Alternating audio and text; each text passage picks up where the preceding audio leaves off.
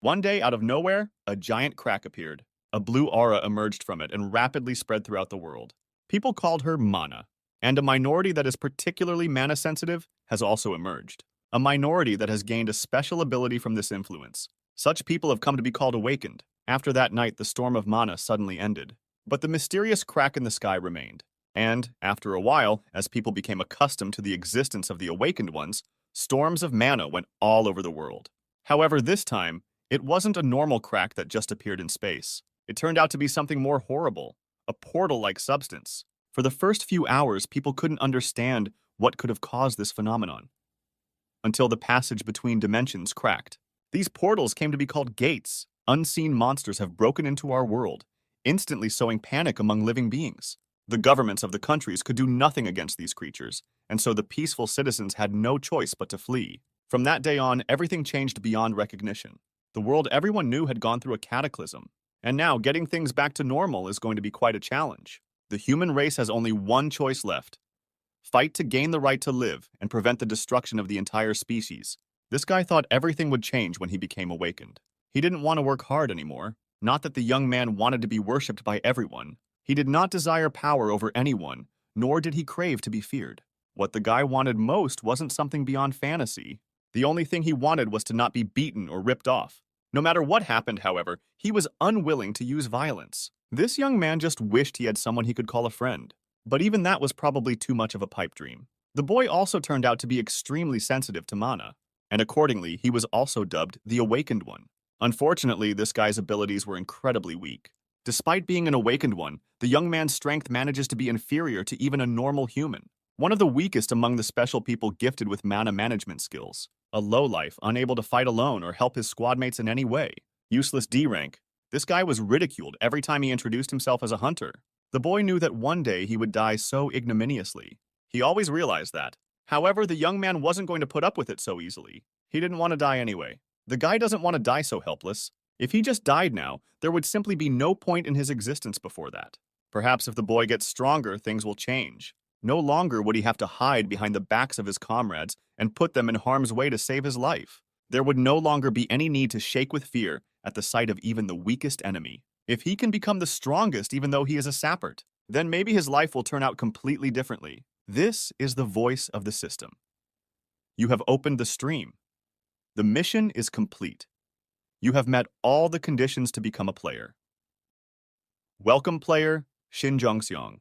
Turning behind a tree, the guy in white sneakers continued running through the woods without losing speed.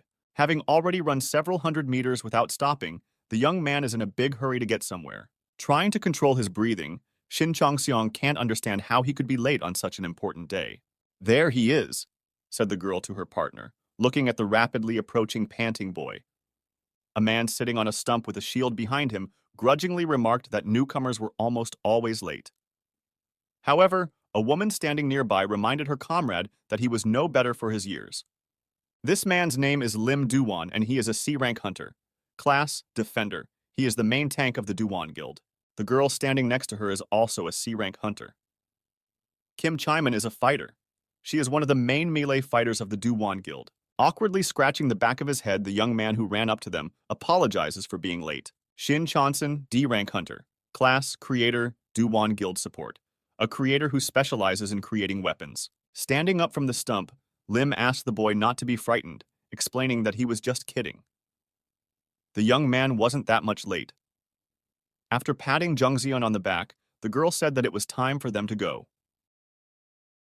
Hyun and Toyun were already waiting for them. After they said that, the guy went down. It's really bad. 3 months had passed since he joined the guild. This was his first dungeon, and he was late. Either way, Chaunson needs to get his act together. This is his first dungeon he's going to as a dungeon supporter. You need to prove your usefulness! Once inside, the masked man decided to ask the guy about something. Mun Toyun of the assassin class and part-time head of the Duwan Guild asked the young man if this was his first raid. Lowering his gaze, Chaunson confirmed it and explained that this was his first time going as a supporter. He then added that he had helped out in dungeons a couple times before. In that case, Toyun decides to explain something. Supports, unlike fighters, can't fight, so you have to pay attention to where you are. If you get too close, there's a chance of getting into a fight. And if you stand too far away, your allies won't be able to protect you. The point is to stay at an optimal distance. And since Chonsun is the creator, he needs to keep his distance and create daggers when the guild leader gives the signal. Easy, isn't it? Toyin said contentedly, glancing at the agitated boy. The young man then remarked that it was really quite easy. But did he not need to create any other weapons besides blades? In turn, the assassin confirmed this, explaining that of the entire squad, he was the only one who needed additional weapons. The man added that this is a simple dungeon. Since it's the first one for Jongseon, the guild leader asks him not to overdo it. While they were talking to each other, C-rank mage Lee Hyun asked his teammates to wait for a while. He sensed an incredible amount of mana ahead. There's most likely a monster nearby. All right, everyone prepare for battle. Hold formation, Moon Toyon shouted confidently. After that, he turned to the mage and asked him to clarify the number of opponents. Hyun told him that there were 3 small auras and 1 large aura in front. This aura was big enough for the boss. Without saying it out loud, the assassin's implication was rather odd. Usually the boss didn't show up here. He told his companions that he would have to take on the boss and asked his partners to handle the rest. Turning to Chonseong, the masked man asked how long it would take to create the dagger if one hurried. The boy replied that it would take about 20 seconds if one tried hard enough. But in that case, the dagger wouldn't even last a minute. Good, then start creating. I'll be done with him in 40 seconds, Mun Toyon said, pulling the mask down from his face. These creatures are called crystal lizards. Threat level D. A monster that grows on mana stones in dungeons. Appearance and abilities change depending on the mana stone consumed. As Chimin kneaded his fists, the shield partner standing next to him muttered out that he was getting started. In the same instant, a terrifying purple aura enveloped his entire body. With a single step, Lim broke through the stone floor beneath him. After that, he raised his shield high above his head with a speedy swing. In the next second, the man swung his shield to the ground, scattering the enemies in different directions with the shockwave. Meanwhile, without a moment's hesitation, Chiming hopped down from her seat and rushed towards her opponents. While in the air, the girl slid her arm behind her back, preparing to deliver her strongest blow. With a lightning-fast attack, she immediately sealed the crystal lizard into the ground, breaking the creature's jaw. After finally finishing off the enemy, Chiming pushed off the corpse with her hand and did a somersault in the air. The moment she landed, the monster behind her fell dead to the ground. However, when she turned around, the girl noticed that the 2 crystal lizards had already managed to recover from Lim's stunning attack. Realizing that these creatures were recovering faster than expected, Chiming shouted, alerting her partners that 2 monsters were running at them. Putting his shield in front of him, covering Hyun, Lim asked his partner where his magic was. Casting a spell, the mage explained that everything was almost ready. Extending his hand forward, Hyun shouted furiously, after which a bright flame materialized from his palm. In the next second, dozens of fireballs flew around his partner's shield and headed towards his opponents. In a moment, after several blinding explosions, most of the dungeon became filled with red flames, burning everything in its path. When the enemies were finished, Lim suggested that his partner go and help the others. Shin Chongsun, who was observing this, noticed the striking order of the comrades' attack. Is this really how a guild fights? When Toyon asked the guy what about the weapons, he replied that everything was almost ready. That's right. Now is not the time to be distracted. We need to focus. Shin Jongseong uses the F-rank creator ability to craft weapons. This is a basic creator skill that uses the user's mana to create an item. The item's longevity and quality depends on the user's mana. After a while, the guy finally finished making the weapon. After that, he immediately threw a dagger at Toyon. In turn, the guild leader, without slowing down, easily caught the blade in his hand while running. At the same instant, the dagger in his palm was filled with dark matter. This is the famous A-rank shadow weapon. This skill uses the user's weapon to transform it into a shadow weapon. The shadow weapon increases quality and mana depending on the user's mana. It disappears after a while. Running up to his opponent, the assassin ducked and swung his blade. In the same second, Toyon covered several meters in one dash and chopped off the crystal lizard's head, leaving a trail of dark aura behind him. When the monster's severed head fell to the ground, the man was already walking towards his partners without turning around.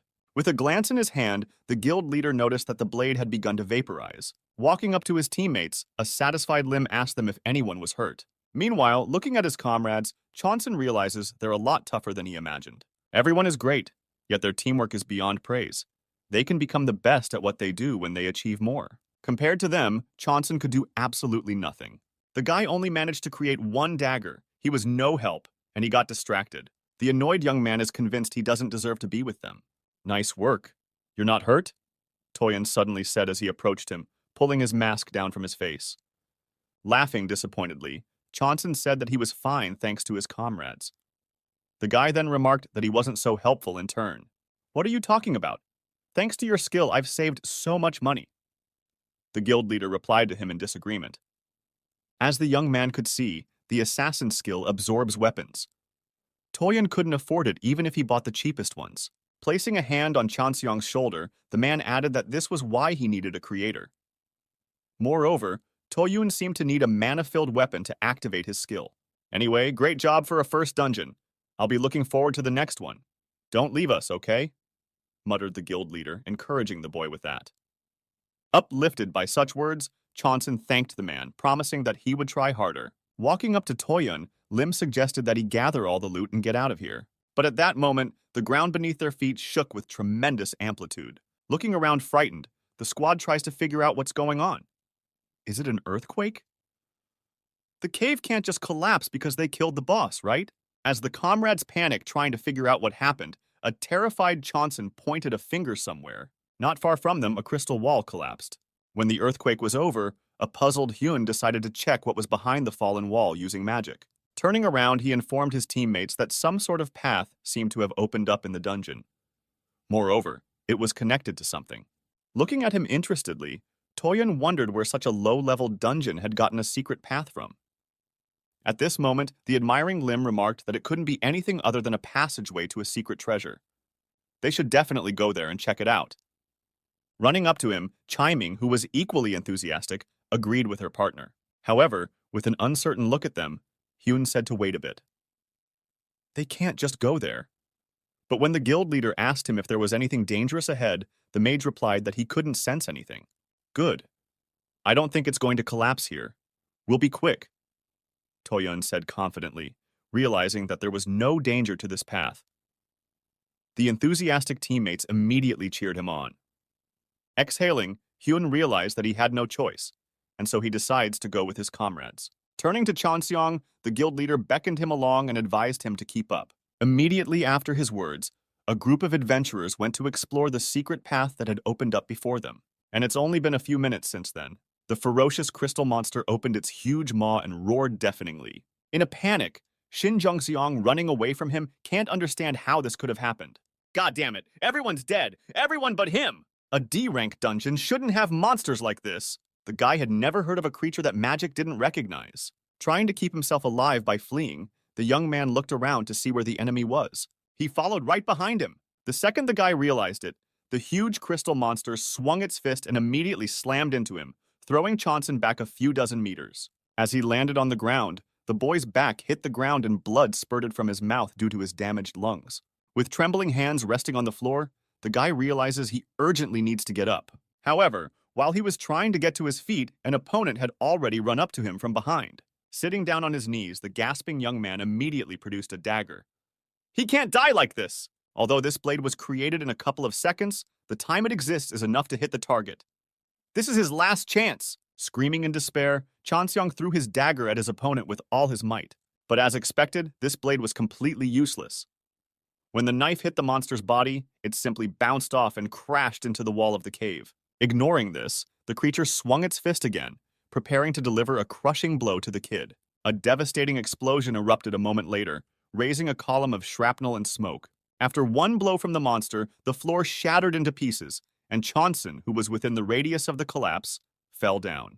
After flying some distance downward, the guy fell into the water, and because of finally exhausted strength began to sink. So that's what it's like. A D-ranked main deck support who can't even use basic effects like heal.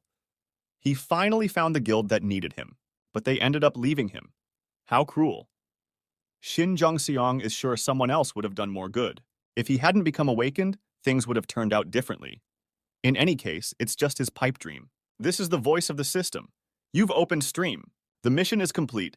You have met all the conditions to become a player. Welcome, player, Shin Zhongxiang. Suddenly, a system window appears in front of the dying guy's face. It informs the young man that a new reward is available to him and asks if he wants to look into it. Staring doomedly at the mysterious window, Chonson can't figure out what's going on. A player? What kind of reward? While the guy was thinking, the oxygen in his lungs ran out, and he immediately tried to inhale some air. The boy doesn't know what's going on, but it doesn't matter anymore. Whatever, he thought, reaching out to the system window. Though as imaginary as possible, it was his last hope. He touched the yes button with his last strength.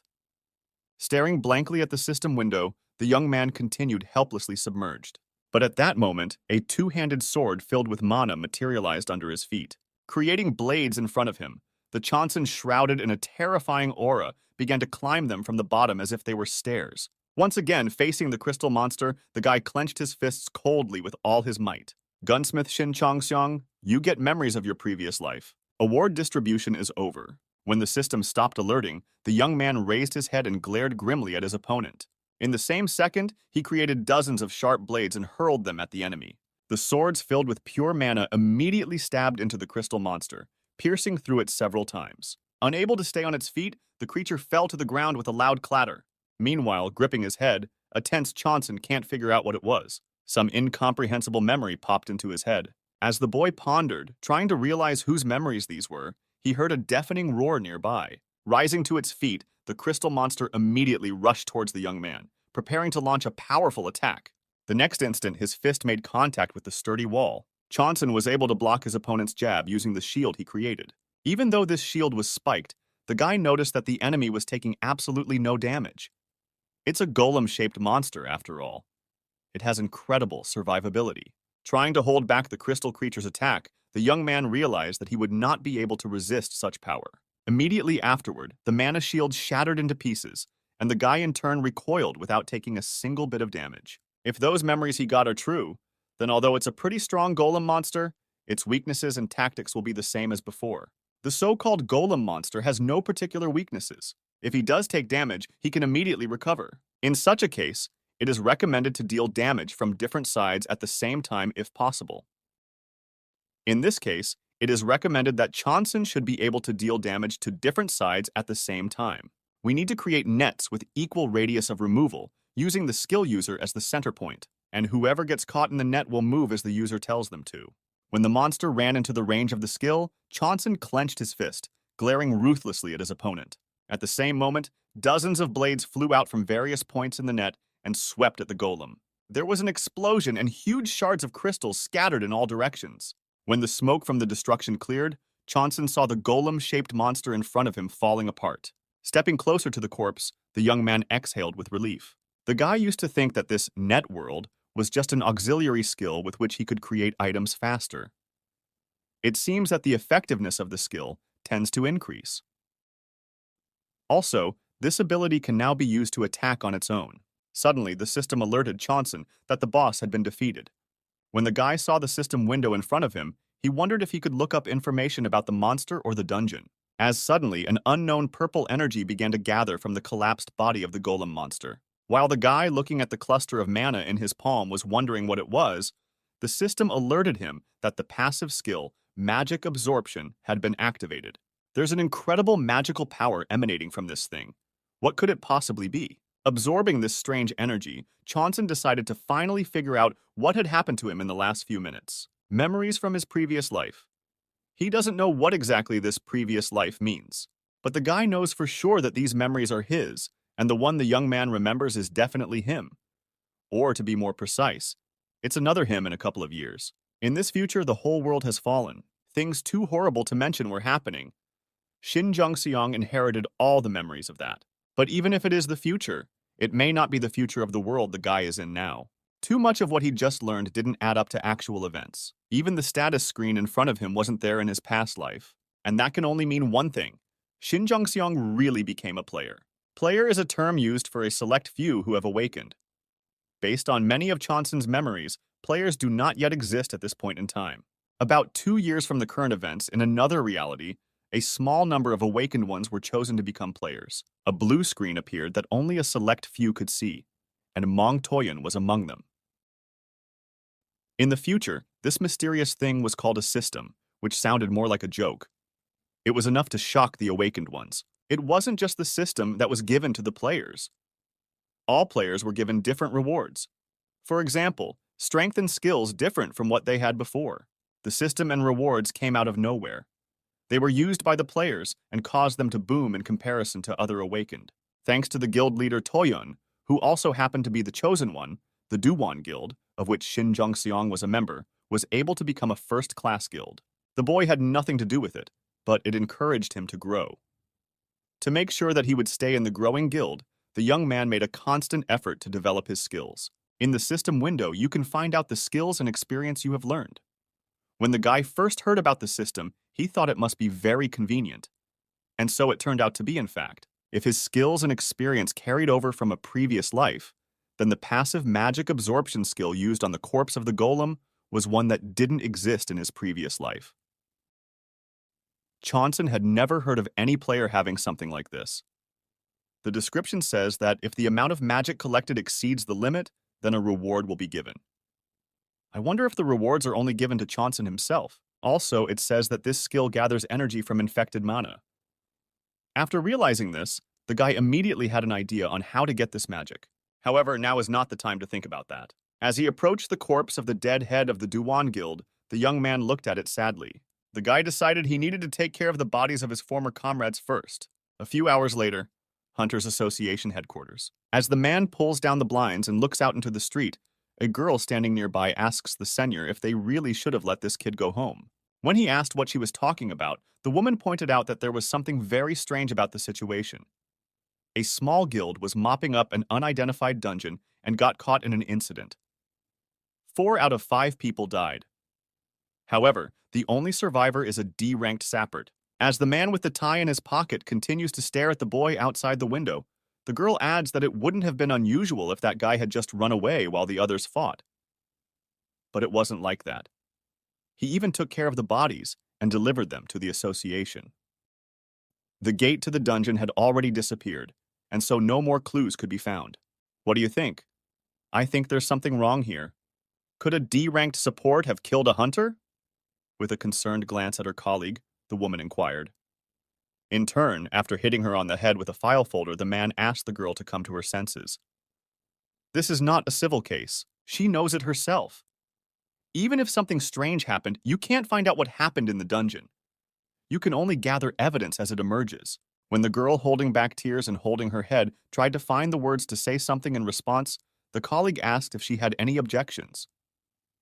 He then added that this happens quite often at this time. Waving a folder of documents, the man with the tie in his pocket explained that hunters often don't report finding a gate and go missing there.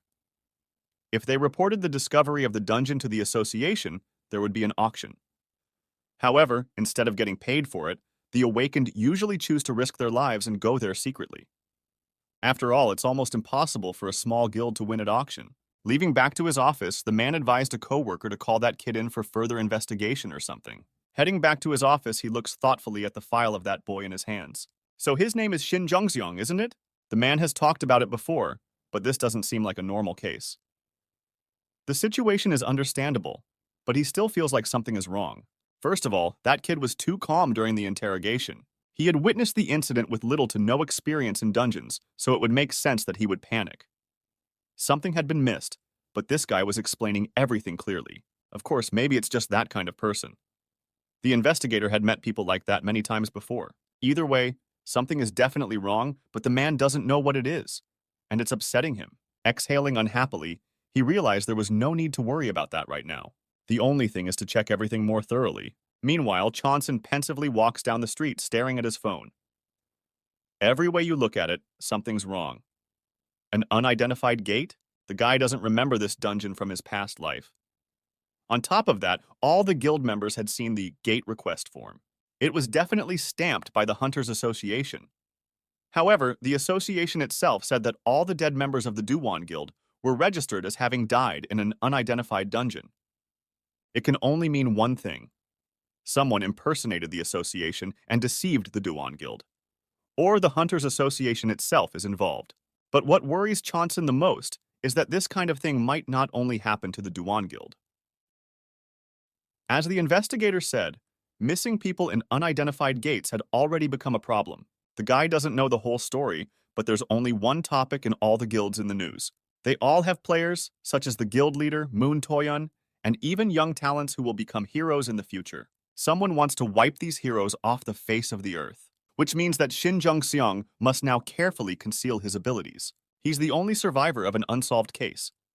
If the guy behaves suspiciously, he's going to be under attack. The youngster has about 2 years to prepare before his first player selection. And so you should not delay, and it's time to activate all the skills and develop them. Chonson needs to find a way to develop quickly without attracting attention. If there was one useful skill, it would make the guy's job a lot easier. And, just as he was leafing through the list, the young man noticed something interesting. Got it. I found it, Chonson pronounced, extending a finger toward the system window. It's been a whole year since those events. Deep in the forest, there are loud sounds of fierce fighting.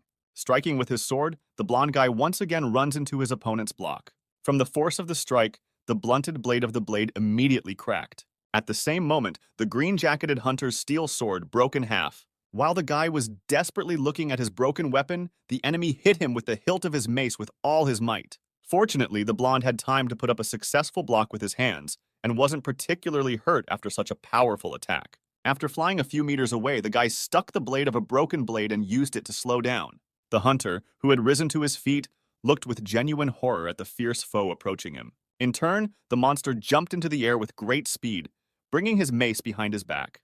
When the enemy landed on the spot where the blonde stood with a thunderous crash, the frightened boy had already managed to jump back to a safe distance. Looking at the monster with fear, the panting hunter with a broken sword crawled back to his teammates. In contrast, his opponent was feeling fine, and after pulling his mace out of the ground, he was already heading towards the squad of hunters, staring helplessly at him. This monster is called the Lord of the Gnolls.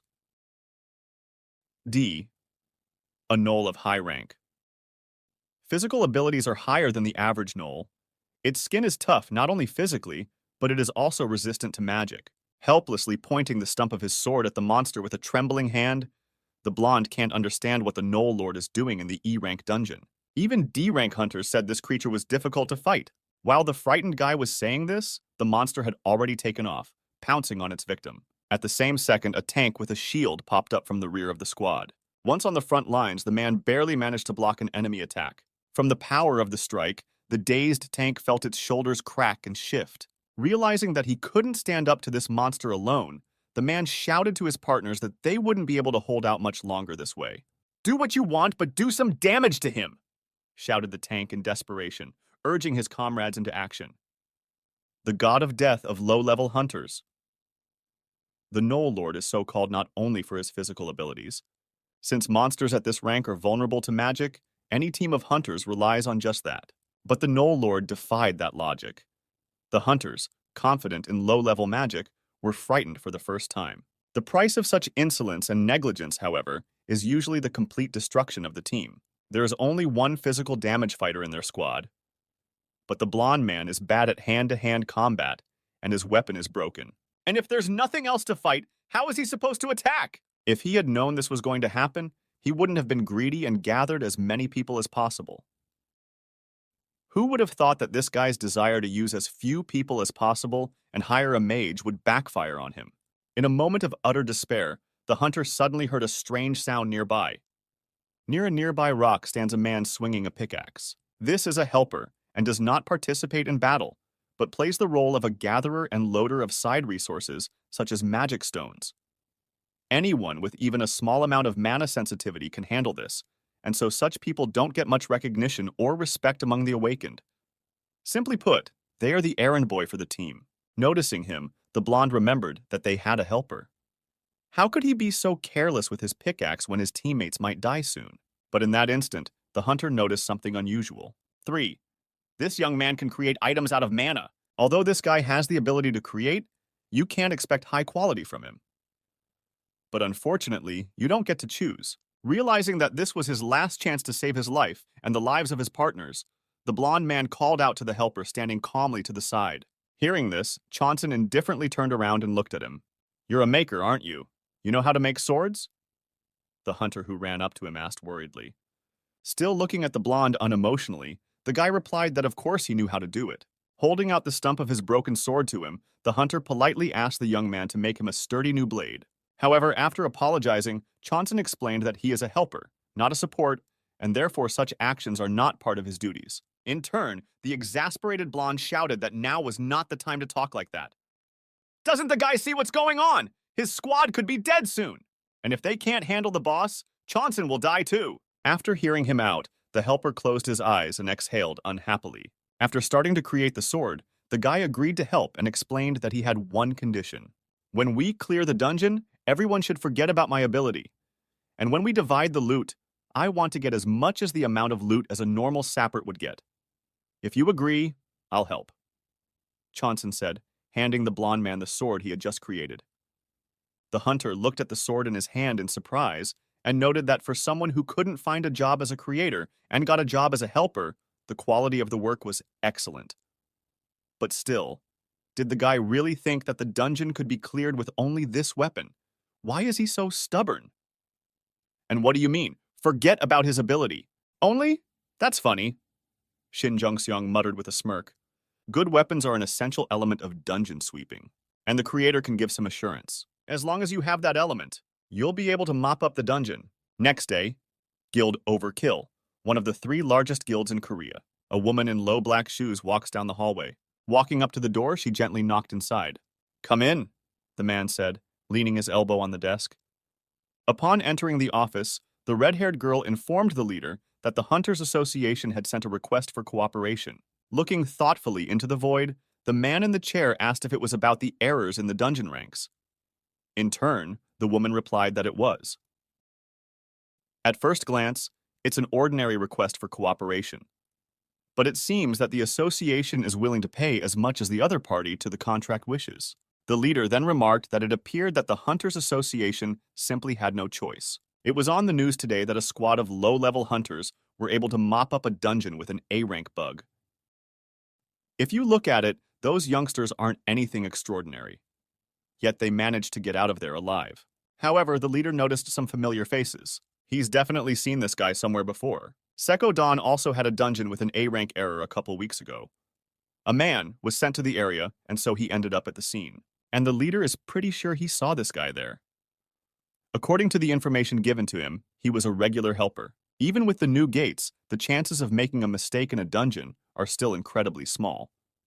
And the situations in which there were survivors in case of a rank error can be counted on the fingers of one hand. But this helper was a member of a team that turned out survivors not once, but twice already. This can't be a mere coincidence. The girl standing next to him interrupted the leader's musings, noting that it seemed like there were more and more dungeons with rank errors lately. For example, a D-rank dungeon that had become a B-rank dungeon a couple of days ago, and the entire team that had gotten there was instantly destroyed. Closing his eyes with annoyance, the man remarked that the Hunters Association must have a lot of problems. Meanwhile, the girl agreed with him, adding that many people criticized the association. After all, it was their job to analyze, predict, and announce the dungeon ranks. That uncle at the Hunters Association must be suffering from the whole situation. Turning around to his ward, the leader said that those with the trespass skill were getting more and more. Therefore, he suggested that an additional commission be introduced and observe the situation. The man then inquired of the woman regarding what he had asked her to look into. The girl, on the other hand, replied that she had searched everywhere, but had not found any A-rank or higher weaponsmiths. However, she did manage to get a B-rank weapon from a Japanese blacksmith.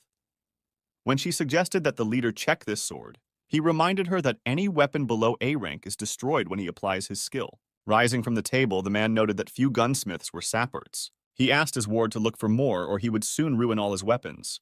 Suddenly, there was a knock on the door behind. A man with a sturdy build entered the office and informed Tae Hyung that something had happened. Coming out from behind the desk, the leader inquired as to what had happened. The thug said that he had received an urgent message from the Hunters Association. He checked the location, and it was the D-rank dungeon where the newcomers from the Overkill Guild had gone as a free attack team. And when Tae Hyung asked the man what rank the dungeon was now, the man replied that the rank had risen from D to C.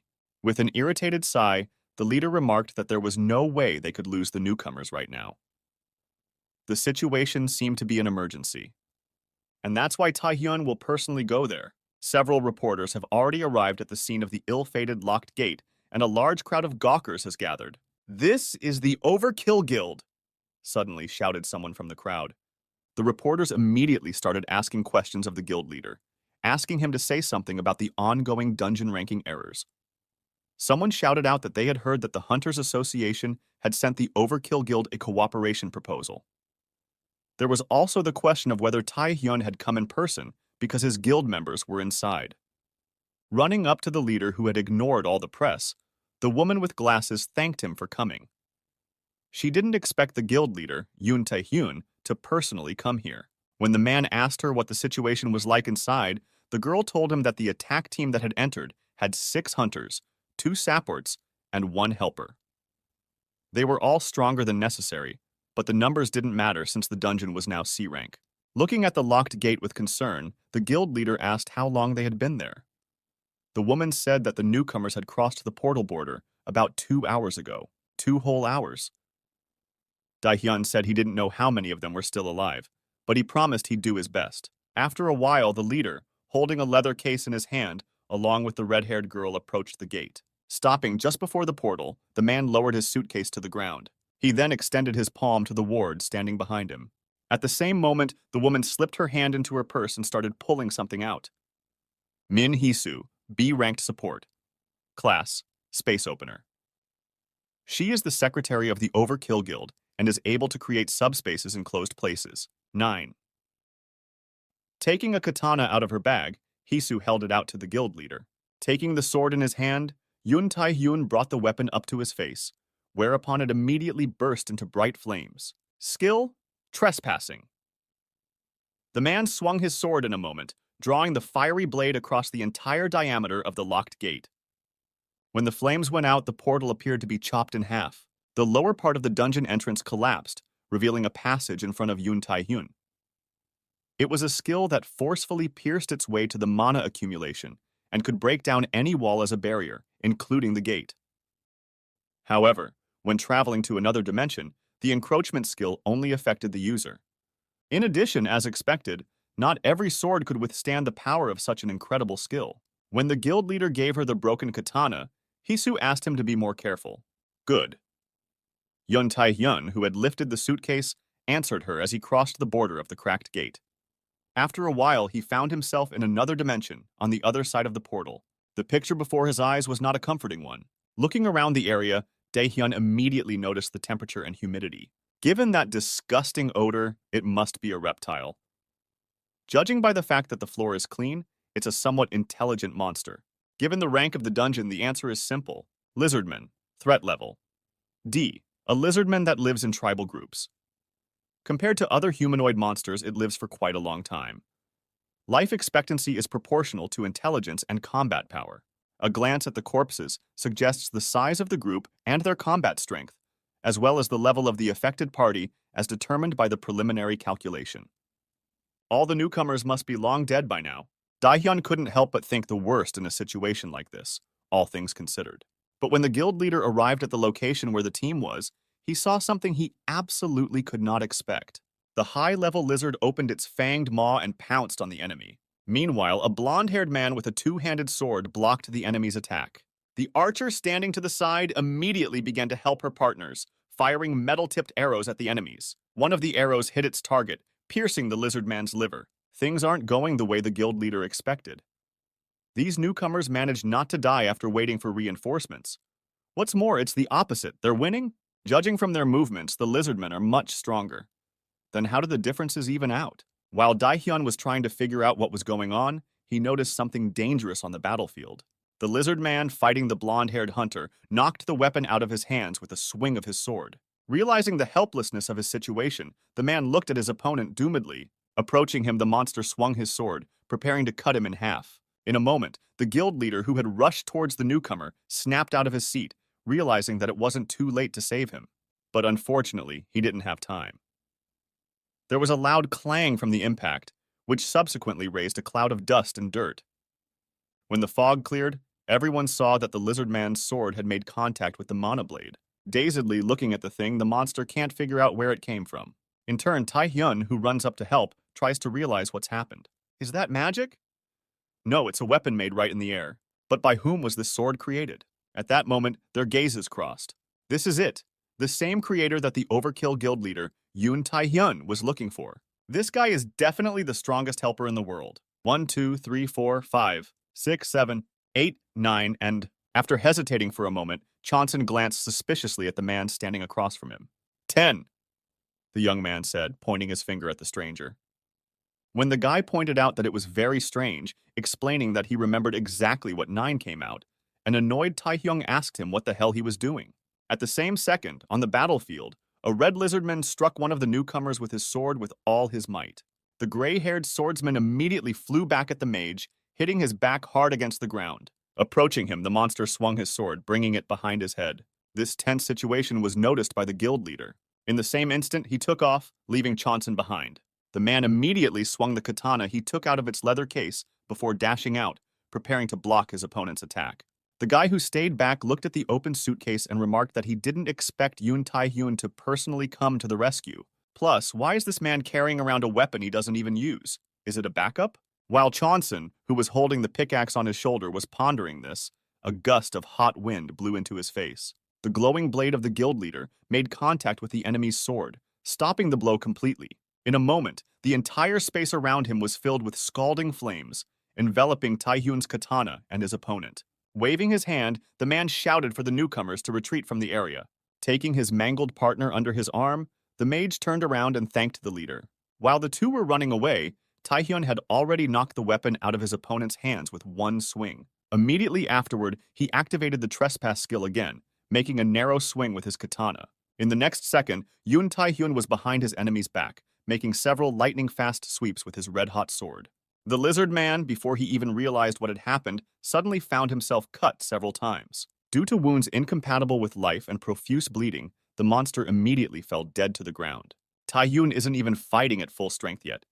It's a B-rank weapon, but even it's too weak to withstand the power of trespass. However, the battle was still not over. While the leader was wondering what to do with his broken sword, another ferocious lizardman pounced on him. Running up close to the man, the monster delivered a sudden blow with its tail. Although this attack was incredibly strong, Taehyun was still able to block it, but the man himself flew a decent distance away. When the guild leader who had miraculously stayed on his feet was beside him, Chonson called out to him. With a glance pointing at the cracked blade of the blade, the guy wondered if this was what happened every time Taehyung used the skill. Helper remarked that this was just incredible wear and tear for such a weapon. The annoyed leader asked if the boy was getting into a fight, as suddenly the displeasure on his face was replaced by genuine surprise. Shin Chongseong, standing in front of him, had already managed to create a katana. Moving the sword in space, the young man suggested that Taehyun take this and not ruin the poor weapon. Dazedly looking at the blade, the guild leader couldn't understand for a while how this guy had created a katana with a single swing. A gunsmith, and not just any gunsmith, but a very skilled one. But why is he a helper? Daehyun had heard that low-ranked sappers sometimes went to the dungeon as helpers. But why this guy? His thoughts were interrupted by Chonson reaching out his palm to the bloody katana the leader held in his hand. Taking the damaged sword, the boy explained that he had one condition. If Daehyun wanted to use the weapon he had created, he had to forget about the boy and his skills after he had cleared the dungeon. However, as he reached out his hand to the sword hanging in space, the leader gestured that he wouldn't just forget about it if the young man wanted him to. Unfortunately for him, it was the wrong answer. If you don't want that, then go ahead and chop everyone down with your high-class weapon, Shin Chongseong indifferently said as he began destroying the blade he had recently created. Exhaling unhappily, Taehyun realized that the weapon was destroyed as soon as this guy used a skill on it. Whatever the case, the man needed at least a couple of these swords. Got it, I promise to forget, said the leader, agreeing to the helper's terms. Fine, go forth and burn. With a satisfied smirk, Chonson answered him. Grabbing the katana in his hand, Daehyun immediately rushed into battle without delay. The green lizardman swings his sword and strikes his opponent. The man across from him, holding a blade in his right hand, used his special skill, encroachment. Immediately after, he put his weapon in front of him, blocking the enemy's attack. The heated katana blade immediately began to melt the dazed monster's sword. The next instant, to Taehyung's surprise, his opponent's weapon shattered into small pieces.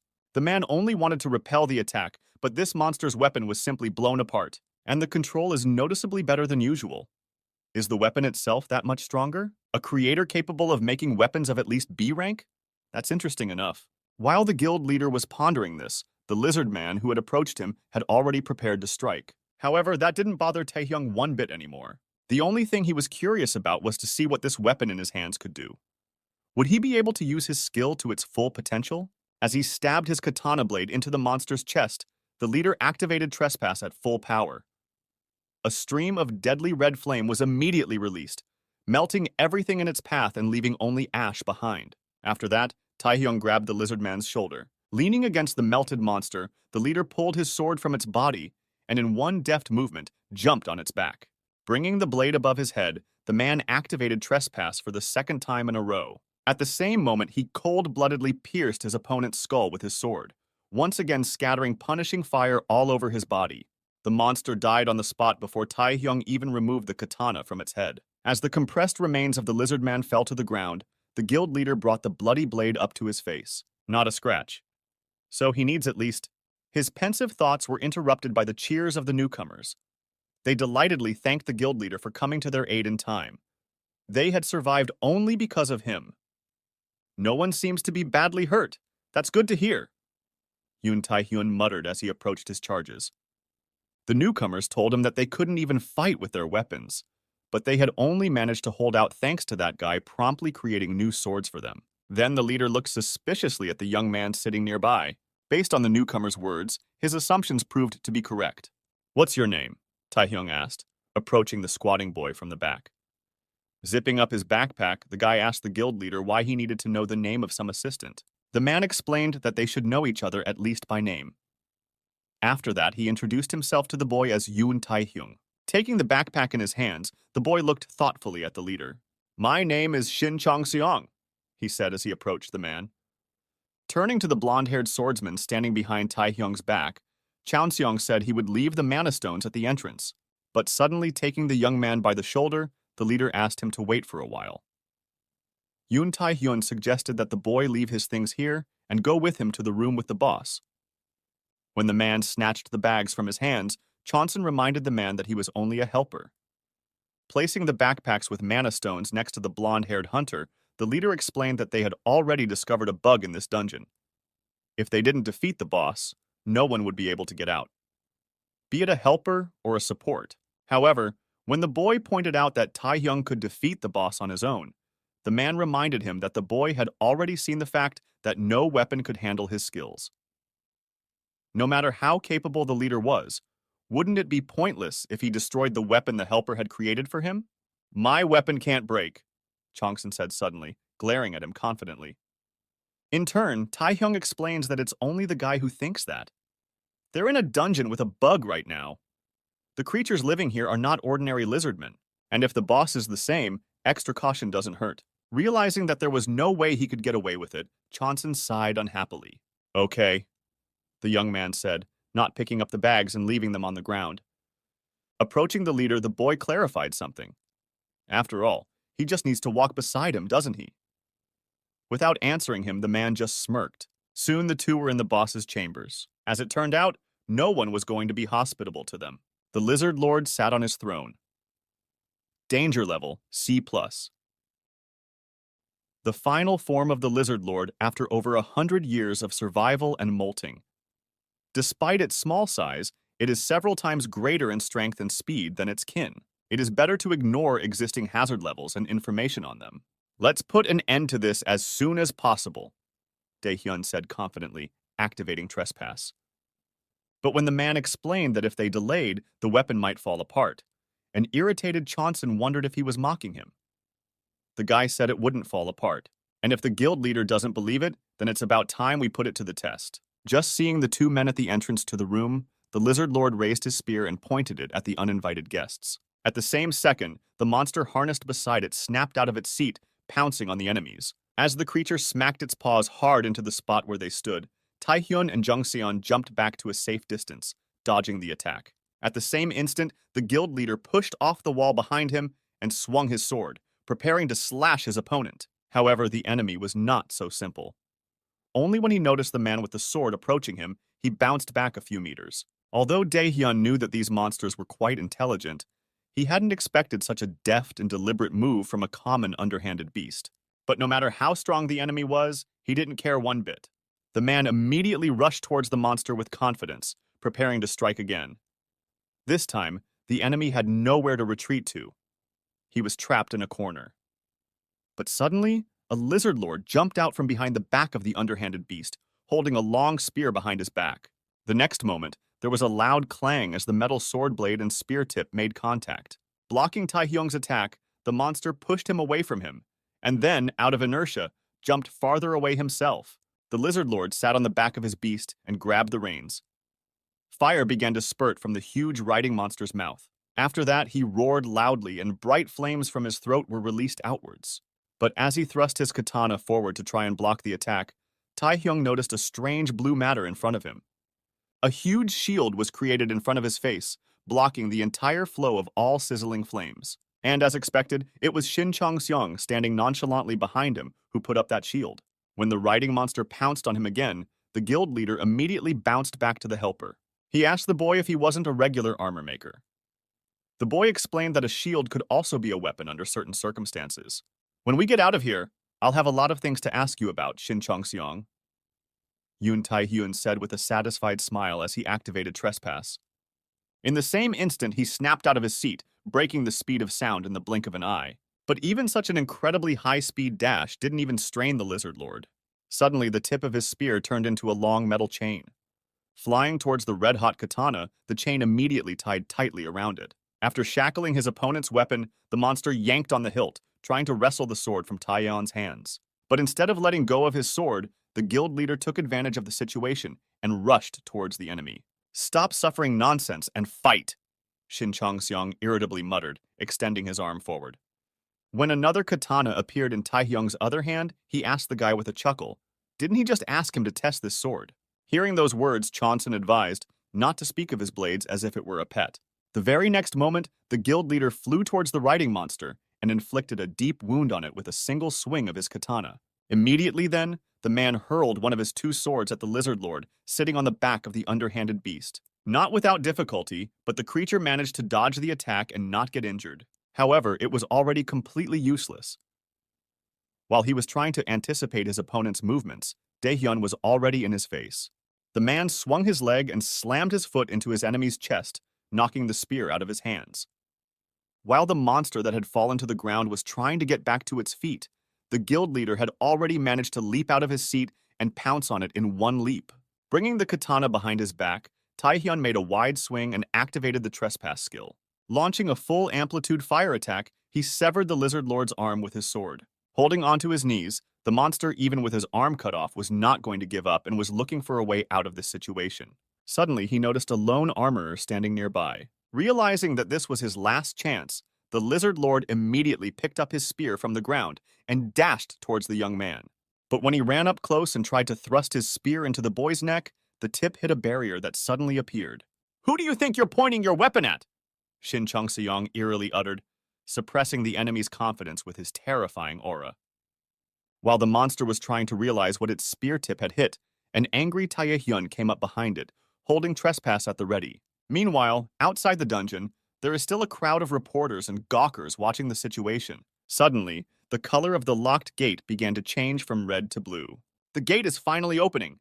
Did they really succeed in clearing the dungeon?" At the same moment, a group of people from the Overkill Guild came out of the portal. Immediately, reporters ran up and started asking the guild head, Yoon Tae-hyun, what had happened in the dungeon and whether he had managed to defeat the boss. Hee-soo, who approached him after a while, inquired if the leader was injured. When the man replied that he was fine, the newcomers standing behind him thanked their savior again, explaining that they would have been dead by now if Yoon Tae-hyun hadn't come to the rescue. Meanwhile, Jong-seong approached his blonde partner and handed him the bag of mana stones and said that he had already received the money in advance, so he had to go. The hunter took the backpack from his hands and thanked him for a job well done. Handing over the burden, the young man immediately turned around. Not wanting to linger here, the boy walked off into the sunset, leaving behind him the press surrounding his now former dungeon partners. Holding out a microphone to Daehyun, one of the reporters asked the Overkill Guild leader how he managed to clear the dungeon so quickly. It must have been easy for him. When the man turned around, however, he replied that it wasn't quite as people imagine it to be. He was not there alone. While a surprised Taehyun looks through the crowd, trying to find that kid there, His partners tell the press that as the whole team was defending themselves, the guild leader handled everything. Yes, that's exactly what happened. All their weapons broke, and the newcomers can't imagine how it would have all ended if the guild leader hadn't shown up in time. Grabbing one of the newcomers by the shoulders, Taehyung asked what they were talking about. The weapon was to thank the person who made it for them. It's only because of that guy that they've been able to last this long. Not understanding what the leader was saying, the puzzled subordinate immediately asked who he meant. To the supporter who was there as an assistant. Weapons master. Yoon Tae-hyun reminded him without letting go of his shoulders. However, to his surprise, the perplexed newcomer asked the leader which armorer he was referring to. Glancing awkwardly at his companions, he explained that he knew that the helper was a sapert. But that boy had no such abilities.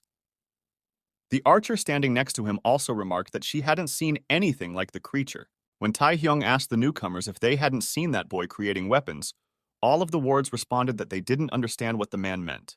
Maybe he's talking about the pickaxe. Wait, I don't even think that helper has a pickaxe. No, he had one, but he must have lost it. But luckily, he was able to collect all the mana stones. Meanwhile, while the newcomers were discussing this, Yoon Tae-hyun looked at them dumbfoundedly. What had happened? This guy had created weapons for all of them in front of their eyes, and these people had apparently forgotten about it. Suddenly, the leader remembered the moment when the boy had created him a katana and asked him to forget everything about his ability. What the hell? Fee! How did he use an A rank or higher skill? After noticing the guild leader acting strangely, a bulky man and a red-haired girl came up behind him and asked him what was wrong. Suddenly, Taehyung turned around and threw the leather case into the hands of the man standing behind him. In the same second, he took off from his seat and headed somewhere with great speed, leaving his subordinates behind. The two men stared at him in bewilderment, and for some time they could not understand what had suddenly come over their leader. In turn, Yoon Tae-hyun continued to run somewhere very fast. Where the hell did he go? Is he gone already? How could he get out of everyone's sight so quickly? Realizing that he would no longer be able to find him, the guild leader stopped where he was. At this very time, a few buildings away from him stands a Chonsun hidden behind a wall. Yoon Tae-hyun had missed him.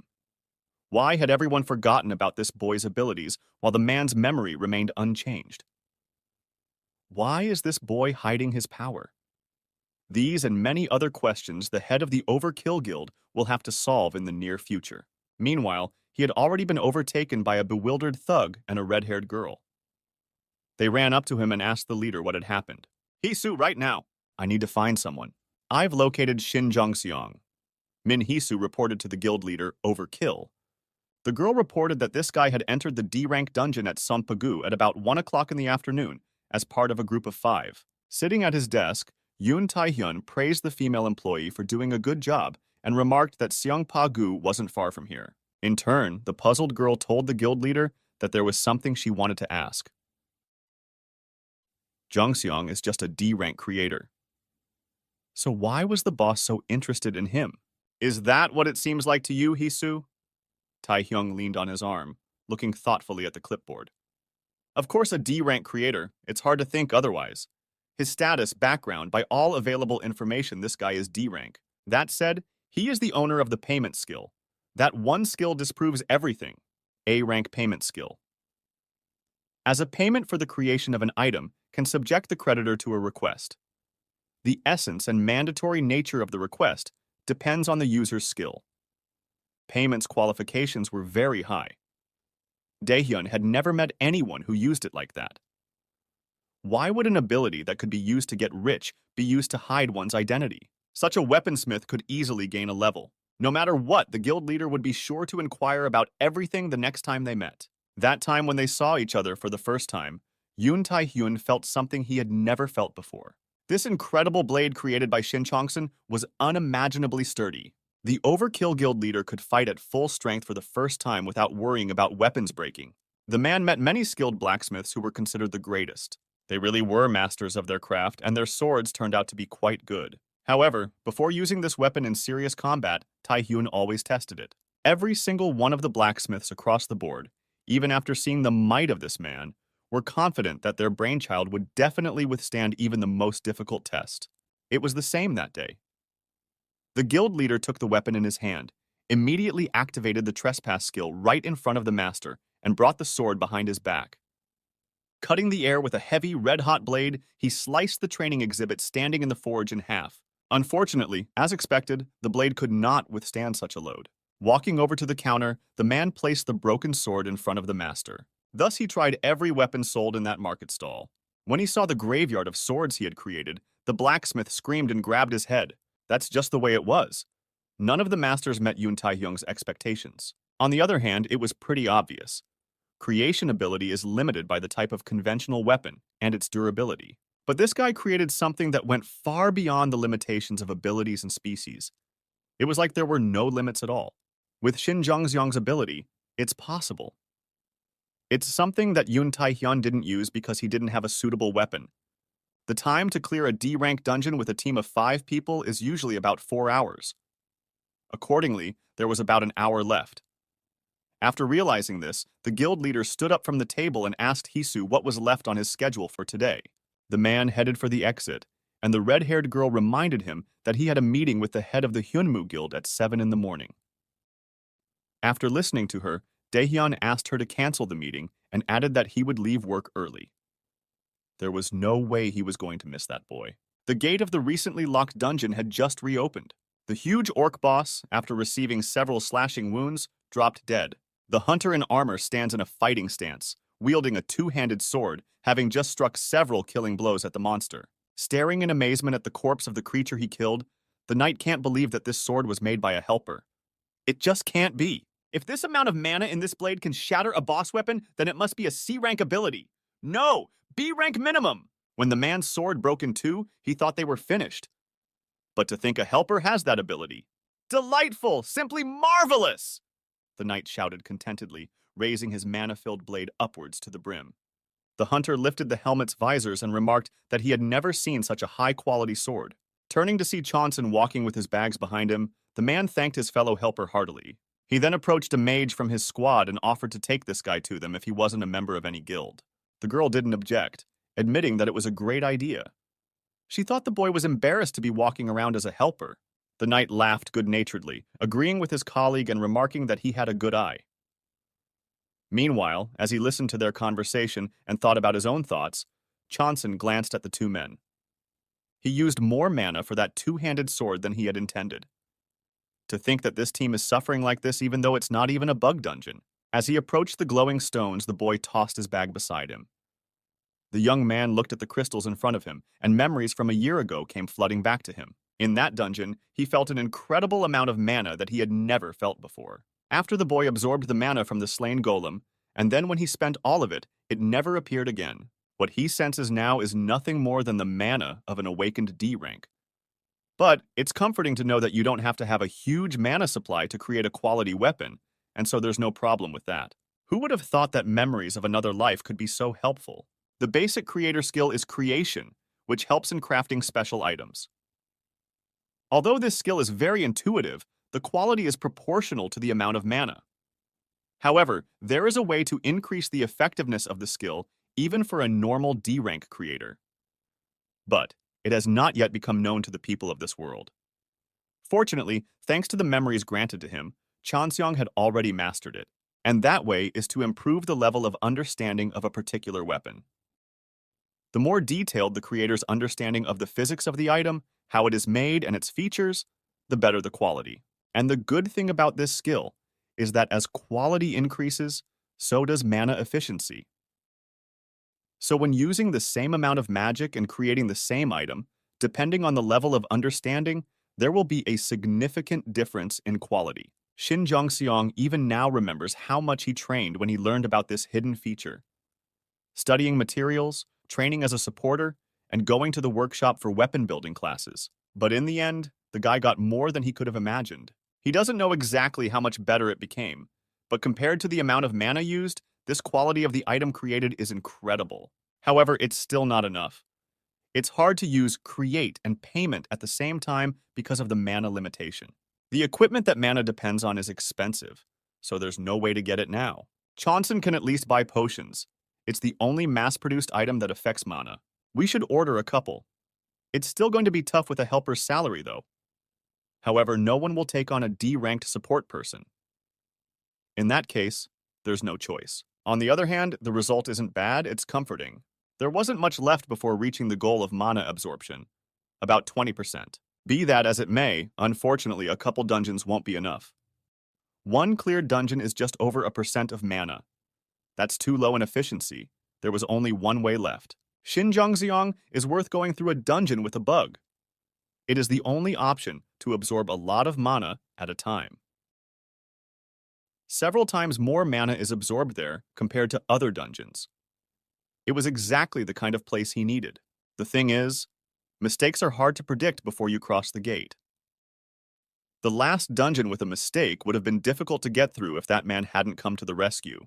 Taking the backpack with the loot in his hand, the guy realized that he needed to guess a dungeon with at least a C-rank boss and prepare himself. At this moment, the only way to grow as a D-rank awakened was to find out the reward for mana absorption. "Well done, everyone," the squad leader said contentedly as he and his comrades walked out of the opened gate. Waving to his partners, Knight suggests we meet again sometime. Looking at his trail, the calm helper realized that he had managed to erase their memories after all. Shin Chanson. A familiar voice was heard behind the boy's back. At this moment, the guy holding the bag on his shoulder turned around in surprise. The head of the Mass Murderers Guild and his ward were walking towards him in the park. Since they came here, it could only mean one thing. For some reason, the payment skill didn't work. "Remember me?" Yoon Taehyun inquired, walking up to the kid. Sighing irritably, Chanson scratched the back of his head and asked the man if he would believe him if he said he couldn't remember. "No," Taehyung replied succinctly, holding out a business card to the guy.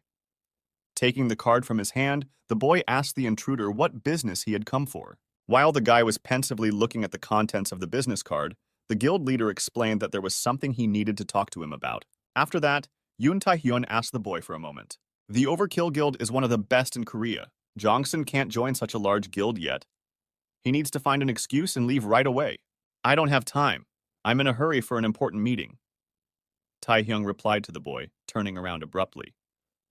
"You won't regret this conversation," the guild leader suddenly said, grabbing him by the shoulder. He then added that he has no plans to take up much of Chanson's time. Besides, the man will pay for the entire dinner. With a casual glance at Hisa staring menacingly at him, the boy remarked that apparently being the head freed up a lot of time for Taehyung if he spent it on a D-ranked supporter.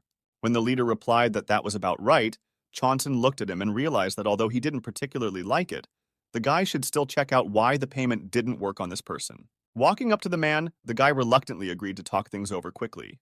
Hearing this, the guild leader smiled contentedly. "Sure," he said, following the boy's departure. An expensive car is parked at the entrance to an expensive restaurant. Yoon Taehyun, Min Hee-soo, and Shin Jong-seong sit at the same table and have dinner. "So, what business does the head of the Overkill Guild have with a D-ranked sapper like me?" the guy inquired, choosing what to eat next. The boy doubts it's all about having tons of free time to chat with him. "As you saw, I am a berserker. Because of my incredible strength, I need a weapon that can withstand such a load," Taehyun explained to him. "This is why the most important thing in a berserker's job is to find a supplier of suitable weapons. Of course, I've been to a lot of places looking for it, across the country and beyond. Starting with a blacksmith who was called the best in the business, and ending with the gunsmiths. If there was even the slightest possibility, Daehyun would order the weapons, and time and money wouldn't matter. But unfortunately, none of these people met the needs of the trespass skill. Every weapon Taehyung had ever held couldn't withstand his abilities. Then he was resigned to his fate, right up until I met him. This guy is the exception to all the rules, and the sword that Shin Jung-seong created was one of a kind." As he continued to eat, the boy sitting across from Taehyung realized that plata really had absolutely no effect on the man. He didn't think that a berserker had a nullification skill. That was very careless of him. From now on, the boy needs to use this skill more carefully on high-ranked hunters. "Shin Jung-seong, I'll put it bluntly," Yoon Taehyun suddenly said while holding the mug in his hand. "Would you like to join my guild?" After saying that, the leader added that he already knew that the guy wasn't a member of any guild. If he joined his guild, the man could promise that the boy would get only the best. He'll pay him 10 billion won to join. Daehyun will also pay separately for operating costs and dividends. The contract will be for 1 year, and the fee will increase by 10% each time it is renewed. However, when the leader decided to say that the rest of the details would be in the contract, Chonson politely interrupted him. The guy apologized and stood up from the table and explained that he wasn't planning on joining the guild right now, so he would have to decline the offer. If that's all, I'll be going. And thanks for the food, the boy said, glancing at the two. Noticing that Shin Jongseong was already walking towards the exit, Taehyun jumped down from the table and called out to him. However, it was already too late. Hee-soo, who was sitting next to him, asked the guild leader in a puzzled manner why he had made such an offer. After all, he couldn't do that for no reason. But at that moment, when Hee-soo started to say that the conditions were too generous, Taehyung interrupted her. If you'd experienced what I did then, you wouldn't talk like that, he said sadly, lifting the mug of tea. It had been a long time since Daehyun hadn't felt a weapon scream. With a blade like that, he felt like he could do anything. And it did. But still. Of course, it wasn't all just because of that feeling. The guild leader asked Hisa how much she thought all those high-ranking weapons he had destroyed in a year were worth. Withdrawing her gaze, the red-haired girl realized that the leader was indeed spending truly astronomical sums on weapons. Not only that, even though it breaks simply from not being able to handle the load, unless the weapon is above a certain rank, it will not allow the guild leader to use their abilities. Yes, if that were possible, then such a contracting fee is really negligible. Agreed with the leader Min Hee-soo. However, the red-haired girl had picked up on the fact that there was one problem left. The fact was that no one was capable of such a thing, considering those who were called the best. The fact that this guy had a creation skill didn't mean anything yet. He definitely can, Yoon Tae-hyun said confidently. And that's why the guild leader has only one wish. Whatever Shin Jong-sung asks for, the man wants to recruit him at any cost. Meanwhile, in the city, with a frustrated sigh, Chonson can't believe that the day has come when he turned down the top 3 guilds. Rejected the Overkill Guild and Yoon Tae-hyun. It would help a lot, but it's too early. Okay, it's okay. The guy just needs to be patient. This man is bound to find him again. A pungent odor of blood can be smelled throughout the dungeon. The loud clang of swords clashing can be heard in the distance. On the cold stone floor lay mountains of corpses of recently killed goblins. Meanwhile, an unknown creature had just chopped a man in half with a long, two-handed sword. Pointing his blood-smeared blade at his foe, the wounded, dumbfounded fellow asks him who he is. It's quite entertaining. At times like this, people usually howl and beg for mercy before they pass out. The gloating enemy smirked as he pinned the already dead victim to the ground with his foot. Is the one who becomes a hero any different? With trembling hands pointing his weapon at the enemy, the frightened young man asked why he suddenly wanted to kill his squad and take all the spoils. However, pulling the sword out of the corpse, the blue-haired man who had attacked said with annoyance that it was much more boring than he had expected. He then added that he wasn't going to tell the guy anything. He felt that telling something to someone who was about to die would be a waste of energy. But if the kid could beat him, he would definitely explain everything. Then come to me quickly, if you don't want to die ignominiously, the stranger said grimly, slinging his two-handed sword over his shoulder. Tensely looking at the enemy, the hunter realized that he was not an easy opponent. Since this bastard fights with long weapons, the kid would definitely die at a distance. That's why the guy only has to rush forward and shorten the distance. Even if he loses an arm or a leg, he has to defeat his opponent. The hunter ran up to the stranger and immediately struck with his blade. But to his surprise, the enemy easily stopped the attack with his sword. Not willing to give up so easily, the kid shouted furiously at the top of his voice. He began throwing blow after blow, trying to break through his opponent's block and injure him in some way to weaken his defenses. But at one point, the blue-haired man got tired of just watching these insignificant attacks. With a sharp lunge, he swung his sword and knocked the weapon out of the hunter's hands. This movement was so lightning fast that the terrified guy couldn't even keep track of what had just happened. As he stared dumbfounded at the blade flying out of his hands, the sound of a boot was heard nearby, cutting through the air with great speed. At the same second, the blue-haired man kicked his foot powerfully into the stomach of the hunter, who had no time to realize anything. This blow was so strong that the guy flew across the room, slamming into the opposite wall. How sad. The stranger who had attacked him said sadly, looking at the boy writhing in pain and agony. Dragging the bloody sword blade on the ground behind him, the man grudgingly said that he had volunteered because it was the first hero slaying in a year. But who would have thought this dude would turn out to be nothing more than a lowlife? But the courage this guy showed is commendable. The moment the assassin raised his sword above his head, preparing to deal with the hunter, the boy, sitting on his knees in despair, begged his enemy for mercy. A moment later, the young man was chopped in half by a long two-handed sword. Now the shredded corpses of not only goblins, but humans as well, lie in this dungeon. Damn, I thought I was going to have to fight for the first time in a long time, the blue-haired man said disappointedly, looking down at the body beneath his feet. He then took out the sword from the corpse and added that this battle was so boring that it couldn't even be called a warm-up. And what's with the look of injustice on this guy's face anyway? Taking something out of his pocket, the assassin asked the dead man not to worry. He promised to be sure to report that the boy had fought the boss bravely and died a hero. It's a common thing in a dungeon with a ranking error, said the laughing man, taking a picture of his victim's dismembered remains on his phone. He stood still for a while longer and took pictures from different angles. Not bad, remarked the man contentedly, flipping through the gallery on his phone. His collection is finally complete. His whole life is devoted to collecting. Suddenly, the assassin shuddered with fear. Goosebumps ran through his body. I hate feeling that nasty energy. You either hide it or don't hide it anymore, the man said angrily, realizing where the source of his irritation was coming from. Show yourself, priestess. Coming out of hiding, the pale, purple-clothed woman waved her hand at the man and apologized to him. She was just here in a hurry as she had heard that there were valuable components here. The assassin in turn pulled the sword out of his victim, irritatedly explaining that no valuable components were anywhere near here. Only idiots are here. But when the blue-haired man passing the priestess said that he shouldn't have listened to his words and waited a bit, the woman interrupted him. Those words? Are you saying you want to go against his will? The executioner's will?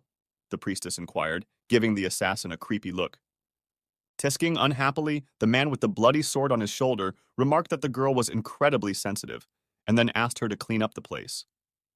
The woman told him to leave it to her, and the killer in turn recalled her recent promise. Don't forget your promise to send me on an S-rank hunter. I'm only tagging along with you for that, the blue-haired man said.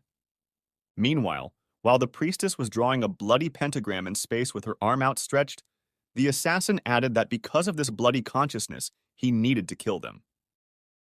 However, he can't use his power to its fullest, and the moment the girl, asking not to worry, said she would be in touch with him soon, a crack appeared in the floor beneath her feet. A four-fingered monster arm immediately emerged from the gap that opened in the ground. Ah, child! The priestess shouted in rapture as she saw before her a huge creature crawling out of the bowels of the earth. He was really right. Meanwhile, a group of agents guard the newly opened gate from intruders. Chongsun, who was standing in the crowd at this time, glanced irritatedly at the man who was suddenly in front of him. Oh, so you're here too, said the camouflaged man, fixing his cap in a friendly manner, holding a leather case behind his back. Seeing this strange dude, Chongsun stared at him silently for a while longer. He then asked the masked man what he was doing here. You have good eyesight, recognizing me, the stranger remarked, looking at the boy with satisfaction. In turn, the guy explained that he only knew of one person who carried a weapon that way. He then asked Daehyun again what he was doing here. When the guild leader replied that he was of course going to the dungeon, Jongseong asked the man if he knew it was a D-rank gate. However, Taehyung explained that the guild member who was supposed to go on the raid today suddenly fell ill. He's here instead of that poor guy. Does that make sense? The bewildered lad undersaid as he was interrupted by a squad mate shouting that it was time to go in.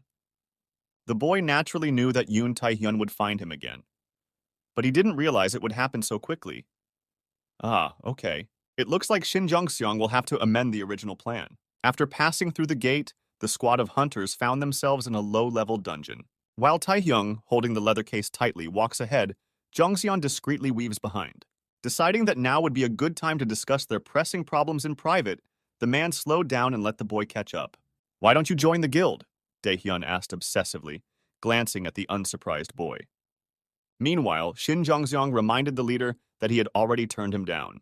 Irritated, the guy turned away and added that he didn't want to talk about it anymore.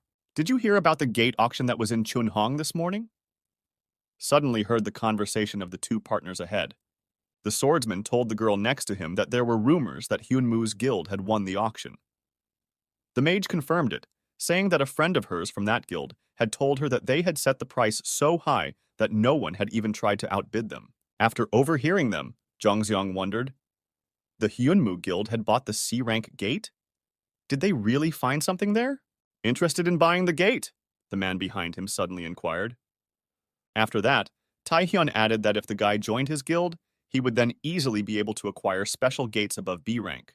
Since there are privileges only available to known guilds, for the awakened, the name of the guild is very important. People will envy or admire, and you will not only get a job, but also incomparable income and rewards compared to other awakened ones. In addition, together with the acquired rights, you will be able to make many demands. For example, you can get an entrance ticket to a special gate. Not only talent, but also the dynamics of relationships and politics play a big influence. Due to this structure, the rare treasures that can be obtained in such places are naturally captured by large guilds. Standing behind him, Taihyung told the guy that one should have a goal to strive for as an awakened one. Whatever it is, with the Overkill Guild, it will be easier for Zhongxiang to achieve that goal. The leader can't understand why he's refusing. At this moment, the boy abruptly stopped, warning the man that it was none of his business. Shin Chongxiang turned around and added that he understood why the leader was doing this. It was because probably no one had ever turned down an offer to join the Overkill Guild. So the guy decided to make something clear. There's no way he's joining any guild. When the boy had said all that, he immediately turned and walked on, leaving the stunned masked man behind. Taihyung wondered, looking after him. Was it because of the psychological trauma he had suffered after the destruction of the Long Guild, which the leader had read about in the report? Or maybe it's something else. But whatever it is, you can't give up. A band of hunters walks through a dark cave, with only the wizard's bright staff illuminating the area around them. Ugh, what the hell is this? Came the swordsman's indignant cry. Trying to shake the sticking cobwebs off his head, he can't figure out where they came from. Hearing his cries, the squad captain realized what lay ahead and decided to stop here. The shield maiden explained that this was the beginning of monster territory. And since all the hunters in his squad were new, the man decided to explain briefly, even though he was sure that all of his teammates had read the intel. The Legion Spider appears in this dungeon. The difficulty level of each creature is low. The peculiarity is that they live in groups. According to the results of reconnaissance, their number is about 50. This is a relatively small number. These monsters have paralytic poison in their fangs, and so comrades must be careful and make sure they don't get bitten. They're about to show up. Come closer. Yun Taihyun spoke, taking the blade he had just taken out of the leather case in his hand. Standing at the rear of the squad, the helper asked his partners not to worry about him and to prepare for battle. In turn, the guild leader who looked at him explained that all units were required to protect their supports and helpers. It was a rule that all hunters had to follow, regardless of ability or situation. But just as the lad decided to contradict him, a shout was heard from the front line warning of the enemy's advance. Standing in the optimal formation for battle, the group of hunters prepared for the coming battle. The hideous clacking of spider paws was heard not far from them. More legion spiders emerged from the depths of the cave. Looking at these terrifying monsters, the swordsman, trying to calm himself down, drew his blade towards the advancing enemies with trembling hands. Legion Spider. Personal danger level. E group danger level. D-. A spider-type monster that lives in the Legion. The danger level varies depending on the size of the Legion. We will win if we do as we have been taught! The swordsman who had come forward shouted furiously, trying to encourage his comrades. At the same second, a horde of venomous spiders pounced on the squad of hunters. The guy standing in the vanguard immediately adopted a fighting stance, shifting his body weight to his left leg. In one swift movement, he sliced in half the enemy that had pounced on him. He then proceeded to deliver blow after blow intensely, killing his opponents one by one. Meanwhile, the mage wasn't standing idle either. While the shield maiden blocked the passage of the opponents with her strongest defensive skill, the girl extended her staff in front of her and cast a powerful spell. At the same instant, her staff glowed a bright blue light and shot a crushing stream of wind at the enemies, knocking all the spiders back a decent distance. The coordinated work of the three of them allowed them to easily withstand an incredible number of enemies. Looking at this mesmerizing sight, Yun Taehyun mentally noted that his partners were fighting quite well for D-rank hunters. Fortunately, that meant he didn't have to worry about them. But at that moment, Shin Chongxiang, standing behind him, exclaimed in surprise as he looked at the other passage of the cave. Looks like it's not just a couple dozen spiders, the boy noted, looking at the huge number of opponents that had suddenly appeared nearby. The Legion spiders immediately pounced on the nearby Overkill Guild leader. Meanwhile, the masked man, preparing to give battle to the enemy, activated the trespass skill. His katana immediately erupted in bright flames, and then Tae-hoon finished off several opponents with a single swing, chopping them to pieces. The remains of the charred dead spiders fell to the ground in front of his feet. As Tae-hoon continued to slice through the enemies with his glowing blade, he realized that the survivability of these creatures was quite low compared to other monsters. Therefore, he only needed to release a little bit of sword key energy. There was no need to even use the blade. This way, the guild leader can finish the raid without losing a weapon. Suddenly, he heard a desperate cry for help behind him. 3 of his partners fighting on the front lines became surrounded by the enemy. Trying to protect his sword comrades, the squad leader put up a shield in front of him. Shit! They're coming! How did you know there were only 50 spiders? There are at least several hundred of them. Who even went on a scouting mission? The swordsman, dazed with despair, noted that it would be difficult to cope with such an onslaught. The mage who had her back to him agreed, warning that she was running out of mana. Noticing the helplessness of his partners, the masked man could not decide for some time what to do in such a situation. Rushing out of his seat, he shouted to the helper to follow him to avoid being surrounded by the enemies coming up from behind. Chonson, however, calmly turned toward the spiders that were attacking from the rear, headed toward them, and asked the leader to help his comrades. He would finish up here and come back. When Tae-hoon heard this, he stopped abruptly and asked the boy what he was going to do. Without answering him, the guy continued to walk leisurely towards the furious monsters that had already pounced on him. "Get down!" the masked man shouted in panic, rushing to his aid. If he didn't use the key of the sword to its full potential, this kid would get hurt. But there was no way this worthless blade could withstand such a load. Meanwhile, Chansung was no longer paying attention to the leader who was worrying about him. He simply stood in front of his enemies and closed his eyes, concentrating. At the same instant, the guy used the networld skill with which he had destroyed the crystal golem a year ago. A huge net of mana appeared in the space above the spider flying at him. A second later, the enemy found himself pierced through with a sword flying out of the net. Looking at this, the dumbfounded Yoon Tae-hyun couldn't immediately realize what had happened. Of all the weapons that Chonson could create right now, it would be the sword that would have the best quality. On one hand, it would be more efficient to create multiple swords and drop them all at once. But with the boy's current amount of mana, that's impossible. Well then, I can't think of anything better than this. When Chonseong put his hand forward, extending his index finger, the sword that had recently cut his opponent began to fly throughout the cave. Depending on where the young man pointed his finger, with the help of his incredible mana control skill, the blade flew in the direction he wanted. After trying out this way of controlling the weapon for a while, the guy finally realized that this was the best option to finish off all those nasty things. At this moment, he made a pattern in the air with the brush in his hand, and the blade tore towards the spider legion with lightning speed. Nothing could stop the sharpest blades of that flawless sword. In a few finger movements, Chonson chopped apart several dozen enemies. As soon as the spiders came within a few meters of the guy, they would immediately turn into mincemeat without even a chance to touch a scrap of his clothes. This is the perfect attack strategy for a D-ranked helper. The space around this guy and Tae-hyun literally became a meat grinder. When it was over, the masked man looked at Chonson dumbfounded.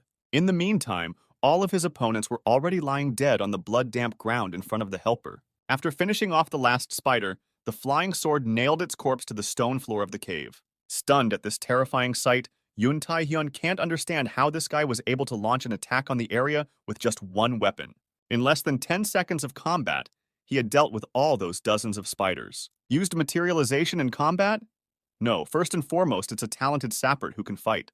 What are you doing? Didn't you want to go help them? Shin Changseong suddenly asked the masked man, pointing at the stranded comrades. After those words, Tae-hyung remembered it and glanced fearfully at his surrounded partners. Seeing that the 3 of them were still holding on, he realized that the situation was not good. "We'll talk normally when this is over," said the guild leader, activating trespass. But before he ran off, Chonson stopped him, wanting to say something. He asked Tae-hyung to take care of all the dead bodies behind him. His teammates wouldn't believe that a helper had done it anyway. The puzzled man took off his mask and looked at the boy thoughtfully. "All right," Yoon Tae-hyun said as he jumped up, preparing to burn all the enemies who had attacked his partners to the ground. After a while, all the spiders of the Legion lay burned on the ground. The teammates thanked the leader profusely for saving their lives. The shield maiden sitting on the stone floor noticed that he was a little surprised. He had thought at first that the masked man who had joined their group at the last moment looked familiar. But who would have thought that it would be the head of the Overkill Guild himself? Dae-hyun apologized for not revealing his identity right away. The fact was that the man just wanted to quietly explore the dungeon. Standing still in front of him, the mage girl excitedly said that the master had nothing to apologize for. They had only survived because of him. It was so cool to watch Yoon Tae-hyun deal with all those spiders. The girl then decided to ask for a picture with the leader when they got out of here. "I'm back!" Suddenly came a voice interrupting the mage. Holding a lantern in his hand, the swordsman apologized for the delay, explaining that he and Chonson had started gathering side resources. He said that they had walked through the dungeon together, and it seemed that there really weren't any monsters left here anymore. However, another passageway has been discovered, and the lad thinks the squad could use to explore it. In turn, the shield maiden who had risen from the ground objected, saying that the group was unable to continue the sweep. He was sorry to do this, but the squad leader thought it was time for them to finish. Apologizing, the swordsman asked why he was doing this. After all, there wasn't much left. Then the man reminded him of something.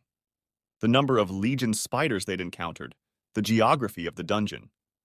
The report had been completely different. Dungeons exist beyond the gates, separate from our world.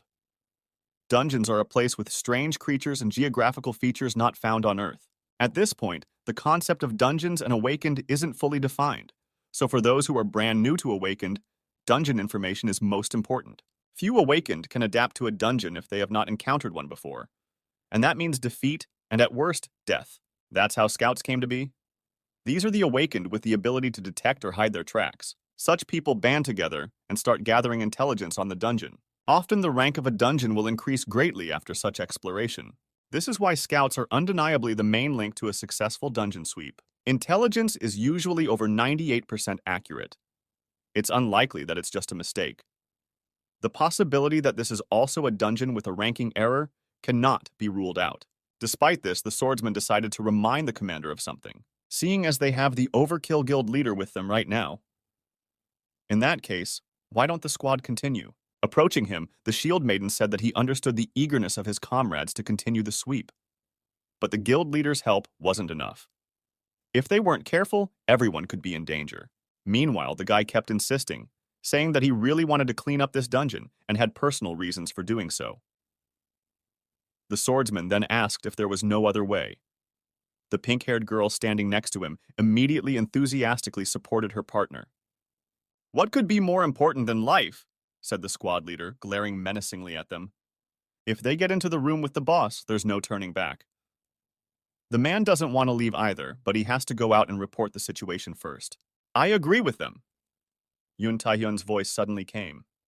When Shieldbearer asked what he meant, the guild leader explained that even though he came here to explore everything, he was still a member of the team. If one could come to some conclusion about the origin of this dungeon through going through with the team, then he saw no reason to do so. "And if I want to explore everything, I need to get into the room with the boss," Dae-hyun added finally, noticing the gaze of the nearby helper. Realizing that he had been seen, Chonson immediately turned away. Meanwhile, the shield maiden bowed before the leader, and after thanking him, said that he trusted it to him from now on. But when the man decided to hand over the role of squad leader to Tae-hyun, the man interrupted him, telling him not to worry about it. The man in the cap allowed him to continue leading the team. The surprised shield bearer didn't object and informed his teammates that it was time to depart. "Follow me!" shouted the squad leader, turning around on his battle comrades. They wandered around the dungeon for some more time, but surprisingly they were not attacked by any enemies. Eventually, a troop of hunters found themselves in front of a majestic gate. Standing in front of the doors, the commander takes a hint that they are most likely standing outside the room with the boss right now. So the man decides to hand out the last instructions before the battle. First, the boss of this dungeon is the Legion Spider Queen of rank D+. Her overall combat ability is quite low. She's considered a fairly simple boss, basically spawning Legion spiders. But that's just the initial information. They can't know what kind of creature is behind that huge door. "Let's go," the commander said briefly, opening the gate with both hands. When the doors opened, lone rays of light seeped inside the room. As they entered the cave, The hunting party looked around, but saw nothing special around them. Just a pile of rocks and cobwebs, just like before. Yoon Tae-hyun also doesn't sense any particular signs portending danger. In fact, that's the strangest part. He doesn't feel anything at all. Stand by! At the same moment, the shield maiden shouted, sitting down on his knee. This is the boss they've been waiting for! The swordsman standing behind him wondered if this was really the Spider Queen that the intel said it was. The mage, meanwhile, remarked that it was a good thing that no mistakes had been made with the boss. In that case, the pink-haired girl made the decision to attack first. Casting one of her most powerful electric spells, she immediately fired it at her opponent. All of the boss's henchmen were instantly incinerated by the high-voltage current. Great, this! The mage started to shout with happiness, but suddenly fell silent. Turning her attention to the enemy in front of her, the girl dumbfoundedly asked what had happened. The huge chopped-up body of the Legion Spider Queen lay in front of the hunting party. Frightened as he looked at this horrible sight, the shield maiden realized that this had never happened before. How could the boss be dead before they arrived? But just as he turned to his teammates, determined to warn them to keep their ears sharp, there was a loud rumble in the dungeon.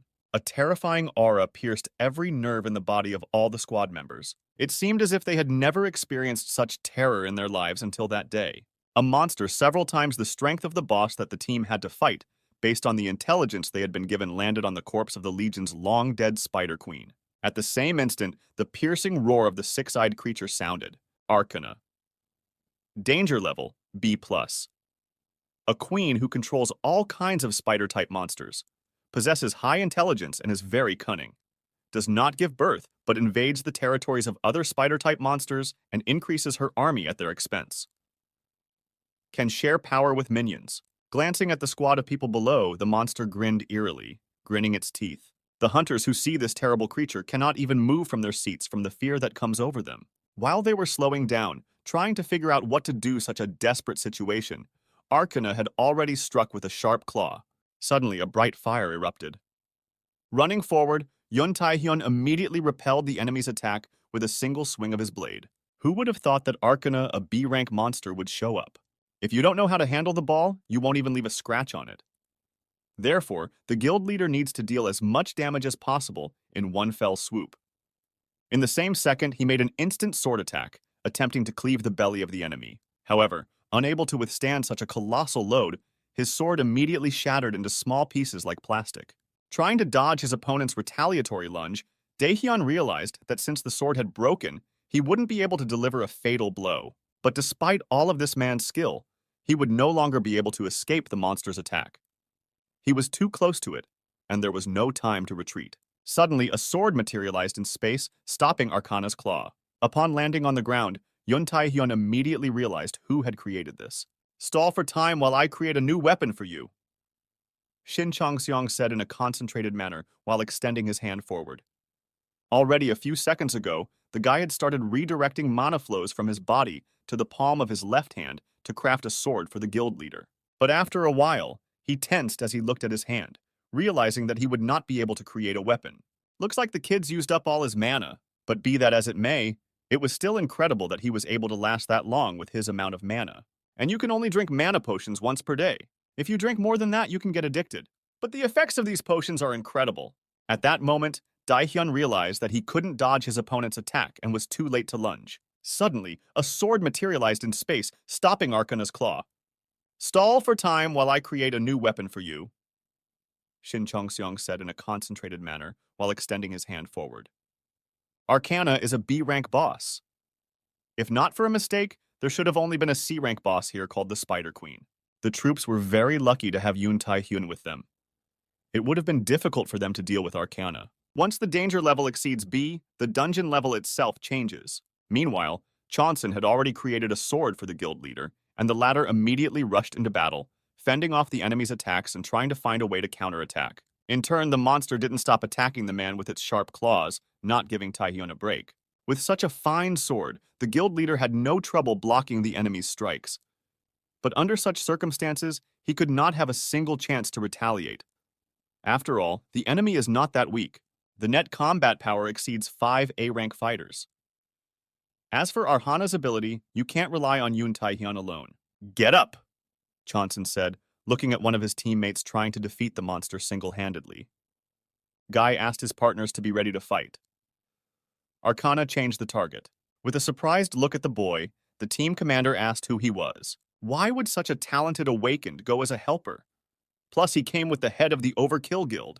Turning around to his teammates, Shin Chong-seong said that there was no time to think about it now. First, the partners have some things to deal with. The guy immediately extended his arm, beginning to manipulate the mana overflowing his body to create each of his comrades in arms. Choose! Chanson spoke, materializing a sturdy blade in the space in front of the swordsman. Will you take the weapons in front of you and mop up the dungeon by fighting the spiders? Or are you going to run away and wait outside until it's resolved?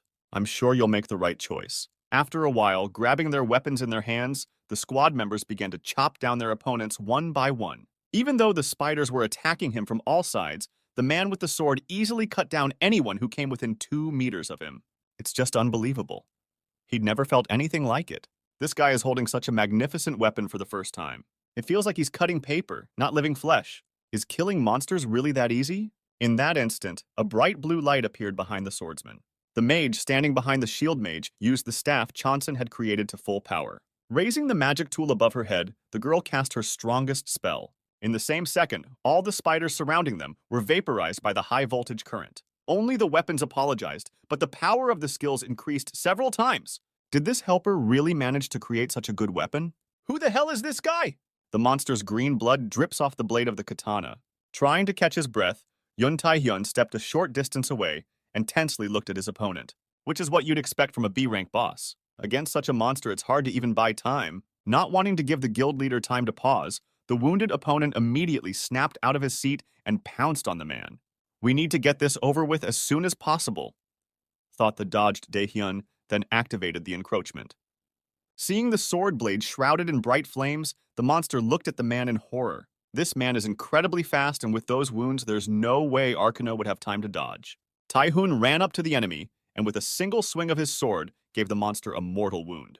The enemy fell to the ground dead, followed by the smell of burning flesh in the air. Looking at the bloody blade in his hand, the guild leader noticed that the weapon was still intact.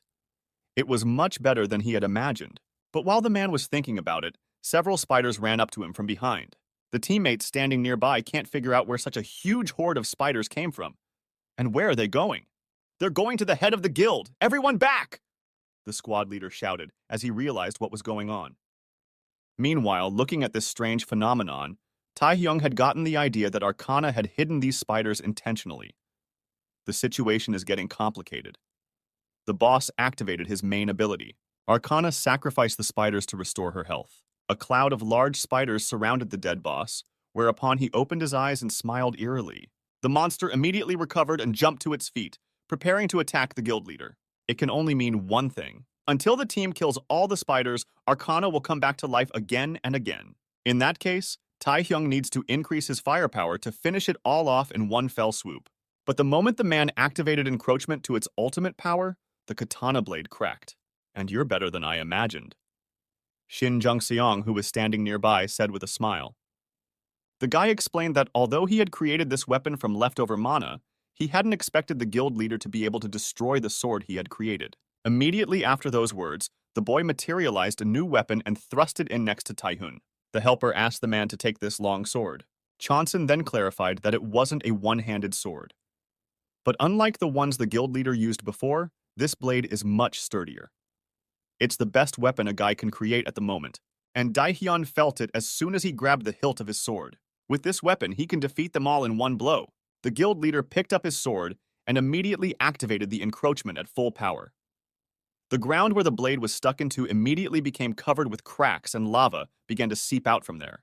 I'm not very familiar with two-handed swords, but this seems to fit, Yun Tai-hyun said with a satisfied smile. As the man pulled the weapon from the ground and slid it behind his back, the blade immediately flashed and there was a loud fire explosion.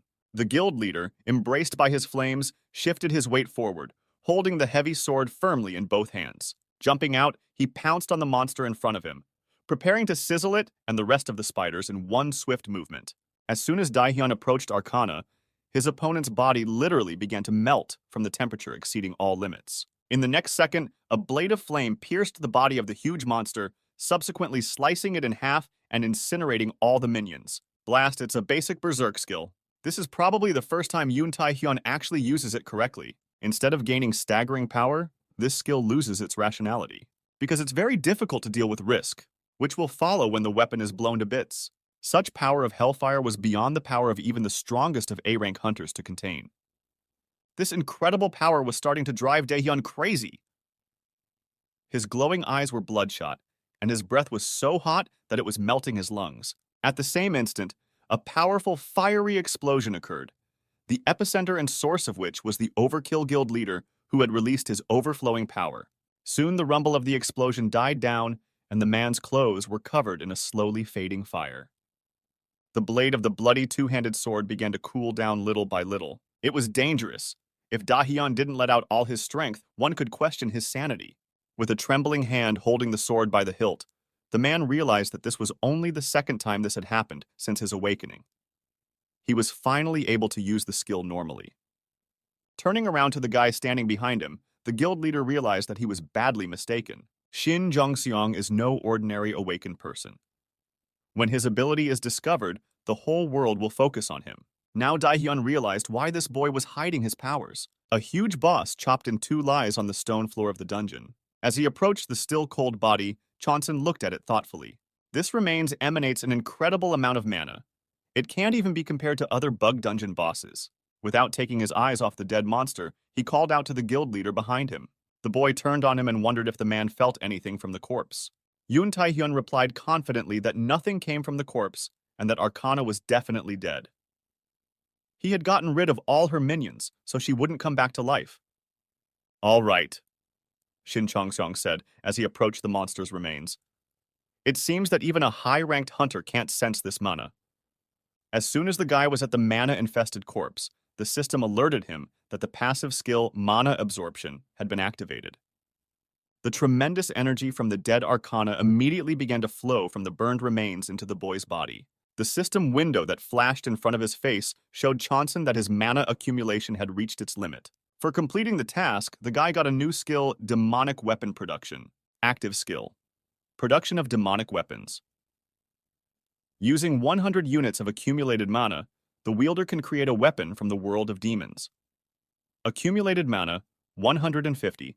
Saved number of demonic weapons, 0. Demonic weapons are saved when created and can be materialized without additional mana usage. Can be used once per day. The weapons of the demon world. Shin Jung-seong can't even imagine what kind of weapon it would be. He doesn't remember any descriptions of the demon world, but people know about it from somewhere. Too bad the reward has nothing to do with mana, but that's okay too. In addition, the mana accumulation of the passive skill continued. Thanks to Arhana, Shin Jung-seong has already received half of the required amount. And it seems the rewards don't end there. Meanwhile, the guy was called out by Yoon Tae-hyun, standing behind him in bloody clothes. As he approached him, the guild leader held out his hand to the boy and explained that he had something to say. When Chonsun decided to ask him what was wrong, the man interrupted his partner and explained that he wanted to apologize. Despite your refusal, I still continue to ask you to join the guild. It was impolite even though I'm the guild leader, Tae-hyun said, bowing, surprising the guy by saying that. The man then repeated that he wanted to apologize for that very thing, and he was really sorry. Looking at his teammate with a puzzled look, Shin Chong-seong wondered why he had suddenly decided to apologize. At that moment, the squad leader approached the two men from the side. Dazedly looking at them, the man in heavy armor couldn't believe his eyes. What does this mean? Yoon Tae-hyun, the head of the Overkill Guild, is bowing down to a D-ranked helper? No. Judging from this guy's abilities, he's no ordinary person. He must be the hidden talent of the Overkill Guild. Ah, that was quite dangerous. A voice of relief was heard behind the dumbfounded group commander's back. Waving to the leader, the joyful swordsman said that he and the mage had searched the dungeon and that there was nothing else in it. The girl with the staff said that Arcana had probably absorbed all the monsters in the dungeon. Then, as the sword from his hand began to disappear, the young hunter praised this marvelous weapon. You can chop monsters with it and not waste any energy at all. Deciding to look at Chonsun, the mage agreed with her partner, adding that she had never heard of a weaponsmith who could do something like this. Could it be that he was from the Overkill Guild? In turn, the abruptly snapping shield maiden blocked his comrade's view, and smiling awkwardly, suggested they go and contact the association for the time being. With a disgruntled look at him, the swordsman apologized and asked why exactly they should be on their way already. The girl objected as well, remarking that she wanted to stay and thank the guild leader with the helper. "Let's get out of this disgusting place as soon as possible!" The squad leader patted his comrades on the backs, not wanting to hear their objections. Not knowing what had gotten into him, the young swordsman finally agreed and asked the man to stop pushing them. As he walked towards the exit, Shieldmaker continued to block his partner's view. Even though this helper's connection to the Overkill Guild was obvious, it was better to get out of here quickly. If they interfered in the guild's affairs, it would be a hassle. No matter what kind of emergency it was, no one would reveal such power so easily without a reason. It wasn't like the big guilds that emphasized security. Sighing, Shin Jungseong accepted Tai Hyun's apology and suggested that they talk normally first. The guy pointed out that even though he was using a fee, the guild leader shouldn't bow down to an unknown person. "Shin Jungseong, the guild doesn't bother you anymore. And of course, neither am I," Yoon Tae-hyun said, while straightening his back. He then extended his hand to the boy and added that this statement did not mean that the guild had given up. "This is my first opportunity. Let's make a pact," the man said, looking at Chan Seong. Tae-hyun is sure that the conditions will definitely please this guy. The next day, Overkill Guild headquarters. "Nice to meet you again," the red-haired girl said, taking a seat on the couch across from Chonson. Min Hisu immediately introduced herself as the secretary of the Overkill Guild head.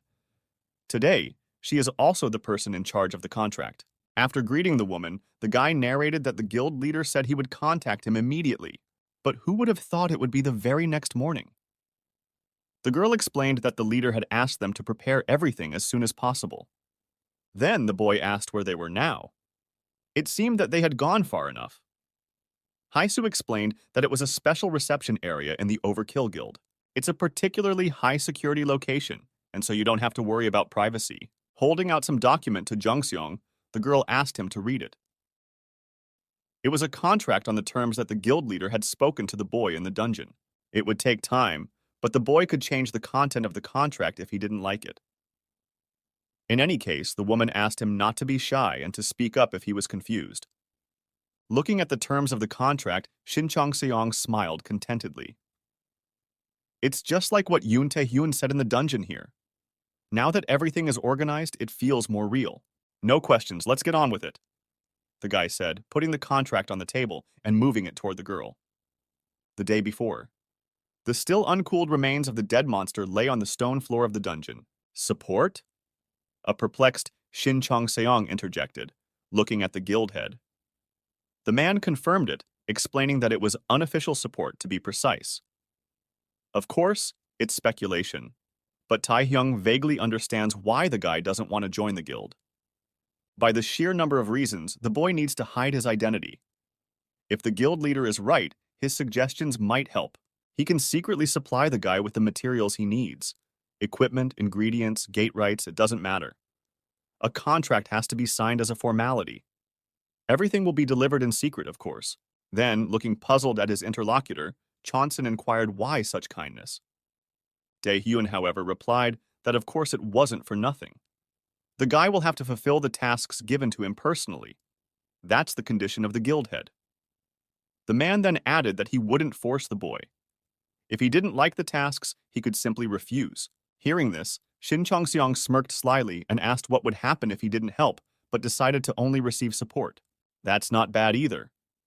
The point of the contract is primarily to create a bond between the Overkill Guild and you, and to prevent you from joining other guilds. Accepting support is nothing more than a sign of your loyalty, Yoon Tae-hyun explained, hoping to get this guy interested. But when they decided to end their conversation, there were footsteps nearby. Two men from the Hunters Association's scout troop ran up to them. The worried-looking man with glasses, standing behind his partner, asked the guild leader if he was okay. "I have to go now.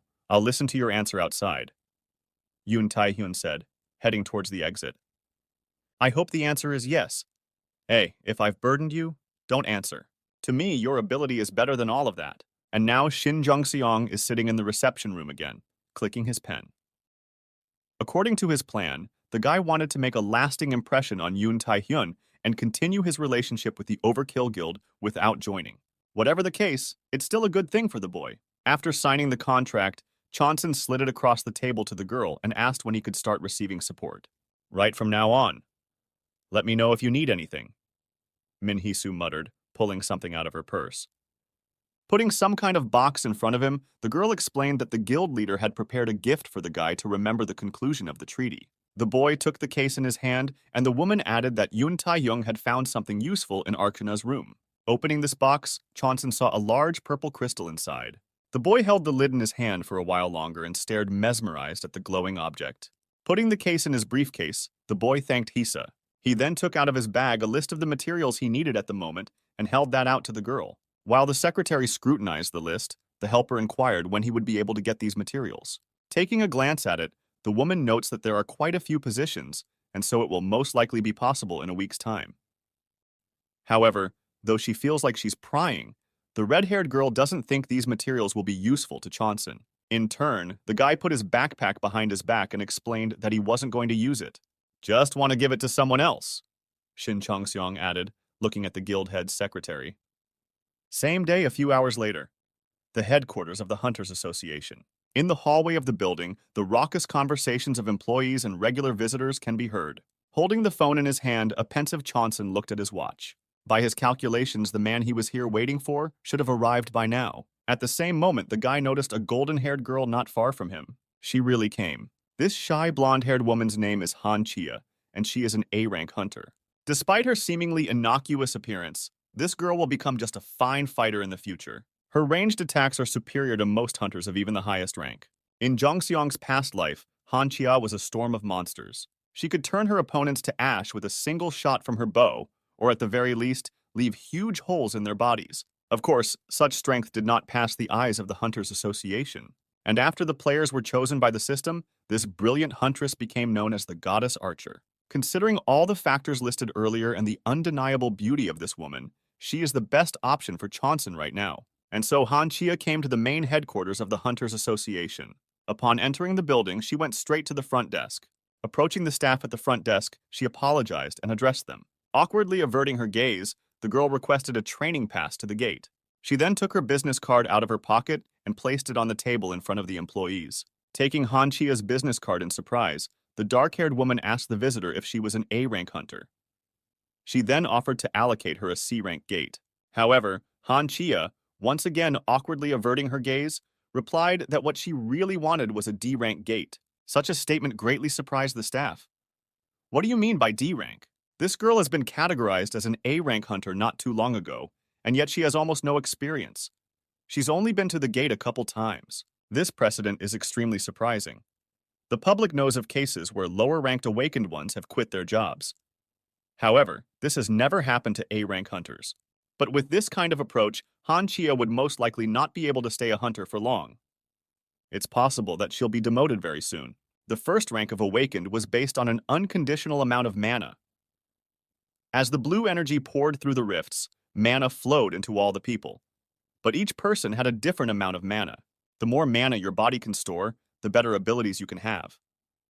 So the association started to figure out how much mana someone had. Those who were able to absorb more than a certain amount were called awakened. And then they began to be divided into ranks depending on the amount of mana. Of course, the rank is not fixed. Even if the rank is low, you can raid dungeons, and if you become famous in the association, you can be promoted. Of course, the opposite happens. That's probably what's going to happen to this girl.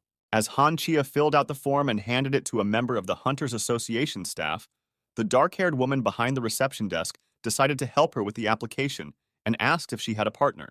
After hearing a negative answer, the employee put Han Chia on the list of people looking for partners. The rules were to go on raids in groups of 2 or more. So far, there have been no requests for D-rank gates, so the girl will have to wait a bit. Not satisfied with this answer, Han Chia asked if it was definitely impossible to go on the raid alone. The employee, in turn, told me that this is possible only with a special permit for single entry.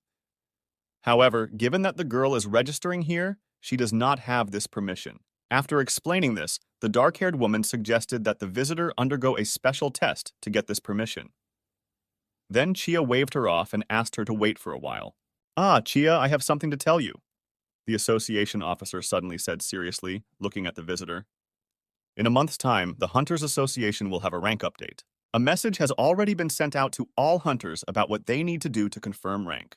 In particular, Han Chia, in order to confirm his A rank, either needs to have experience in dungeons of rank C and above or pass the A rank test. And by the looks of it, the girl is more likely to get a trial. She'll probably get a message about the trial and its details soon. All this conversation was listened to by Chonson, standing nearby. It's hard to request even a training gate right now. Han Chia needed to make a request online. Coming to such a crowded place was just crazy for her. She decided to come in here because she thought she wouldn't be downgraded. Either way, she needs to gather her thoughts and pull herself together.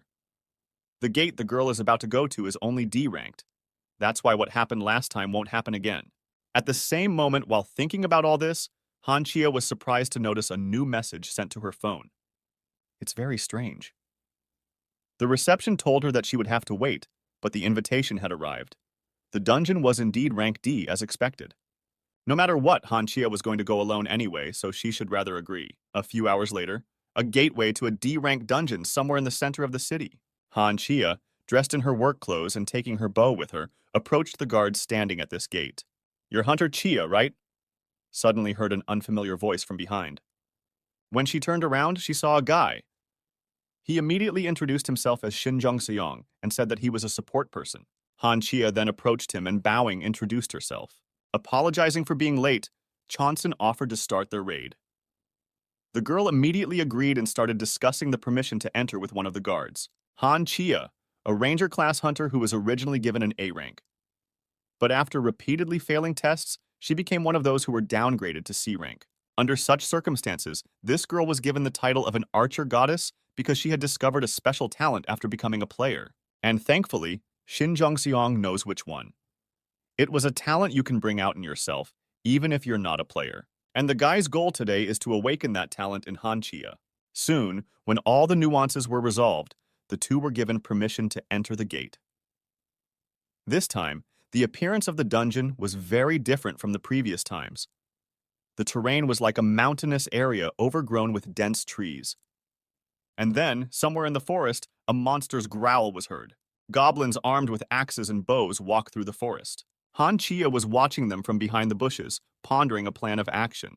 Finally, she waited for the goblins to leave. Looking at her wrist, the girl wondered what she should do about these monsters. She was extremely lucky that she decided to buy herself a special gear that sensed the man of monsters. However, Han Chia still had no idea how she should work as a team. After realizing this, she turned around to Zhang Xiong and addressed him. The girl apologized to the guy and told him that she was going to go here alone. Then she asked if it would be okay if she killed everyone alone. And when Han Chia promised her partner to give him the whole bow and make up for everything, the boy agreed and asked her not to worry about it. "If you need any help, let me know. I can at least create arrows," Chonson added, looking at the girl. Thanking the guy, Chia took the bow in her hand and rose to her feet. Taking an arrow out of her quiver, she drew the bowstring and aimed it at one of her opponents. Looking at the back of one of the monsters, the girl began trying to calm herself and concentrate. In the next second, she released an arrow from her bow, causing a powerful energy beam to form. In an instant, it reached the unsuspecting target. The energy beam, after blowing half of the goblin's head apart, flew further away. Unfortunately, the arrow didn't hit anyone else and flew past the remaining opponents. When the energy beam hit the tree, there was a massive explosion. The goblins immediately turned around and attacked the girl. Han Chia, in turn, had already managed to fire a second shot from her bow. However, the arrow flew past without hitting a single enemy. Watching all of this was Xinjiang Seong sitting on the sidelines. He had never seen Han Chia fight before he became a player. Her net destructive power is much higher than an A-rank hunter, but it's completely pointless if she doesn't know how to aim. As Chia took the fourth arrow out of the quiver, she noticed that she had managed to set a personal record. This time she managed to hit the target with one of the 3 arrows. If this continued, she would be able to kill at least 4 more opponents. Putting an arrow into the bow and pulling the bowstring, the girl decided to finish things off with 2 shots. But at that moment, she noticed something terrifying. One of the goblins took out a horn from somewhere and began blowing into it. The girl immediately realized why this monster needed a horn. Within seconds, crowds of goblins began to gather around Chia and Chonson. After looking around, Han Chia continued to keep the bowstring taut, unsure of what she should do next. At the same time, the special monster detection device began to emit loud sounds, announcing a huge gathering of enemies. That's right, the goblins surrounded the girl in a matter of seconds. At the same time, their numbers exceeded several dozen. Continuing to look around in panic, Han Chia tried to figure out where she should shoot. Forward or backwards? What should she do? And while the girl was thinking, several monsters had already pounced on her from behind, preparing to tear her to pieces. At the same instant, there was a blinding blue flash that covered the entire battlefield. Dozens of tall mana swords formed around Han Chia, thrusting their blades into the ground. Chia, I need your help, Chongsun said, coming up behind the girl. Looking at him in surprise, Han Chia asked the guy how such a thing was possible. He had said that he was a D-rank creator. In response, the boy said that he wasn't lying and was indeed a D-rank creator. So these swords won't last long. That's why he needs his partner's help. When the flustered girl asked what she should do, Chonson pointed a finger somewhere. Pointing at the monsters lurking in the bushes, the guy asked his partner to shoot them using all his remaining strength. Still not understanding what this boy was up to, Chia didn't contradict him and agreed to take his advice. She immediately took aim at the monsters sitting in the bushes, and using the full power of her skill, she shot them with her bow, turning everything in the arrow's path into ash. Lowering her bow, the girl asked Chonson what they should do next. Then the boy ran up to her and grabbed her arm. Are you asking what we should do next? You've cleared the way with your shot, so now we must run. The boy replied, dumbfounding his partner. After saying that, the two of them immediately started running away from the monsters chasing them. Soon, after only a few minutes, Chia and her partner stopped for a little break. They found themselves at a high rocky eminence, in which they could see a passage into a cave. While Chonson thoughtfully shined his flashlight inside the cave, the girl standing next to him tried to believe that they had managed to survive. However, she has no idea where the two of them ran off to. Did they really manage to break away from such a huge horde of goblins so easily? No, they didn't come off. That's not what it looked like. The monsters stopped themselves, as if afraid of something. They just couldn't chase their victims anymore. There's something obviously wrong here. So much has happened in such a short time that Han Chia can't even realize it. But why is Zhongxian so calm? We need to get out of here soon. After thinking it over, the girl turned to her partner and said that the raid should end for today. After that, she promised the guy to pay the compensation she had talked about earlier. You can't leave yet. The boy suddenly replied, looking at her. The thing is, the goblins are alarmed, so they will be around for a while. It is dangerous to leave now. Besides, it seems that Chia dropped a flare on the run. So the two of them have no choice but to wait for the goblins to leave. Hearing this, the girl asked Chonson when they would be able to leave here in that case. Turning back to her, the guy explained that it could take half a day, but possibly longer depending on the situation. This information made Han Chia shudder with fear. Half a day? The girl shrieked in panic, grabbing her head. And as she sat behind him, letting out her last breath, Chonson scratched the back of his head awkwardly, realizing he had to lie to her for her own good. In fact, all those goblins will be gone in about 30 minutes. Their concentration isn't that good. The reason is strained plausible, but at this point, Han Chia seems to believe anything. The thing is, Chonson led her to this cave for a reason. However, the hardest part for the guy will be getting this girl to go into that cave with him. Given how scared she is, it's unlikely she'll agree to it.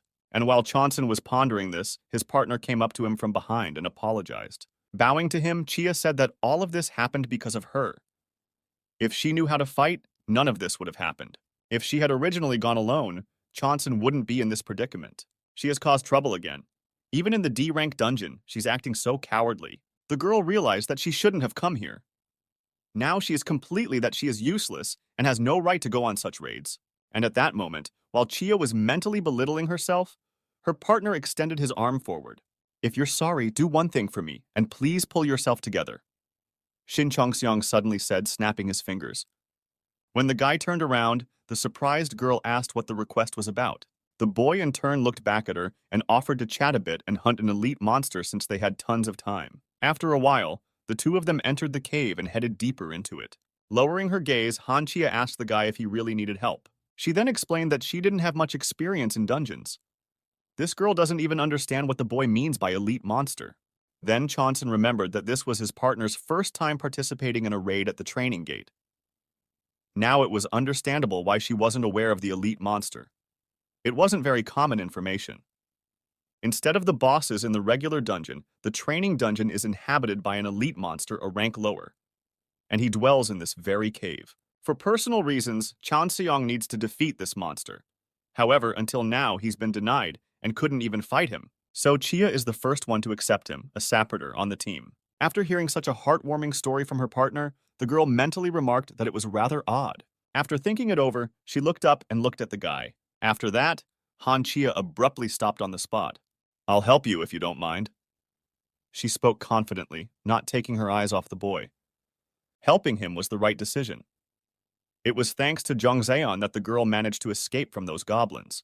Plus, she knows how much it hurts when you don't make the team. But while Chia was mulling all this over, her monster detection device warned of danger. At the same instant, the loud footsteps of a huge creature were heard. The girl was immediately wary, and a completely calm Chonsun shined his flashlight on the monster that appeared in front of them. It was the same elite monster that Shin Chongsun had talked about recently. Seeing this huge creature, Han Chia stepped forward, and asking her partner to step back, took aim at the enemy with her bow. Even if this monster is an elite monster, it's still a D-rank monster. If a girl hits it even once, she will definitely kill it. Realizing this, Chia took aim at the enemy and immediately released an arrow. The powerful energy beam caught up with the elite monster in a second, which, at first glance, was not at all prepared for this attack. However, against all expectations, he put his club in front of him and easily blocked the arrow. Seeing this, Chia looked dumbfoundedly at her opponent.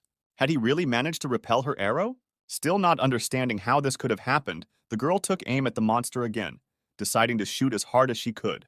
But after a moment, she noticed that she couldn't let go of the bowstring. She just couldn't even move her arm out of fear. Why is this happening now? Why can't she get a shot off? Trying to realize this, Chia looked fearfully at the enemy standing in front of her. The elite monster in turn had already brought his club behind his back, preparing to strike. That's when Han Chia realized that this was most likely the end for her. But at that moment, someone came up behind her and grabbed her by the scruff of the neck and threw the girl back.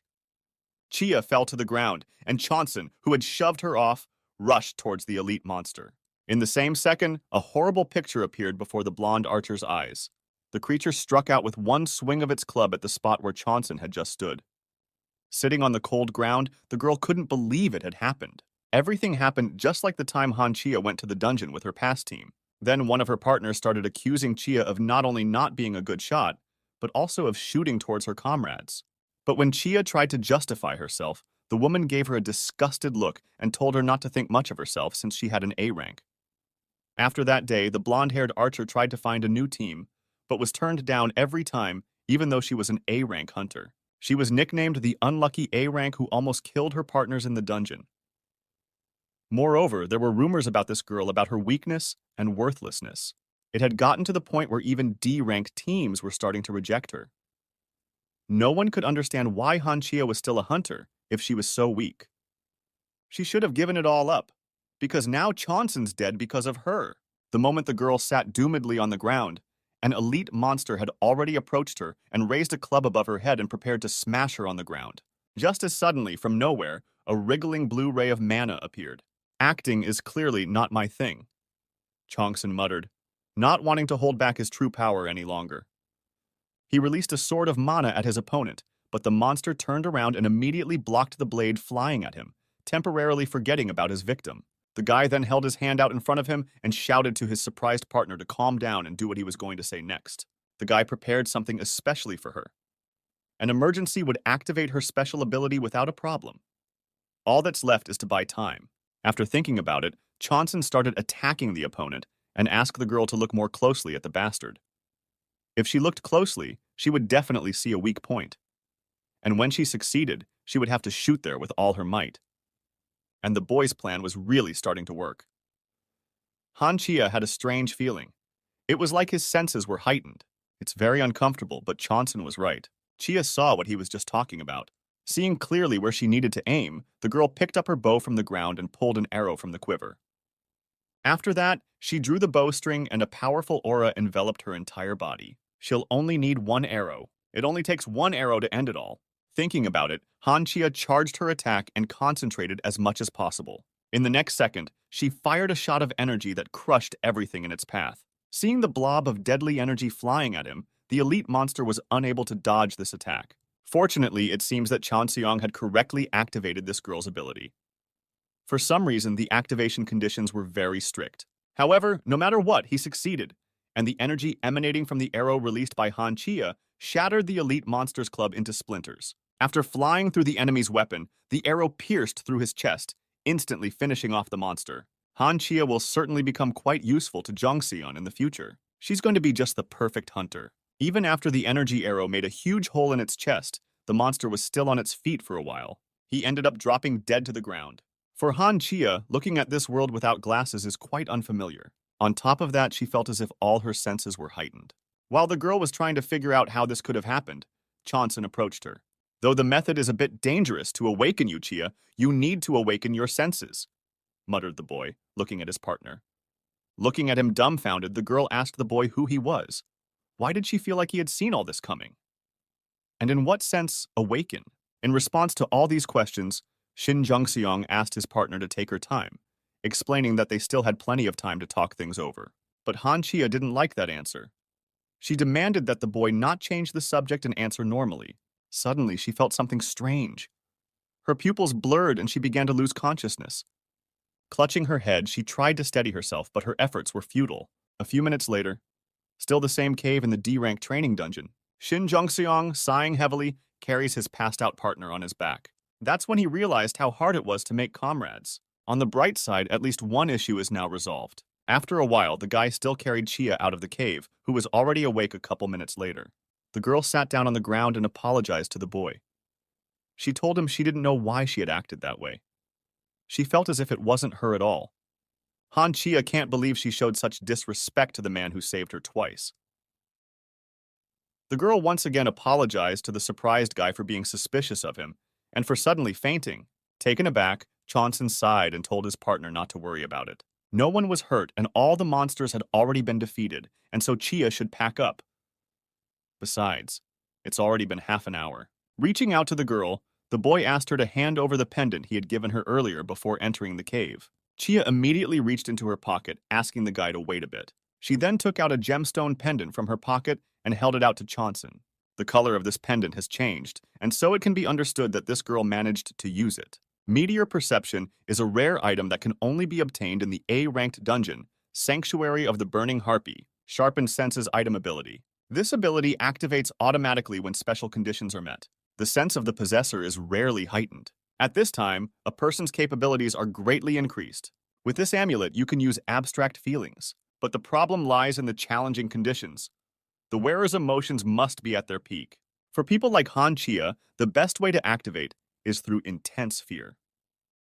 That was why Shin Chongseong made her feel insanely scared. Even though it seemed difficult, he managed to awaken this girl. When the guy was trying to find this pendant, he noticed that this thing is not only very expensive, but plus it's also almost nowhere to be sold. So he gave up trying to buy Meteor Perception and asked Taehyung to find it. And the man had indeed found the pendant the boy needed in just 2 days. Thanks to him, things have gotten a lot easier. But this was just the beginning. Han Chia just felt awakened by the item.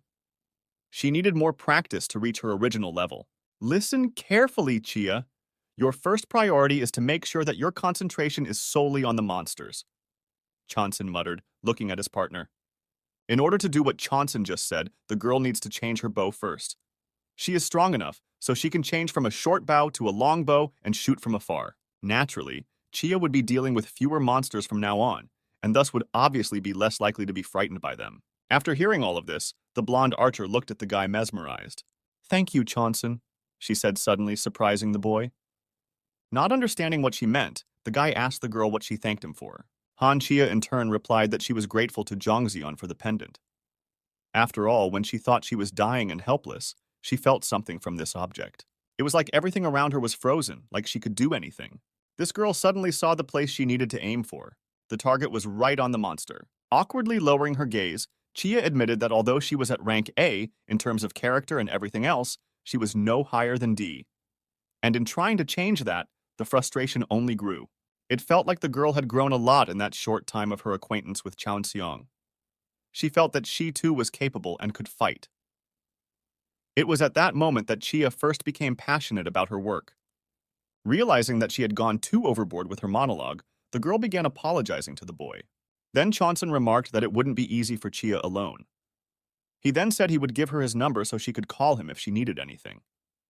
Hearing this, Chia looked at the guy admiringly and thanked him. At the same moment, Chonsun received a text message on her phone. Yoon Dae-hyun, who wrote to him, asked the guy to contact him since there was an emergency. Switching off phone, the boy decided to contact the head of the Overkill Guild when he came out of the dungeon. A few hours later, Hunters Association headquarters. Standing by the window, Yoon Tae-hyun is chatting with someone on the phone. Finishing the conversation, the man promised the interlocutor to call back after the meeting. In response, Chonsun promised the guild leader to help in any way he could. After all, the last time he'd given the boy something useful. With a relieved exhale, Tae-hyung was glad that this thing was useful to the guy. Thanking the boy for agreeing to help, the man bid him farewell and ended the call. Putting the phone in his pocket, he looked thoughtfully out the window. At that moment, there was a knock on the door. After that, the door opened and a man entered the room. "The president of the association is back. We can move out," Min Hee-soo, who had stepped inside, muttered. Soon, when Yoon Tae-hyun had gathered all the things he needed, the two left the room. Walking down the corridor, they simply remained silent, trying to mentally prepare themselves for the upcoming meeting. Then Hee-soo looked at the guild leader thoughtfully. Turning to him, the girl pointed out that this situation was quite unusual. Usually, an official document is sent. Who would have thought that the president of the association would personally summon Yoon Dae-hyun? He'd sent some pretty complicated errands through the documents. But if the president had summoned Tae-hyung in person, it could mean something more serious. The S-rank gate may have reappeared. After listening to his subordinate, Yoon Tae-hyun reassured her, reminding her that Jung Se-on had agreed to help with this. If the guild leader fights like before, there would be no danger. Contacting Chonsun was really the right decision. Looking at Dae-hyun, Hee-soo noticed that he seemed to be in better spirits than he had been after the Arcana dungeon. It's probably because of that creator. Ever since that guy signed the contract, Tae-hyun has been acting weird. Unlimited support? Who would have thought that the guild leader would make such an amazing offer? Although he is a berserker, which makes it hard to control his emotions, the Overkill guild leader is more calculating and sensible than most. Is this Shin Jong-seong really more capable than he seems? No. Hee-soo is sure that there's no way the D rank can create a weapon that would please the guild head.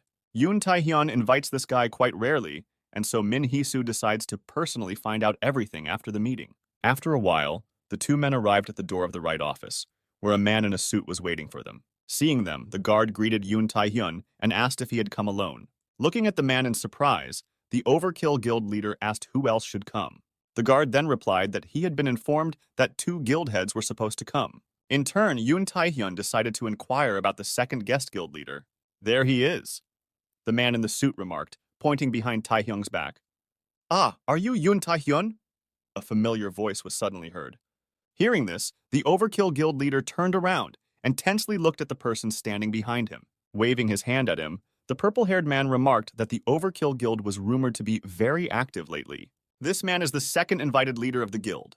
The president of the Hunters Association decided to invite him on an equal footing with Yoon Tae-hyun. And as ironic as it is, but this man is the one person who can piss off the Overkill guild leader. And while Yoon Tae-hyun looked at him in disgust, the purple-haired man approached him with a mocking smirk. "Who do we have here? The head of the Over-Idiot Guild?" he said with a chuckle as he stood in front of Tae-hyung. That person who can hang Yoon Tae-hyun is named Kim Ah-hyuk. Moving even closer to Tae-hyun, Ichiok asked why his guild was so bad. After all, the members of the Overkill Guild are quite capable. So could it be because of their leader? In response, Yoon Tae-hyun pushed the purple-haired man away from him, explaining that he was too busy to respond to such absurd provocations. "Of course you must be busy picking out low-rank dungeons," Ichiok said mockingly, not wanting to stop pissing off his opponent. And when he asked Tae-hyung if he really wanted to be comforted by the newcomers in the low-ranking gate, Hee-soo asked the man what he meant. Kim Ah-hyuk then explained that although there were instances of dungeons with rank errors, it was likely that Dae-hyun had personally entered such a dungeon for the purpose of mopping it up rather than saving his subordinates. Taking the indignant Kim Hee-soo by the shoulder, the Overkill Guild leader asked her not to respond to it and just ignore it. Then, turning to the guard standing behind him, he asked for the door to be opened for them. Without objecting, the man in the suit opened the door and looked inside. He immediately informed the president of the Hunters Association that the heads of the Overkill and Shinhwa guilds had arrived. In response, the man sitting at the table remarked that he could even hear the two men arguing there from here. That elderly man sitting in the chair is named Han Cholman, and he is the president of the Hunters Association. Noticing that nothing changed over the years, Cholman asked the guard to let the guild heads into the office. When the two men entered, the guard and Hisu remained waiting outside the door for the meeting to end. Just when he saw the guild leaders entering the office, the president of the association said that he had an urgent task for the Overkill and Shinhwa guilds. 3 days ago, an undetermined gate appeared and disappeared on the outskirts of the city. Looking at him perplexed, Taehyung clarified if this was a gate with a mistake. Shaking his head, Cholman replied that it wasn't like that. Like he said earlier, this gate is indeterminate. It's difficult to even measure the mana level. Hearing this, even Kim I-hyuk couldn't contain his surprise. How is that possible? It's strange that this gate can't even be evaluated. Usually, the rank of a gate is determined by two things. First, a special tool is used to measure the amount of mana in the gate itself. So usually the rank of the gate is equal to the rank of the monsters behind it. Second, the intelligence sent by the Hunters Association is correlated. As we all know, dungeons with rank error appear when the amount of mana increases dramatically. But even this is different from a situation where measurements can't even be taken. The Hunters Association has tried several times to send scouts to this mysterious gate. However, no reconnaissance operation was successful. None of the scouts sent out returned. Hearing this information, Kim I-hyuk, who was sitting behind the chair, put his foot on his leg. What, you don't know the rank of the dungeon? You don't have any information, and yet you didn't inform me here? Aren't you trying to shift the blame? The purple-haired man indignantly inquired, glancing suspiciously at the association president. In response to that, Han Cholman explained that the Hunters Association didn't know how long the gate curtain of unknown rank would be maintained. So if it was left as it was, it wouldn't be surprising if monsters started coming out. It's happened before. And every time it's been hell. Anyway, Cholman knows that asking for help with this is impertinent, but as said, it's an emergency. No refusal is accepted this time. The president of the Hunters Association wants the Overkill and Shinhwa guilds to team up and mop up the uncertain gate. At first, he wanted to send the Hyunmu guild to the operation as well, but due to a sudden business trip overseas, they can't join. This is a serious enough case to summon the 3 largest guilds in the country. The deadline for preparation is 2 days, and Han Cholman himself will provide the funding and the best reward. Of course, if the guild heads need anything, the association will help in any way they can. After listening to the president, Yoon Tae-hyun lowered his gaze and thought. He then clarified whether the squad could include more than just guild members. To this, the president of the Hunters Association replied that it didn't matter. Since the existence of undefined enemies sows chaos and panic in the society, only a small number of reliable people are allowed. Such an answer clearly pleased Tae-hyung, causing him to smile imperceptibly. I see, the man said briefly, looking at Cholman contentedly. A few hours later, the main building of the Shinhwa Guild. Upon entering the building, Kim I-hyuk irritably took off his jacket and threw it behind his back. He immediately ordered his subordinates to create a team of guild members of rank A and above. Remembering that satisfied smile of Yoon Tae-hyun's, the purple-haired man realized that this bastard had an ace up his sleeve. It's incredibly infuriating to him. You can't let the Overkill Guild prove themselves. That's why I-hyuk decided to take the opportunity to stomp on Tae-hyun by including his trump card in the team. After looking at his subordinates, the man ordered that Kang Yuran be summoned to him. And when the staff tried to contradict him by explaining that Kang Yuran was not helping the Shinhwa Guild, I-hyuk ordered them to do their best, threatening to fire them, before irritably turning around and leaving. In fact, Kang Yuran is no longer helping anyone and is not cooperating with anyone right now. Therefore, Kim I-hyuk can take the opportunity to hire her. 2 days later, undetermined gate. The Overkill Guild with Yoon Tae-hyun at the helm arrived at the location first. Looking around irritated, the dark-haired girl asked why the hell the people of the Shinhwa Guild were late. Turning around on her, the large man with glasses reminded her that there were still 5 minutes left, and the Shinhwa guildmates always do that and arrive exactly on time. Sighing, Sun Jae-hee started twirling the gun in her hand and saying how much assholes like this pissed her off. They have absolutely no manners at all. Will they learn anything if I shoot them in the heads? The dark-haired girl said bloodthirstily, stopping the gun at her ear. As he approached her, the man with glasses pounded the girl in the head with his fist and asked her to watch her tongue. Catching her head, Ji-hee squatted down and took stock of the fact that the deputy guild leader was simply scatty strong. What, scot-free? The man in glasses angrily interjected, walking up to the girl. Looking at the two of them, Jongseon remarked that the Overkill Guild members are on great terms. Dae-hyun confirmed this, adding that despite their strange behavior, they are very reliable in battle. Then, looking at the guy, The man thanked him for agreeing. In response, Zhangxian explained that he couldn't have done anything differently. The boy simply had to thank Taihyung for providing him with that item. Of course, that's not the only reason. 5 days ago, a system window suddenly appeared in front of Zhangxian, stating that there was a hidden quest.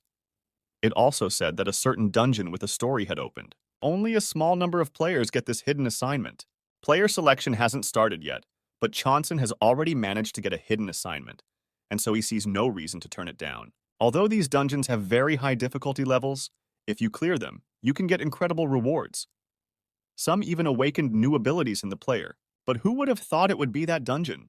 While the guy was pondering all of this, Yoon Tae-hyun approached him. The man decided to apologize to the boy in advance for the rudeness of the bastard who was about to come. After stopping fighting, Jae-hai and the deputy guild leader heard someone's footsteps. What? You're early. I'm sorry. We have a lot of work to do, you know. Kim Ah-hyuk's voice came out.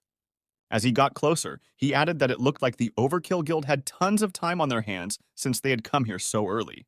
Well, yeah, since they go on low-ranked gates, it's no wonder they have plenty of free time. Those words from Kim Ah-hyuk, the deputy guild leader, grabbed Jae-hee by the scruff of the neck and asked her to ignore the whole thing.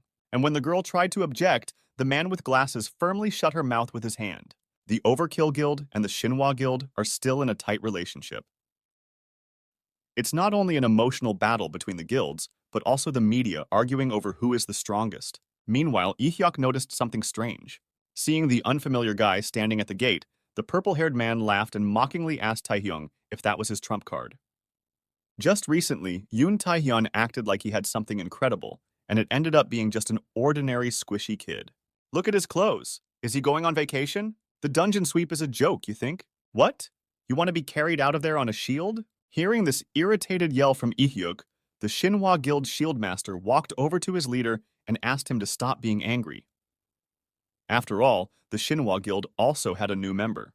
At this point, the creepy woman standing behind the backs of her new companions reminded them that they didn't have much time to stand here and chat. Fixing her hair, she added that they didn't have time to argue, and so they should hurry up. Seeing Kong Yuran, a dumbfounded Jae-hai hid behind the deputy's back and asked in shock where this girl had come from. What kind of team lineup is this? The strongest elemental master in Korea who can use all 6 elements, Kong Yuran, S-rank warlock Kim Lee-hyuk, and on top of that, the guild leader of the Overkill Guild and the strongest berserker, Yoon Tae-hyun.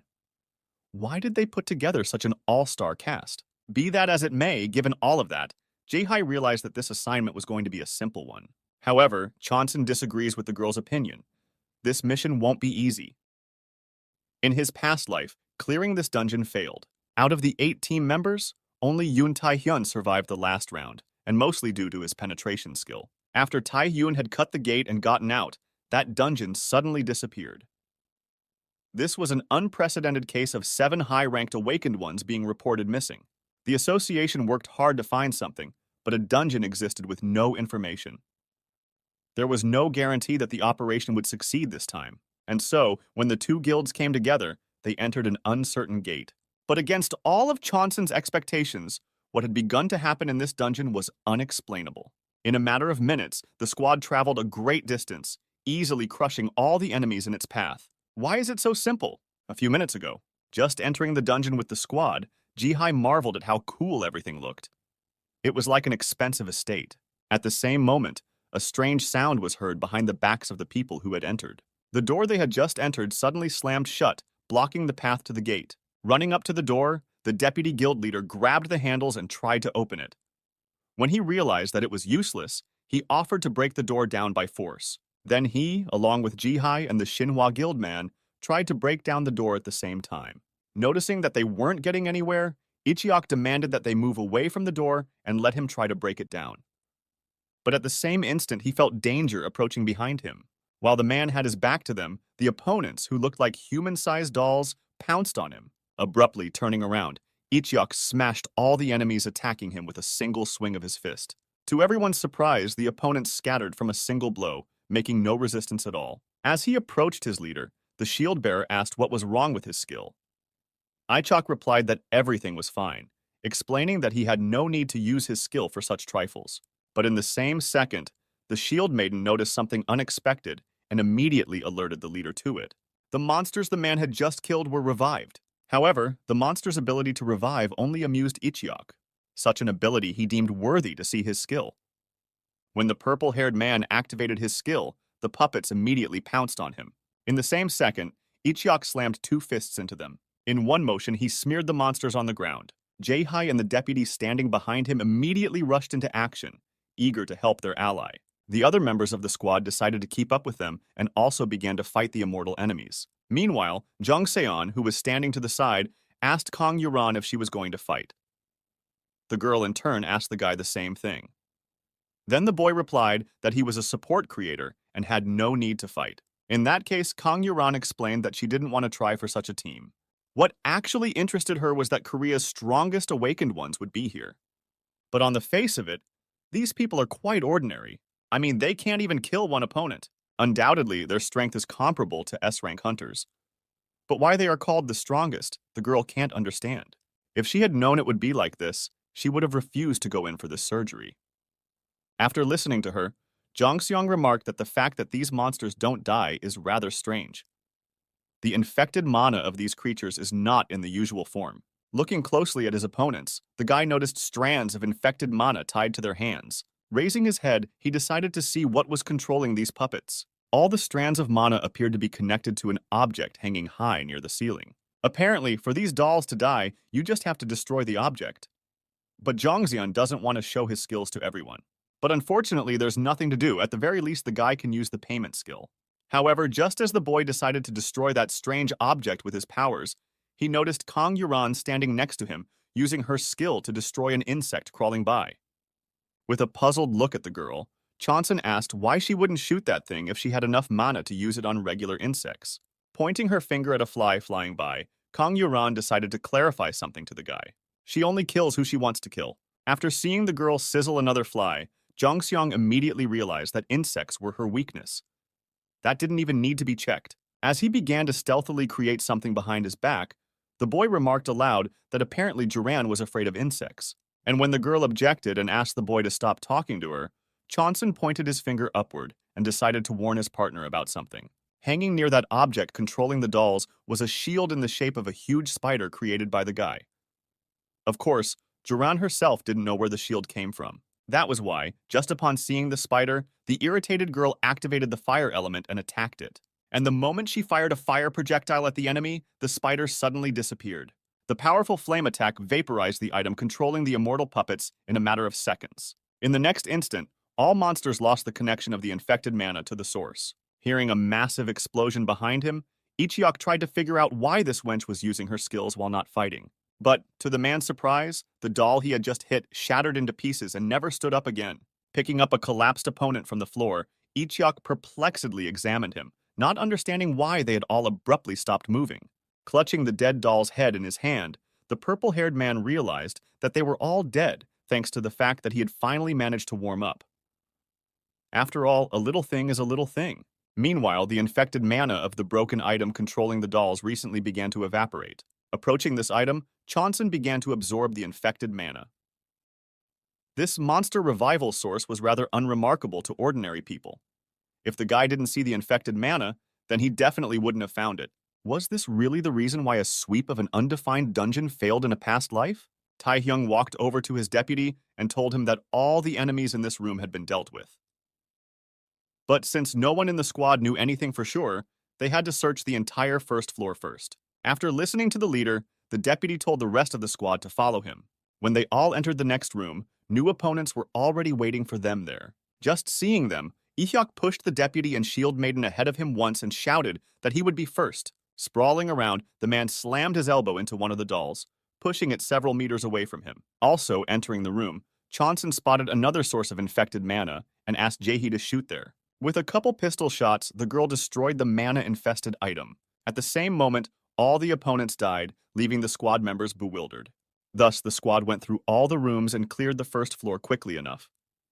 Taehyun stopped and motioned for his teammates to go up to the floor above. Ihyuk in turn told him to stop acting like he was the leader. Hearing that, Taehyung didn't answer anything and just turned around. Climbing up the stairs, he called Jaehee and Myungan to follow him. Then, angry that Taehyung didn't bother to ignore him, Ihyuk decided to trample his pride. Suddenly, however, the man felt a sharp pain. Looking at his hand, he couldn't immediately realize what had happened. Had he overdone it? Deciding to forget about revenge for the time being, Ichok called his subordinates to follow him, and together they began to climb the stairs. But there was one person left who didn't follow everyone. Something was starting to bother Chauncey. Just recently, before deciding to go up the stairs, Taehyung looked into the last room and said there was nothing in it. But Jungseon has a bad feeling about it, and so he feels like it's still worth looking in there himself. Going to the door of the last room of the first floor, the boy opened it ajar. As he stepped inside, he saw something unusual. The entire room was filled with infected mana. Suddenly, as the boy entered this room, there were screams somewhere on the second floor. Upon reaching the top, the squad encountered strong resistance.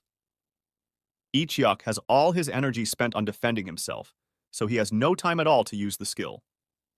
The rest of the squad was in the same position. For the most part, they repelled enemy attacks without being able to go on the counterattack. The worst part is, they didn't even see who was attacking them. Their opponents turned out to be an invisible high-ranked monster. And when Taehyung asked his partners if everything was okay, Jae-hee confirmed it, then added that she couldn't find the guy who was with the guild leader. Tensely looking around, Taehyung realized that Jungseon was indeed missing. But where to? Meanwhile, Shin Chongseong himself was still sitting on the first floor, collecting infected mana. That's when he heard the screams on the second floor and the sounds of a fierce battle. But as the guy absorbed all the mana and decided to return to the battlefield, the floor of the room suddenly opened up. Seeing the stairs leading down, Chonsun jumped back, not knowing what to expect. At the same moment, he saw the silhouette of some creature. Could it be the enemy? However, as soon as the guy thought about it, he saw something strange. A little girl came up the stairs to him, holding a doll in her hands. When Chonsun wondered what such a small child was doing in the dungeon, the girl looked up at him and smiled. Looking admiringly at his brother, the child asked if he was a hunter. Turning around, the girl motioned for the boy to hurry up and follow her. After saying that, she immediately rushed back down the stairs. Seeing this, Chonsun asked the stranger to wait a second and explain how she realized he was a hunter. She looked back at the boy and explained that she had heard about it from her sister downstairs. She told the child that a hunter had come here to rescue her and leave together. And apparently, since Chonsun went here, he is the hunter who came to save this girl's little sister. After listening to the kid didn't realize who she was calling her sister. As the girl looked at the boy, she thought it was very strange. She was quite sure that Jongseong was the hunter her sister was talking about. Going downstairs with the boy, the child informed her sister that she had brought the hunter the girl had spoken of. Looking at the face of the strange girl sitting on the floor, Chonsun realized that she had taken mental damage from something. "Pardon me, I was sent from the Hunters Association," uttered the boy, drawing the girl's attention to himself with such words. Abruptly jumping off the floor, the stranger excitedly asked the guy if he had really been sent here by the Hunters Association. Chonsun confirmed this, after which he asked the girl to explain the whole situation to him, no matter how difficult it was for her. With a sigh of relief, the stranger fell to her knees and began to thank the boy. Then, opening her eyes sadly, she told what had happened. She was the 4th scout of this dungeon. After the past 4 scouts didn't return, she was ordered to investigate the inside of the dungeon and find them. However, as soon as the girl entered the dungeon, dolls started running at her from all corners. In a panic, she turned around and ran back. She tried to open the doors, but suddenly it closed and wouldn't open. It was a trap. The situation is exactly the same as what happened to Chonsun a little earlier. Not getting any new information from this, the guy asked the girl if she knew what happened to the rest of the scouts. The girl in turn replied that she had met the other scouts and started calling their names to find a way out together. But something was wrong with them. These people were completely unconscious, and as if they were obeying someone. They suddenly tried to attack the girl, and so she ran away. Eventually, she met this child. The scout is still alive today only because of her. "Yes, sis has been playing with me a lot," joyfully added the child, looking at the two of them. Looking at the girl thoughtfully, Shin Chongseong asked what her name was. To this, the child replied that her name was Elizabeth, but she allowed the boy to call her simply Bet. "Okay, Bet, let's get out of here together as quickly as possible. It's very dangerous to stay here alone," Chonsun suggested. Lowering her gaze, the girl asked the boy if what he just said was true. On the contrary, it seemed to her that it was much more dangerous outside than here. Meanwhile, the fierce battle on the second floor of the dungeon continued. During the battle, while repelling another attack, Yoon Tae-hyun noticed something unusual. The foot of his invisible opponent suddenly appeared. This means that the invisibility of their enemies slowly begins to subside. What are they? Are they humanoid monsters? Just as Tae-hyun thought about it, a familiar business card fell out of the pocket of one of his opponents. It's definitely a Scout's ID card. The face on the business card matches the face on the personnel file of one of the missing scouts that Taehyung got from the president of the Hunters Association. Seeing the face of the enemy whose invisibility had completely dissipated, Jihai shouted to the guild leader that the ones they were currently fighting were the missing scouts. Also realizing this, Taehyung ordered his subordinates not to attack these people in any way. The invisibility skill cannot be used for several minutes after it is deactivated, and plus the wearer's mobility is greatly reduced. However, even so, the squad cannot attack their opponents at full strength, as they are missing scouts. While trying to figure out what they should do next, Taehyung suddenly heard a scream not far away from him. The angry Ichiok shouted that he was so excited, thinking that he was fighting against monsters who had perfectly mastered the invisibility skill. But it actually turned out to be just the damn scouts. All right, their speed has dropped a lot now, the man suddenly muttered, clenching his fist. Their mobility has dropped, so I'll finish them off with one punch. After shouting this, Ichiok brought his fist behind his back and prepared to deliver his most powerful punch to turn all opponents into powder. But at that moment, a gunshot was heard. A scratch appeared on Ichiok's face, from which blood immediately flowed. What the hell? The purple-haired man wailed in rage, glaring at one of his teammates. Aiming a gun at the head of the Shinhwa Guild, Jihai asked if he had lost his mind. Their opponents are not monsters, but people who need to be saved. They just need to be returned to their normal state. Then, an angry Ichiok asked the girl what the hell she was talking about. Now they have only two choices, kill or be killed. No matter what these bastards look like, they attacked Ichiok and therefore should die. And the gunman who just shot him is no exception. While guild leader Shinhwa was saying this, the opponents used the invisibility skill and began to disappear again. And while those puppets were attacking him, the enraged Ichiok, not blocking their attacks, promised Jihee that he would finish her off first if she stopped him one more time. You feckin' bastard! The girl shouted indignantly, glaring hatefully at the man. Not wanting to hear any more of this, Taehyung stopped the two men and asked Ahyuk to listen to him. But the purple-haired man, still oblivious to the shield maiden desperately trying to protect him, refused to listen to his opponent. Taehyung then explained that this was not a request, but a deal. If Ahyuk fulfills all the conditions and saves the lives of these scouts, Daehyun will give all the rewards for the raid and funding to the Shinhwa Guild. At that instant, one of the invisible opponents abruptly shortened the distance with the purple-haired man, preparing to attack him once again. Blocking the blow with his hand, Ichiok replied to Taehyun that this deal wouldn't last long.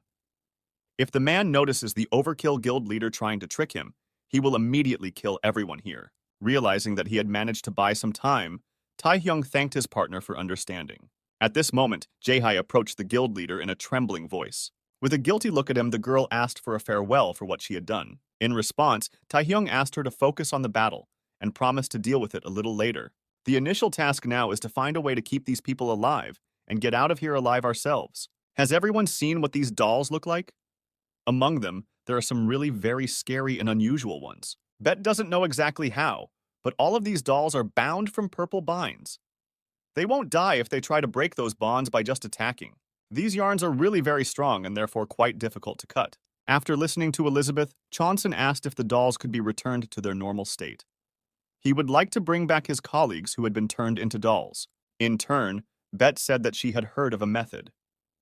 You have to stop the device, which is attached to the doll's body, when one of the threads was broken. But if you try to get rid of the thread with too strong a force, the body will collapse. Looking at the guy, the girl asked what he thought about it. Did this information help him? Even though the issue is still quite difficult, this girl still did a good job of helping Chonson with the problem, and so he decided to ask her one last question. Meanwhile, in the midst of the battle, Ichiok shouted that he would finish them off in 20 seconds after the opponents lost their invisibility. The battle had hardened too much and it was impossible to continue like this, and so this was the only option. Trying to find another way out of this situation, Jihai asked Kang Jiran to help them in the battle by starting to block the opponent's movement with ice or something else. Looking back at her, Jiran asked the girl not to cross the line. This situation is pissing her off and she is already trying her best. 10! Ahyuk's voice suddenly sounded. 9, 8, 7, 6, 5, 4, 3, 2, 1. After shouting out the last digits, the purple-haired man activated his skill and brought his fist behind his back. as suddenly he felt the same sensation he had gotten then on the stairs. Only this time it was much stronger. Ichok's skills suddenly stopped working for him. You stopped his ability in perfect timing. Shin Chongseong's voice suddenly came through. We were almost unable to save them. You can rest now, Betty. Leave it to me from here on. A while later, Shin Jungseong met up with the rest of the group. Daehyun irritably asked the guy where he was going. The protagonist replied that he had to check something and asked him not to worry. Daehyun was glad that nothing had happened to him, but he reminded him not to be unruly in the dungeon. At the same time, the rest of the guild members were looking around. Suddenly, something caught Jaeha's attention. The girl looked to the side and again saw the blurry silhouettes that were approaching the squad menacingly. Jae immediately called for the guild leader and reported that the scouts were starting to use stealth again. At the same moment, the creatures attacked the group. Taehyun readied his sword for battle and immediately ordered the squad not to move. Suddenly, the scouts did not attack any of the enemy, but instead passed by. The guild leader was surprised that the creatures didn't try to attack them. However, all of a sudden, Chonseong shouted loudly, urging the others to be more careful. At this moment, he could safely see the silhouettes of his opponents thanks to the threads of infused mana. Taehyun immediately reacted to the warning, and Oh blocked the scouts' attack. The protagonist explained that he could see the weak points of these dolls. He said he would mark them immediately, and asked the rest of his companions to aim precisely there so as not to damage the main body. Looking intently towards the looming silhouettes, the Overkill guild leader said that he understood everything. Looking at the blue shards appearing in the air, Taehyun thought they were the marks. Swinging his weapon, the guy decided he needed to hit hard, but not hard enough to kill the scout. With that thought, he struck the center of the creature's chest with all his might with the hilt of his sword. Looking at another mark in front of him, Taehyung grinned, surprised that it had worked and should have originally been aimed that way. After making sure that this method worked, the Overkill guild leader shouted to the rest of the fighters that the weak point of the puppets was the device in the center of the chest. Hearing this, the Shinhwa Guild's spearman pierced through the opponent's weak area with his weapon. The creature, surprisingly, immediately let out a loud scream and staggered. Ichiok, who was observing this situation, didn't seem to believe what was happening. He didn't understand why these monsters suddenly started to break. The perplexed big guy was watched by the main character with a smile. A short while later, the scouts were interrupted. Ichiok looked questioningly at the fighters of the opposite guild. Meanwhile, Taehyun asked Jungseon what he was doing while on the first floor. The guy replied that he wasn't going to hide anything. The protagonist explained that he didn't meet anything special there.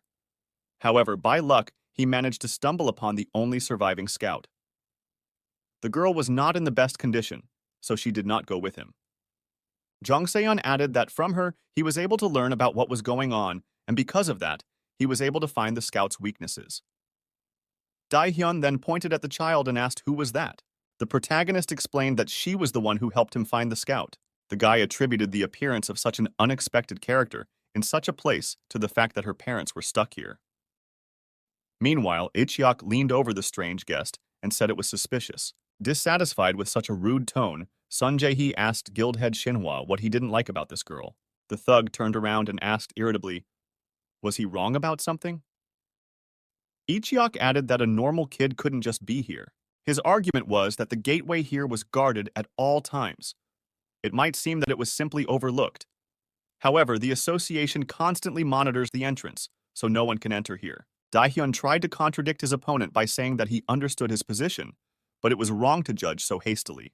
However, the bulky man only became more furious at these reproaches. He shouted in rage that everyone around him just wanted to find fault with his words. Ihyuk reminded him that Taehyun was only here because he had slacked off earlier. In response, Overkill's guild leader told his opponent that he didn't like pointless arguments. They can train their opponents in competent dungeon sweeping. The other guild members also began to bicker amongst themselves. Jae-hee shouted that it wasn't worth it to act as if Shinhwa was superior, to which the opponent's shield maiden replied that in general, she was. The girl said that the Overkill guys had better stop their leader if they didn't want him killed. Jihai became furious and asked if the rival thought their leader would lose in a fight. The bickering didn't stop even when the two guild heads fell silent. But suddenly, Daehyun and Ihyuk's nerves couldn't take it, and they pounced on each other. However, at that very second, the protagonist felt an unusual sensation that caused him great anxiety. He felt like something strange was happening to his body. Then Jongseon felt his emotions intensify. Suddenly, a familiar female voice said that these people were so pathetic, for they were already swearing, even though there was very little effort involved. The guy turned around and saw a pleased Betty. She thanked the protagonist, saying that with his help, she was able to use her brainwashing skill on outsiders. The silhouette of the child began to blur.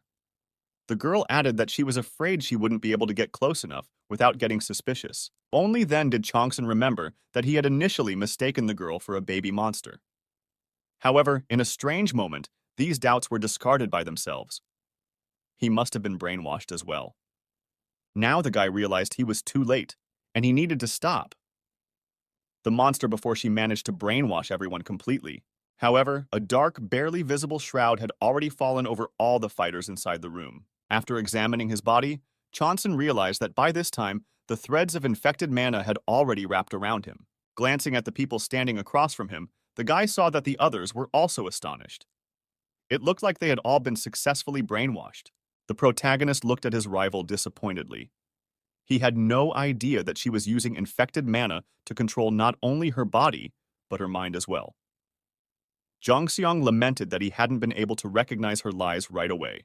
However, even despite this barely noticeable fake out, the guy still had a trump card up his sleeve. With that thought, he activated the mana absorption passive skill.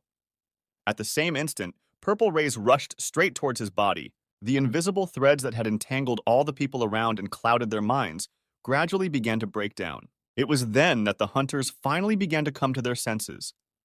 None of them could explain what had happened. Elizabeth smiled as she realized that her opponent had the ability to absorb infected magic. It all looked very interesting and amusing. Intent on bringing his partners to their senses, Chonson shouted that this girl was the enemy and needed to be killed immediately. However, even in the face of the unexpected danger, the smile did not leave the child's face. At the same moment, she called out to her mom and dad. Suddenly, the aura around the battlefield changed greatly. In the next second, two powerful beams of light pierced the floor right in front of the hunters. At the sight of this sudden appearance, silhouettes began to appear some time later. When the child saw this, she complained that she had just been hurt. After that, the images of the so-called parents became much clearer. The girl laughed and ordered her parents to kill the offenders. Ichiok was once again convinced that he was right. In the next instant, he was shouting at his opponent, saying he would kill them all with one swing. Elizabeth grinned and told the protagonist that it was his turn to show his full power. However, the first to fight the monsters was still the guild leader Shinhwa. He swung around and tried to strike with his fist, but suddenly his hand abruptly changed direction, passing by the girl. At that, Ichiok's gaze changed drastically. Looking puzzled at his colleague's frenzy, Taehyung asked what the man intended to accomplish by this. However, the bulky man suddenly stopped and turned towards his opponent, looking at him with embittered eyes. His whole body was covered with some new powerful aura. After that inarticulate miss, the Shinhwa leader turned around and opened his mouth wide. Suddenly, his whole body began to wriggle in a very strange way. It seemed that every limb was now disobeying its owner. At the same moment, the protagonist realized why he felt a strange energy emanating from Ichiok after they met again. The thug's mind was now under the control of these monsters. At that moment, Elizabeth laughed and said that on loyalty, this situation will not be like that. It is simple. It will not be so easy for those who will have to fight against a friend. However, right at that very second, Taehyun rushed to attack the monster, shouting that he was ready to take Ichiok under cover. Jaehee smiled and said her guns were ready. The next instant, several shots rang out. The shells struck Ichiok, who, however, only shielded himself from danger. At that moment, the puppet, guided by the humanoid creature, created a defense barrier that would prevent subsequent shots from doing any damage. When asked by the protagonist what it was, the Shinhwa Guild Shield Maiden replied that this kind of ability is something the boss uses when he senses danger he can't handle. It was then that Elizabeth realized that one of her fighters would temporarily be unable to continue fighting. She pointed out to her parents that these intruders needed to be dealt with. Against the strange girl and her minions stood the remaining 6 hunters. Looking at the arrogant people not running away in the face of mortal danger, the child smiled and said it was time to end it. Taehyung glared at his opponents with undisguised irritation. Even from the energy emanating from them, one could tell that these puppets were very different from the ones before. It could be said that they were at the boss level of a complex dungeon. The boy realized that it would be too unsafe if they just ignored those guards and moved on. It would be much safer to face them. However, he also had a bad feeling about an equal battle with these creatures. What's more, the girl herself was a serious concern to Taeyun. She didn't look like someone who just controlled dolls. Deciding that they needed to act immediately and swiftly, the guild leader turned to his subordinates. The guy ordered them to deal with the female doll, while he himself would focus his energies on the man. They needed to deal with this stage as soon as possible. The hunters accepted the order, and their gazes settled back on their opponent. No sooner had people come to their senses than the male puppet suddenly went on the attack. Ready to take the blow, Taehyun swung around, creating a powerful fire aura along with his blade. Meanwhile, the protagonist was seriously pondering what was happening. This ability to control opponents by creating puppets was like a normal bug since it conflicts with Kim Hee-hyuk's impenetrable chai. This ability must turn hunters into puppets, and the speed at which this skill triggered was frightening. In Kim Hee-hyuk's case, it only took a few seconds before he was transformed into a will-less-driven creature. Furthermore, all of this happened even after Chonsun had completely absorbed all of the infected magic. That could only mean one thing. Even before the protagonist used mana absorption, when everyone, including him, was entangled in the infected threads, Elizabeth had the ability to turn them all into puppets. However, the girl, for some unknown reason, did not. It was this fact that alarmed the guy very much. Meanwhile, Jae-hee began firing both guns at the enemy. The monster tried to block these attacks, but many shots were still missed. At the same time, Elizabeth stood aside and did not try to get involved in the battle in any way. Such indifferent behavior also strained the protagonist. He did not believe that the child did all this just to play with them. It was unclear why the girl had exposed herself. What was the point of this strange behavior? And why had Elizabeth led him to the lost scout? In addition, she also, for some unclear purpose, talked about the weaknesses of those dolls that were attacked initially. All of these behaviors were completely illogical. By breaking into Chonsun's confidence, Elizabeth immediately showed her true nature, which made everything meaningless. It was unlikely that even someone who really liked internal conflict would do that. The only plausible option was that perhaps the girl had been forced to fight. Meanwhile, the male puppet continued to attack people without a second thought. Daehyun responded by trying to counterattack with a swing of his sword, creating an energy wave in the process. Guy seriously thought that these creatures had an incredible capacity for longevity. In the next instant, however, he took another swing and, creating a stream of fire, sliced the creature's head in half. After finishing the fight, the Overkill Guild leader thought that he could put his power into the weapon that Chonsun had created for him to better control it. Meanwhile, Ji-hai hesitantly reached for her holster. Taking out a special magazine with special ammunition, she reloaded the gun. Unfortunately, they have to use such things in similar situations. By then, the deputy guild leader was fighting in close combat with the female doll. The girl called out to her partner and said that it would be enough. She then took aim directly at the creature's head.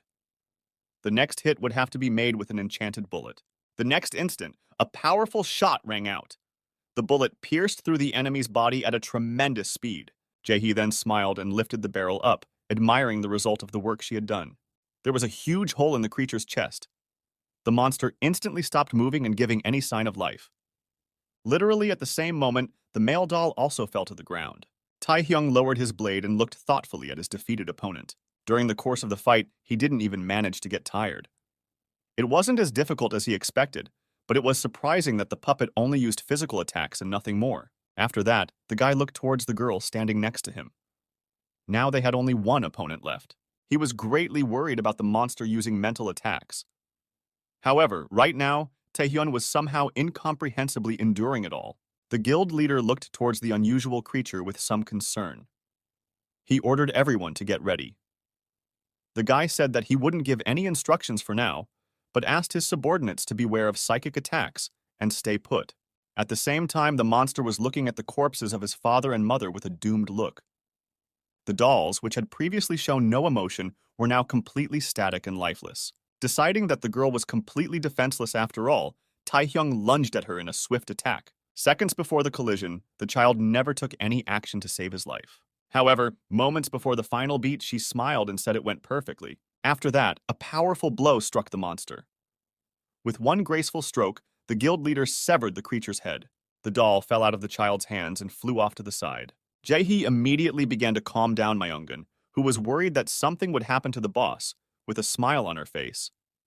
She said that the guild leader could not be expected to do anything else. Kang Yuran looked at the situation in bewilderment. She didn't understand why the girl was acting as if something scary was about to happen when it was so boring. The main character thought it was really better that things ended the way they had envisioned, and his premonition was wrong. However, after glancing at the information panel, his horror was unparalleled. The girl's body continued to bleed. The murder scene was a gruesome sight. Yun Tai-hyun, who was standing next to him, looked at the defeated enemy with apprehension. He thought that even if it was a monster, the sight of a child's corpse was not a pleasant sight.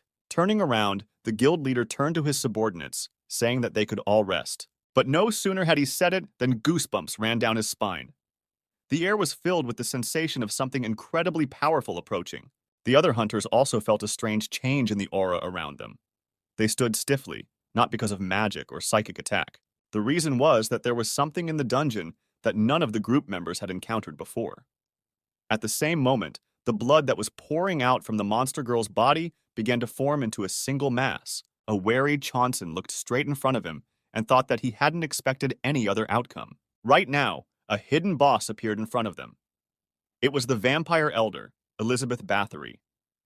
As a reward for her victory, the system promised demonic control shackles. Meanwhile, the creature rose from the dead. She thanked the hunters, saying that she had been waiting all this time for the people who could destroy her mom and dad. The girl explained that her parents had done cruel things to her. Not only had they betrayed Elizabeth and forced her to live with her power, but they were ungrateful rats who had put her in that useless body. After the hunters looked closer, they saw a beautiful, tall vampire in front of them. The girl stretched and rejoiced that she was alive at last.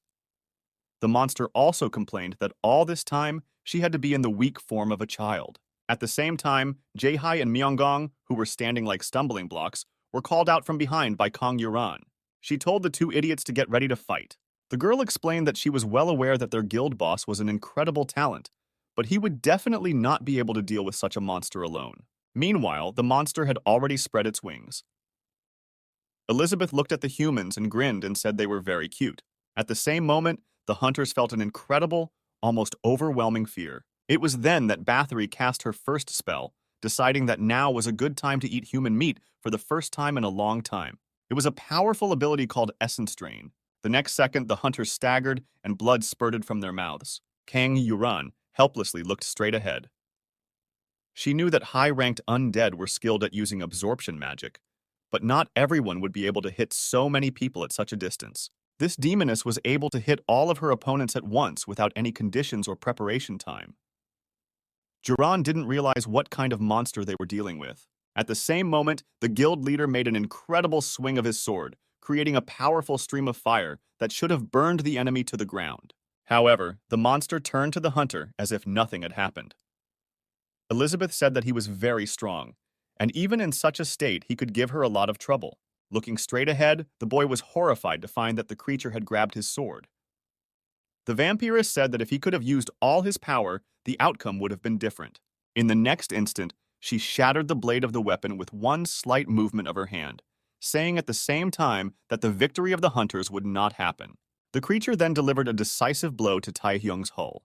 The force of the attack was so immense that the powerful warrior was thrown to the other end of the room. With his whole body trembling, the guild leader tried to regain consciousness and rise to his feet. At the same time, Chongson asked him how much percent he had used. Tai-hyun looked up in bewilderment and asked what the guy meant.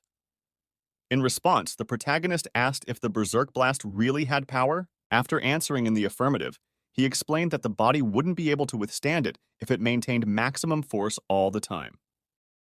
Based on that, Jung Seon assumed that Daehyun exerted effort depending on the situation. The last time the guild leader killed Arachne, the power was less than half of the maximum power estimated by the protagonist. Now the guy was also using about less than half the power. Holding his chest, Taehyun stood up and said that even so, the strongest sword was now broken. In the current situation, he wasn't sure if he would be able to display the power that he had never given out before.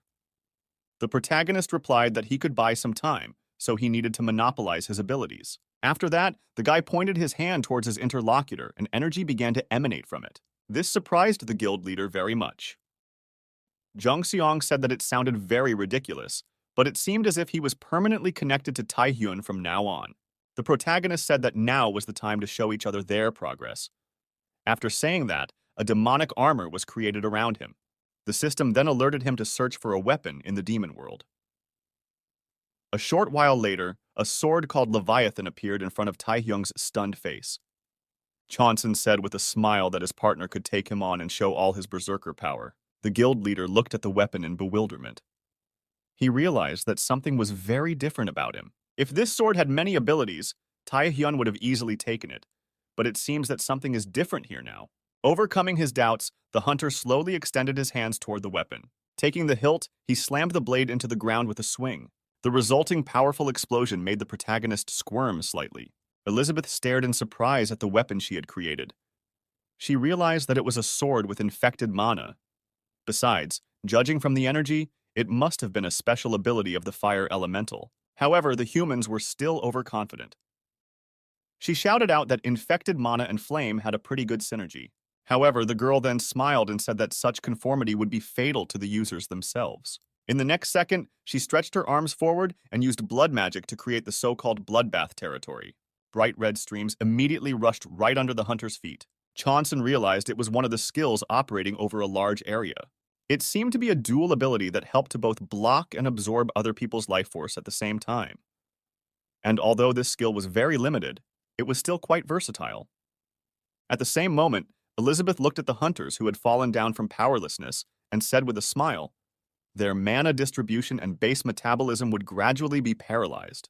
With each second spent in this area, the victim will feel his or her body literally melting. Actions until the enemy's muscles, nerves, and veins are vaporized. Only one skeleton should be left at the end. The vampirist tried to reassure the hunters, telling them that the pain would soon cease to be felt so strongly. Suddenly, however, she heard a loud stomping. Much to her surprise, the main opponent in the form of Yoon Taehyun remained unperturbed on his feet. The monster looked at the upstart who wasn't going to die. She was surprised that he was still moving even after activating her special ability, and yet the body itself was clearly not well. The vampirist realized that his movements were not guided by will or consciousness, but by the ability of the sword. In that case, this type could show even more strength than before. Elizabeth then shouted that it would be fun for her to destroy the soulless dolls now. Without saying a word, Daehyun snapped out of his seat and pounced on the monster. The opponents rushed towards each other, prepared for a decisive battle. Bathory used blood magic by applying the ability Thirsty Hands. In the same second, two huge limbs soared up from the bloody lake. The very next second, huge hands pounced on the approaching Overkill guild leader. However, Taehyun was not confused and swung his sword. With one swift blow, he created a huge wave of flame that split the limb. Elizabeth covered herself with her hand, surprised at such incredible power. The next second, one of the limbs fell to the ground right in front of her. The vampirist didn't understand where the guy got his strength from. He seemed to be at least twice as strong now as he was before. However, Daehyun didn't stop there. He swung his blade again and directed a wave of fire at Bathory. Chongsun, who was standing a little farther away, smiled. Even he hadn't expected something like this to happen. A stream of flame effortlessly split the second bloody arm and swept into the vampiress. The girl didn't even have time to realize what had happened. But a few moments later, she was struck by a tremendous blow. The body of the defeated creature flew back helplessly. The system announced that the main objective had been accomplished, and the hidden boss had been defeated. The protagonist was surprised that the guild leader had hidden such power until now. Just then, a small box appeared in the guy's hands. This time, an item reward awaited him. Snapping his fingers, Chonsun looked away.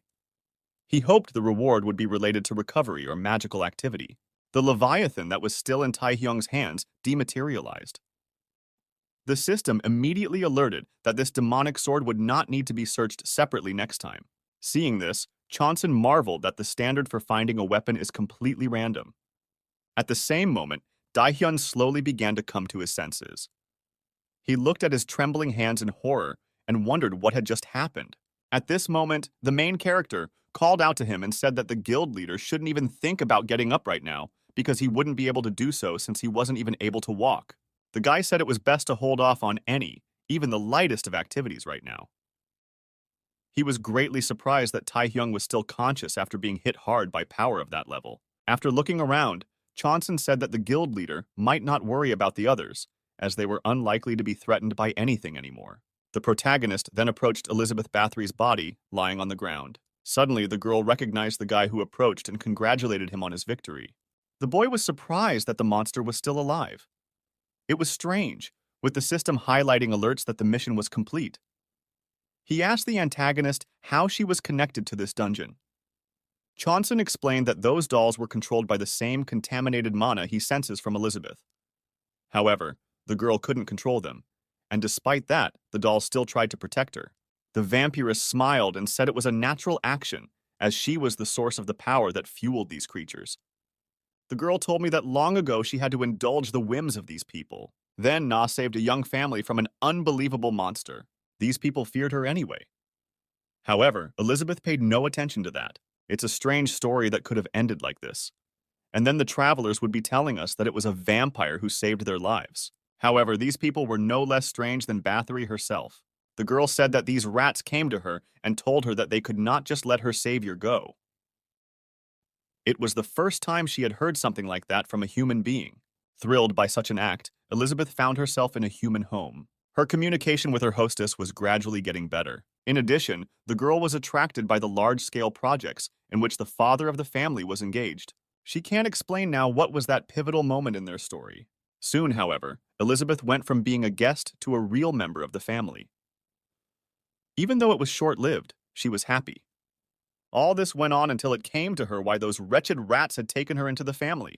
So, after some time, Elizabeth became a prisoner in a human house. She realized that she herself was to blame for what had happened, for she had let some people in the will to control her. This family imprisoned the vampiress in the body of a child. They also sealed away most of her abilities so that she could only provide these humans with the need for mana-infused mana for protection. The protagonist was surprised at this turn of events. He asked, "What kind of defense are we talking about?" Elizabeth said that she wasn't completely sure of her guess. Then she asked the boy if he had looked around before entering the dungeon. On the surface was an endless desert with no end or edge. However, all of this was nothing more than an unsightly picture. It was just a barrier and space created to protect the estate. The mother of the family had created it all with the power of a vampire. Elizabeth assumed it was all to protect the family from the monsters on the other side of the rift. The girl immediately noticed the change of emotion on her companion's face and realized that there was a rift in his world as well. She assumed that was why the hunters were here. The vampiress told me that their worlds went through the same thing. A rift appeared in the sky. People with mana awakened, and doors began to appear one by one. In their world, creatures far more dangerous and powerful than Elizabeth herself were coming through the rift. Johnson asked in surprise, "How is this world dealing with the scourge of the gate? And how long has it been since the last rift?" Elizabeth assessed what had been said and added that she had indeed heard the conclusion that there had been a disaster on the surface. However, she had not had the opportunity to see it in person. The girl explained, after she was imprisoned in the body of a child, dark times came for her when she was unable to move for years. During that time, her world fell and the estate was isolated. It was only relatively recently that the girl was able to move again. Since then, a mission had appeared before her eyes. She needed to fight back the uninvited guests who came from another world. As a reward, Elizabeth would be released from the abandoned world.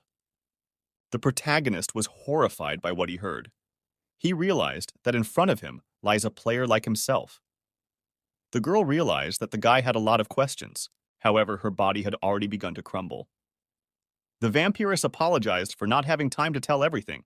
Closing her eyes, she said that death was not such a bad outcome. Johnson turned his attention to the girl's hand and realized that he really didn't have much time left. At the same moment, the system announced that an item called demonic control shackles could be used.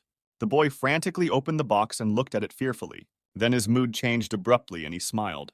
Hearing this, the vampiress opened her eye to see what had happened.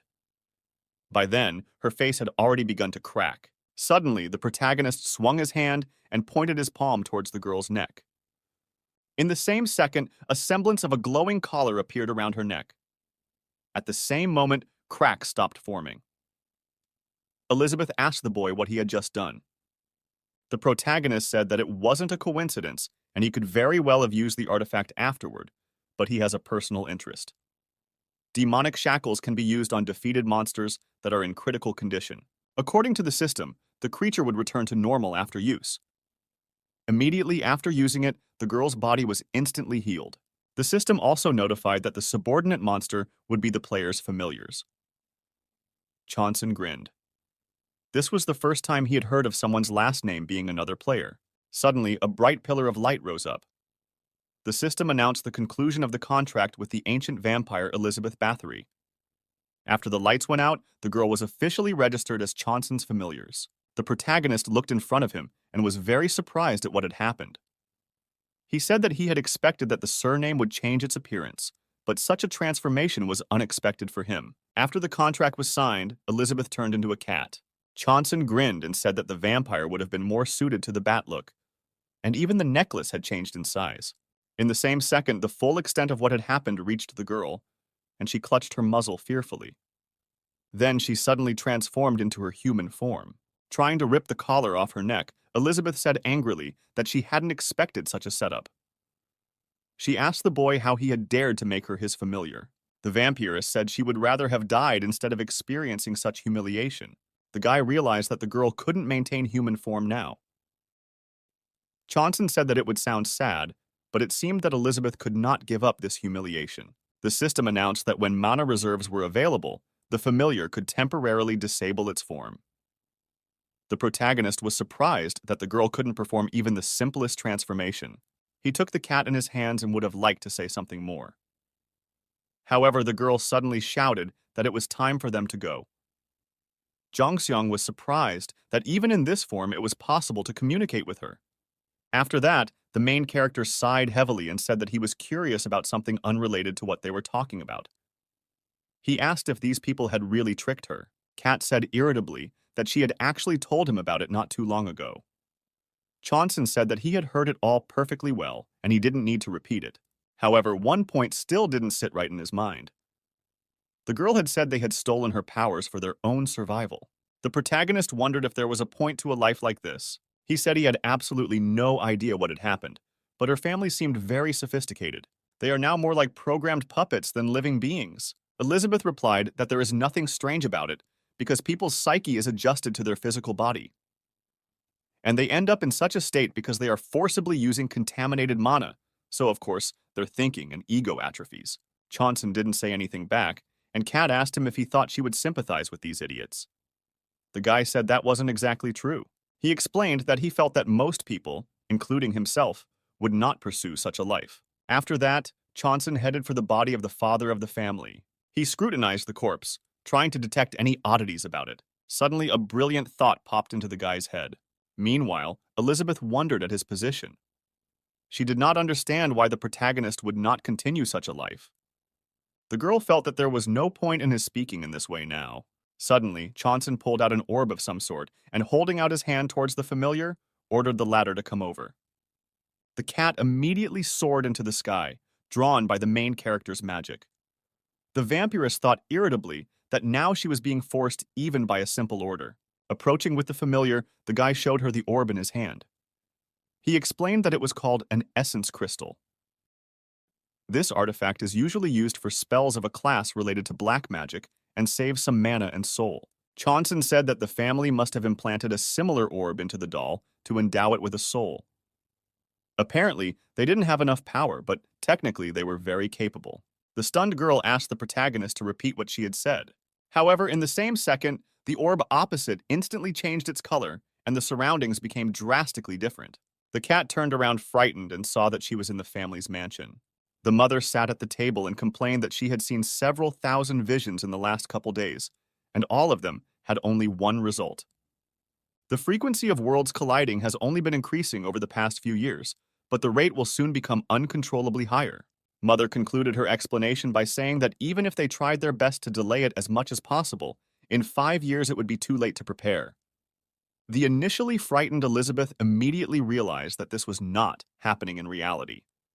It was probably her father's memories. At the same moment, the man in the jacket asked his wife about the second plan. He said that perhaps the hypothesis of different dimensions they were studying would help their family survive at least.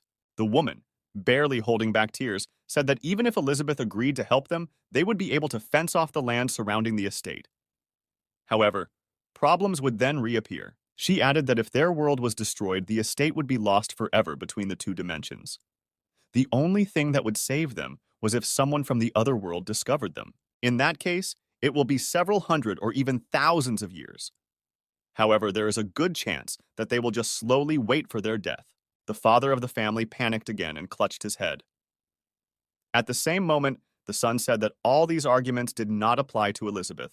The mother asked the boy what he meant. The boy said that according to her, they could live a couple more years. Elizabeth, however, was not like them.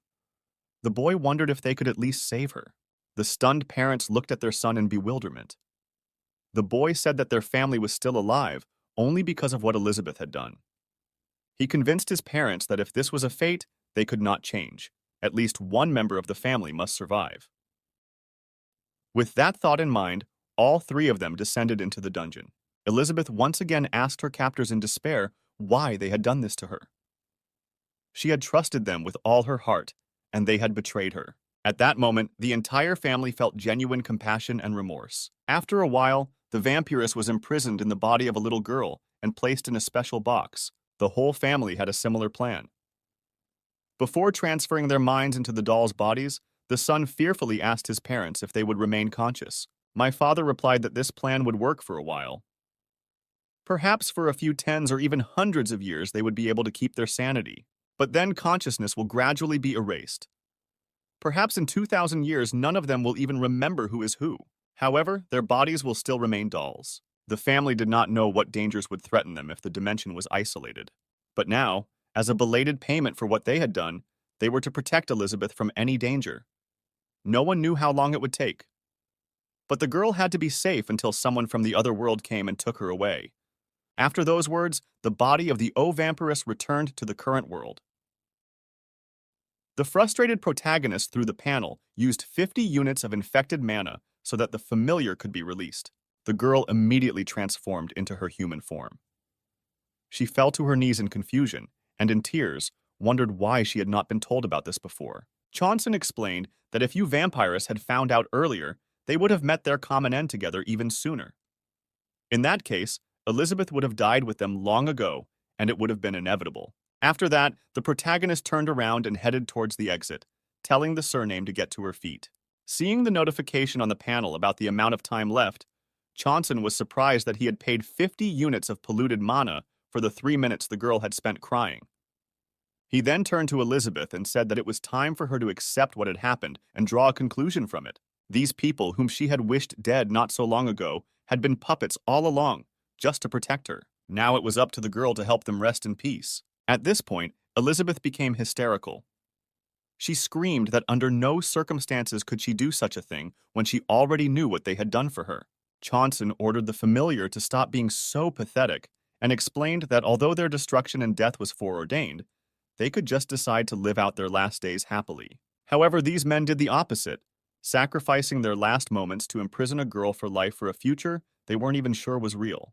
The protagonist says it doesn't have to be done for his or her sake.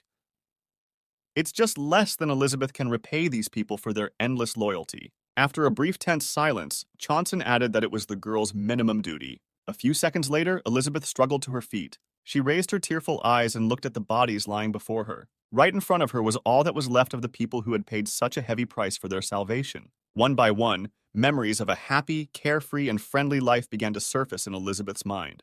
From the realization that those days could never come back, the girl once again felt incredibly resentful. But now she had to pull herself together in order to fulfill her duty. The next instant, the bodies of all 3 members of the family were engulfed in bright flames. At this point, their paths finally parted. Meanwhile, the system announced that the protagonist had learned the truth about Elizabeth and was rewarded with a treasure chest. The girl herself was completely emotionally distressed. The dungeon was considered 100% complete. For this, the hunters received additional rewards. The wounded raiders struggled to exit through the portal to the surface, where they were immediately given the necessary medical attention. Kim Hyuk was so exhausted that he was literally being dragged under the arms of several people. Shin Chong-seong was the last to emerge from the portal. He tiredly looked around at the surrounding nature. He felt as if he had been here longer than he had intended. But then he thought he shouldn't say such things in front of Elizabeth, who had probably been imprisoned for much longer. The protagonist asked the familiar if he liked the new world. The cat replied that this place doesn't compare to her world. Even the mana here is much weaker. However, she has no choice. Now Elizabeth had to try to live a wonderful life here, regardless of what kind of place it was. In light of past events, she had that duty. Night gradually fell in the city. Kang Yuran couldn't sleep. Her day was not going well, and that was why she couldn't stop drinking. Suddenly, a strange picture caught the girl's attention. In the guest room, she found a strange figure watching her from the darkness. She asked the rat if he had really come to ruin her day. Suddenly, the lights in the room came on sharply. The man opposite grinned and said that calling him names sounded too rude. It was a tall guy in a white shirt. He said that he merely poured his colleague some wine and had a few glasses himself, agonizing over the long wait. Kang Yuran stretched out her hand and prepared a spell. Just then, she said that she didn't like it when someone talked nonsense and ordered the guy to tell her why he had come. The pigtailed type asked the girl to calm down and said that he had come on personal business. According to his information, Jiran had recently gone to an unappreciated dungeon. The guy smiled again and said that his colleague was aware of his interest in unappreciated dungeons. In this situation, word had reached him that this particular raid was a lot of fun. After silence reigned in the room, the strange type looked at the wine bottle and realized that Jiran hadn't seen anything. He marveled once again that such a tall and proud queen like her passed out in the middle of a sweep. The huntress ordered the joker to shut his mouth. Then the girl explained that, strangely, the situation had changed dramatically. And although she was unconscious, she saw the results of what had happened with her own eyes. Yoon Taehyun finished off the boss with just 2 strikes of the sword that the supporter had given him. Even considering the berserk blast, it was an unprecedented amount of strength. This news roused the purple-haired type. He slapped the table and in a shaky voice said he was clear. Then the guy looked at his interlocutor with crazy eyes and said that it turns out S ranks come in many forms, and he should definitely hunt this raider. However, the girl said that she wasn't sure about it, even though Yoon Taehyun is very memorable. She suggested that they should focus on the caliper first. That attitude really surprised the guy. Kang Yuran clarified his position. Previously, she had thought that this boy was just a D-rank petty brat, and all he could do was create weapons. However, his sword was able to withstand Yoon Taehyun's full strength. The guy with the pigtail grinned and said that it really wasn't a bad thing when someone knew how to make a great weapon. Such a person would really come in handy around here. But in the end, a tool will never find a use if it has no owner. If there is never a warrior for a sword created by a support, then the weapon itself will be useless. The guy shoved his hands in his pockets and stepped away from the table, saying that the abilities of the two of them were on opposite sides of a pure battle. Once again, however, Jiran disagreed with her interlocutor. She persuaded him that if he hunted only Taehyung, this unclean D-rank would prove to be the main reason for his defeat. Heading towards the exit of the house, the strange type waved his hand and said that he had already heard about some sappert that the queen was obsessed with. Fixing his hair, he said goodbye to his colleague and added lastly that he could well deal with both problems at once. It's been a few days since that conversation. Shin Changxiang lay in his bed and rested. He had slept for several days in a row, yet his condition had still not returned to normal. It was most likely not because of the demonic weapon creation, but because of Elizabeth's absorption skills. The boy lifted his head and turned to his familiar to ask how could he get rid of the side effects of her skill. However, the cat was not there. This puzzled the protagonist very much. Walking over to the window, he looked out at the neighboring building. As he stretched his stiff neck, Johnson thought that since it was his familiar, he could summon her by force, and Elizabeth knew it too. She was probably just curious about the new world. One could only hope that she wouldn't act weird or get into some kind of trouble. With that thought, the protagonist looked at the chest he had received for passing Elizabeth's story. The boy looked at the award he had received with interest. He couldn't even think that he would ever see it in real life. The mischievous treasure chest is a very rare random reward found in players. This artifact gives out a random item, but this randomness is limited in its own way. Basically, the item that falls out of a mischievous chest is limited to what the owner needs at the moment. However, it is quite likely that some non-standard object will fall out. For example, it may be a heavy and sharp sword that can only be used to attack, but cannot be used to block a blow. From there, a shield can fall out that can withstand any blow without recoil, but randomly reflect it back at someone else. Regardless of their great flaws, the trouble with these items is that they can be used. There have been many instances where people have tried to use the items, somehow overcoming their disadvantages, but in the end, blood was still shed. Johnson thought that if the chest had the object he needed now, there could only be one thing in there. Surely it must be something that could restore mana or increase it by a certain amount. Without hurrying, opening the chest, the protagonist already knew roughly a certain type of item. Immediately after opening the lid, the chest began to emit a very strong light. The system announced the item selection for Johnson. The light was so bright that it could be seen from the street. At some point, all of this stopped, and a ring appeared in the main character's hand. This artifact was called Trader's Gluttony, and it allowed the owner to use the mana leak skill. The guy had absolutely no idea what it was about and decided to read the additional description. This function is proportional to the amount of positive attitude of the target towards the owner. After reading this, the protagonist became enraged and threw the ring into the wall with all his might. While Johnson was lamenting his bad luck, Elizabeth jumped into the apartment through the balcony. The protagonist understood that mana leakage itself wasn't a bad skill. It's a base in a way. But a condition with a positive attitude even by itself sounds like something sinister. Suddenly, Elizabeth drew Johnson's attention to herself. Licking her paws, she said she didn't know why the guy was mad, however they had a guest outside. The girl added that the idiot had arrived. The main character didn't immediately realize who it was about and went to the balcony to see what was going on below. A luxurious gray limousine was parked right in front of his house. The security guard opened the back door and a man stepped out. It was the head of the Manhwa Guild, Kim Il-hyuk. He disdainfully looked around and marveled that that bastard Yoon Tae-hyun was letting his supporter live here. The thug added that this jerk was really acting like he was being insanely magnanimous. After listening to this strange monologue, the protagonist thought that this type is really an idiot. After stretching his legs, Kim Il-hyuk raised his head and looked at the building across the street. He realized that it wasn't exactly good that a leader like him was personally coming to hire a supporter. However, this kid was worth it. Having been locked down for almost the entire fight, the bulky man and without Jiran's storytelling, he understood what was happening at that moment. He felt that with his actions, Shin Jung-seong had done something incredible to Yoon Tae-hyun. The energy created by this kid would even be enough to break the barrier and instantly reach Il-hyuk himself. The Shinhwa leader didn't understand why this kid was still in the D rank. He clearly had much more potential, and surely Yoon Tae-hyun didn't just hire him. Approaching the house where this supporter lived, the thug was almost 100% sure that his proposal would be non-alternative. However, the kid suddenly came out to meet him and asked how Il-hyuk knew where he lived. Johnson looked irritably at the bulky man and said that he could not have gotten his address by any legitimate means. Il-hyuk said it didn't matter, and added that it was mostly at times like this that most people get excited at the realization that the strongest guild needed them. The protagonist said to what must have been a bulky guy, very much surprised by his abilities in the dungeon.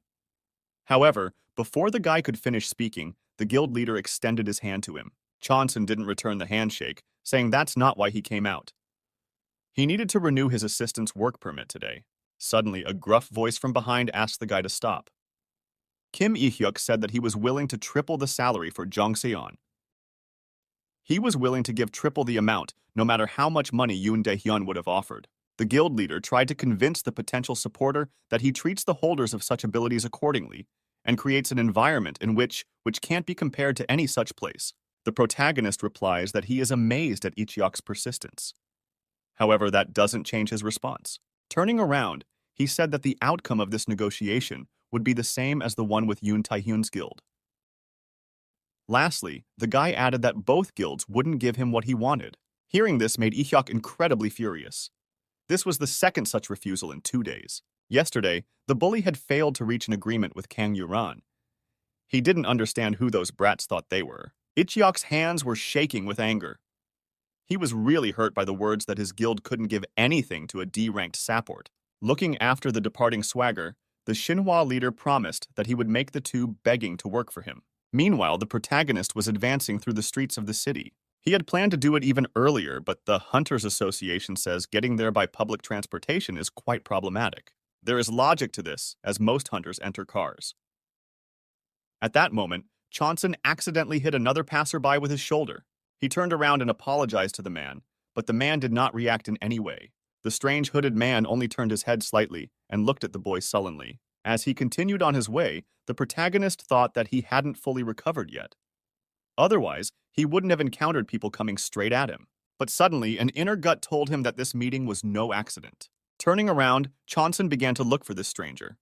He had a distinct hunch that he had seen part of a familiar face, but that passerby was already gone.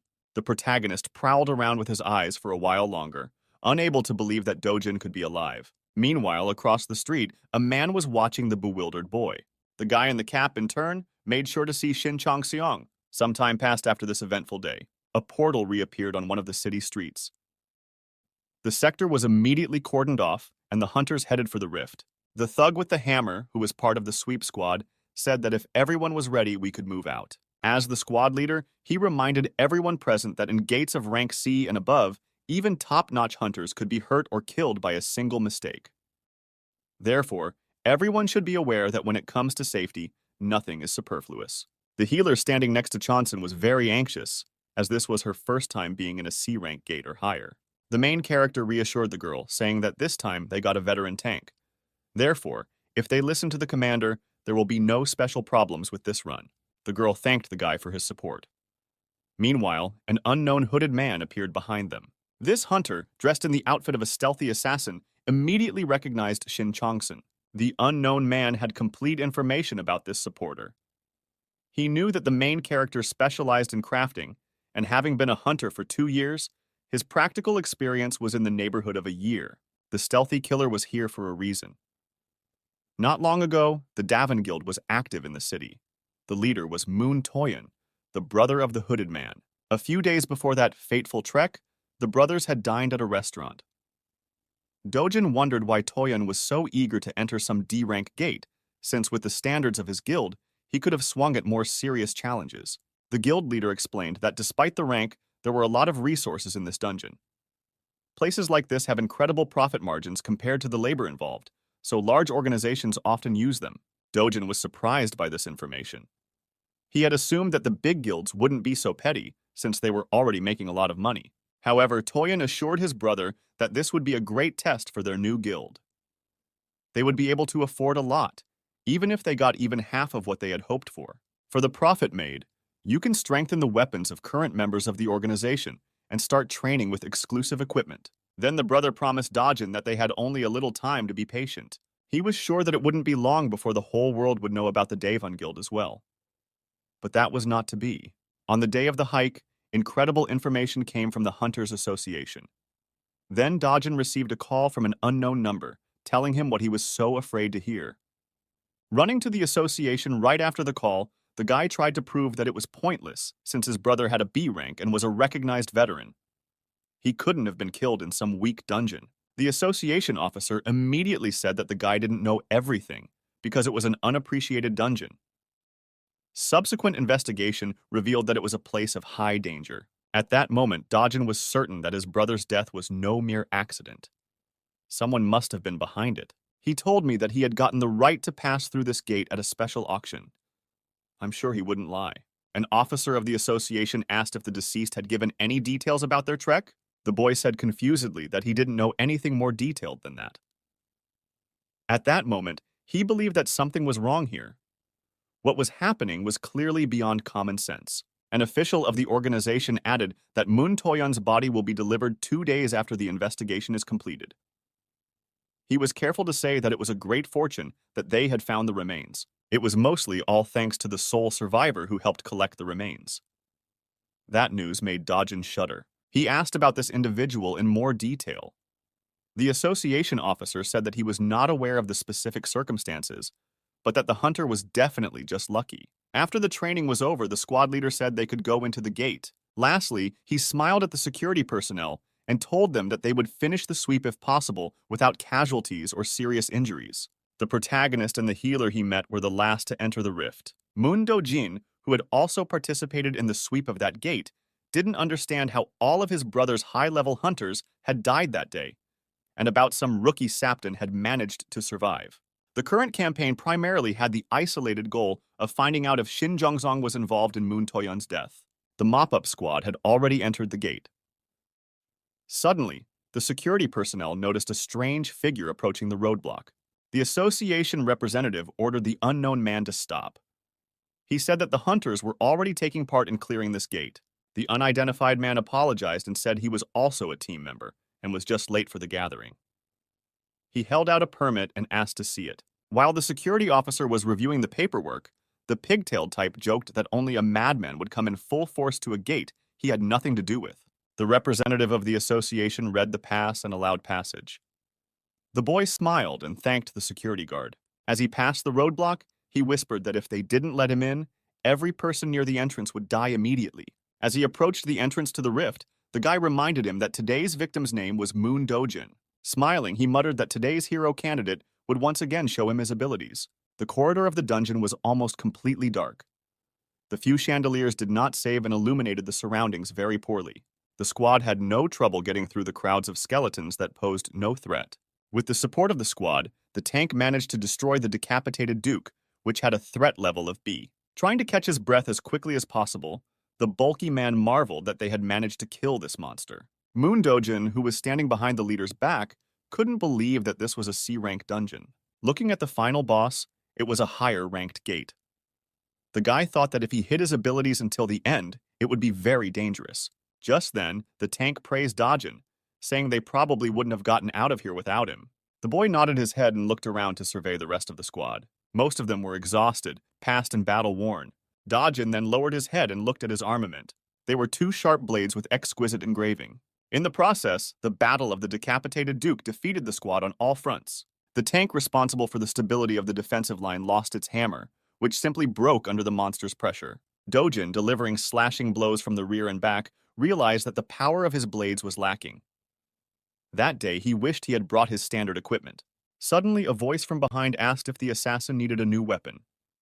It was just that D-ranked support Shin Changseong.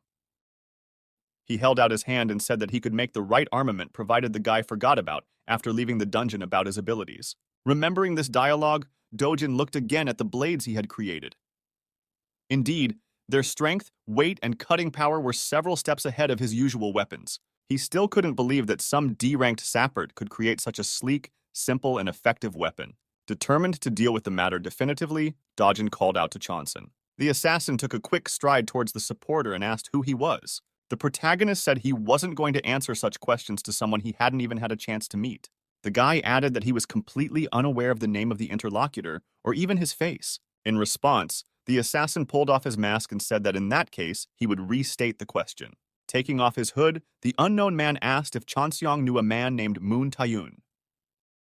The assassin explained that he was his older brother and the head of the Daewon Guild, of which the protagonist had been a member a year ago. Dojin looked angrily at his interlocutor and said that he didn't care who he was talking to. The only thing he wants to hear is the real truth about his brother's fate.